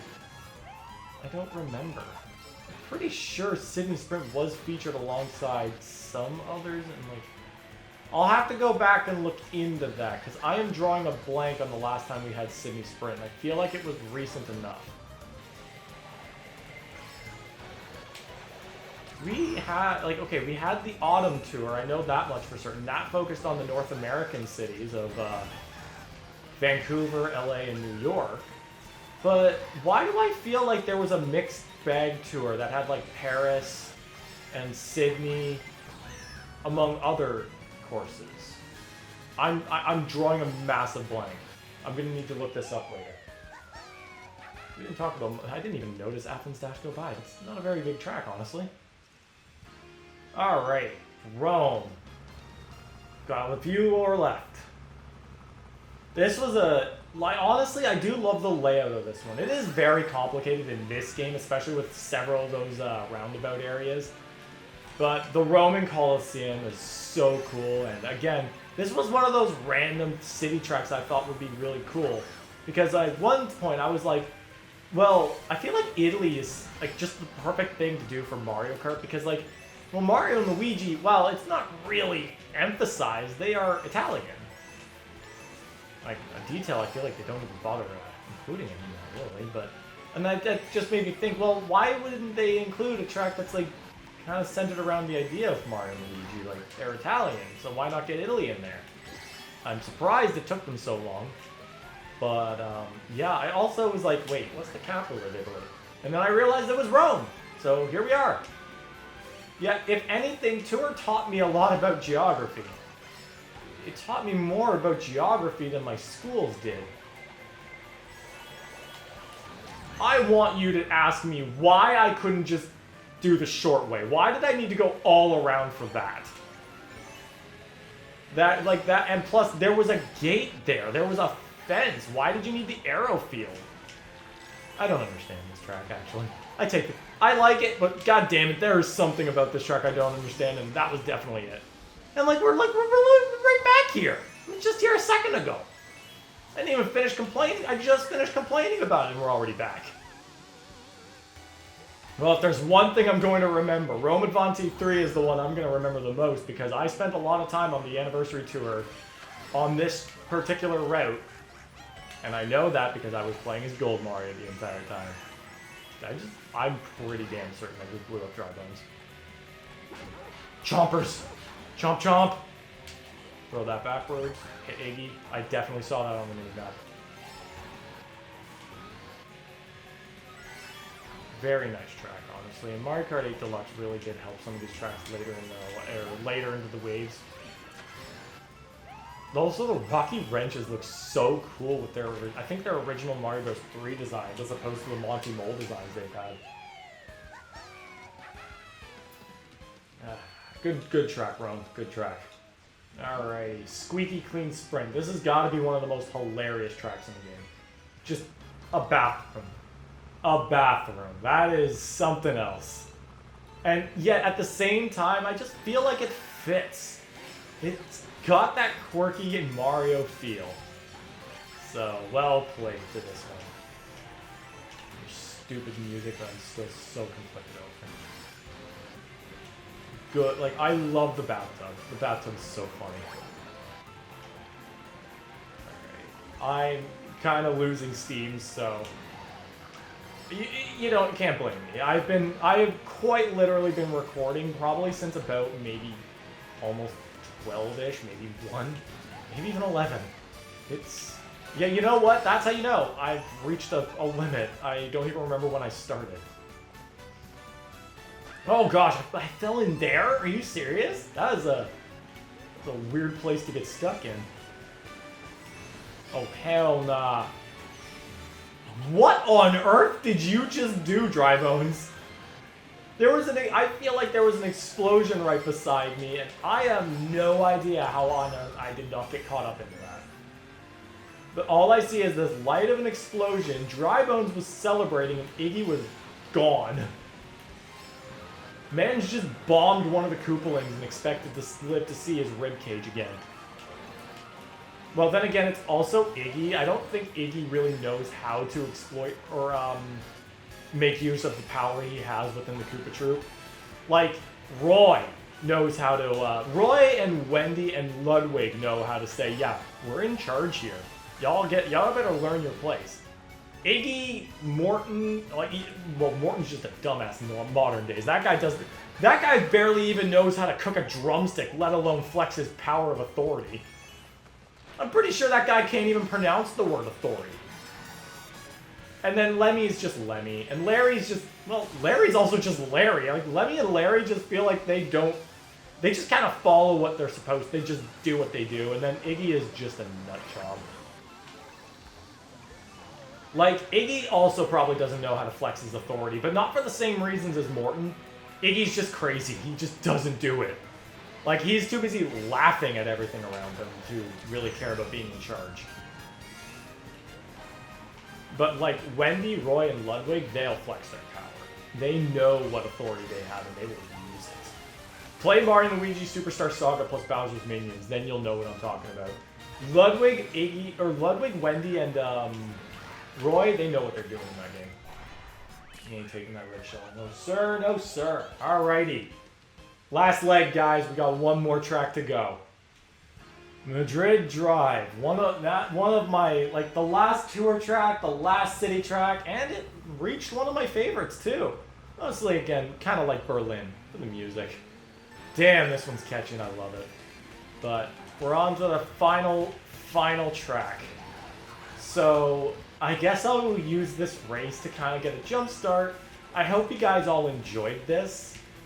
I applaud anybody who watched the full thing. I know most people who would do something like this would opt to maybe do one lap as opposed to a full-on race on every single track. But we did it. We're doing it. I don't care how many other people have done this. I don't care how many people would have done it differently.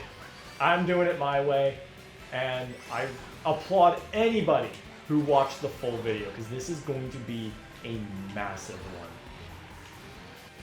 one. And yeah, I really am. I'm so glad to have gotten this done. This has been on my mind for quite some time that I haven't been doing this. And it's probably heavily outdated at this point, for real. Like, honestly. Like, this DLC finished up last year in November. And I'm uploading this, who knows, in February, I think, at the latest. Yeah, no, February. This is definitely going up in February. It's February now. It's like the beginning of February at the beginning of recording this, so. And I've been recording this since like December of last year. I thought I would be able to get it all done with one sitting, but I'm sure as hell glad I did. Just getting through the Wii tracks was alone in the first try was like, yeah, I exerted a lot of energy getting this done. So I'm just glad that we're finally at that point. So I do not blame anybody who doesn't make it this far, but to those who did, congratulations and thank you very much. I hope you leave a like. I hope you just leave a comment. What are your favorite tracks in this game?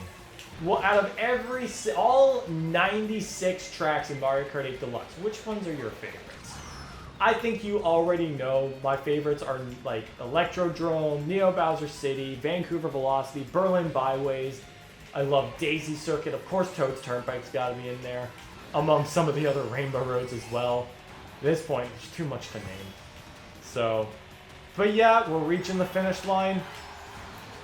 I really hope everyone enjoyed this massive playthrough of the entire game's tracks.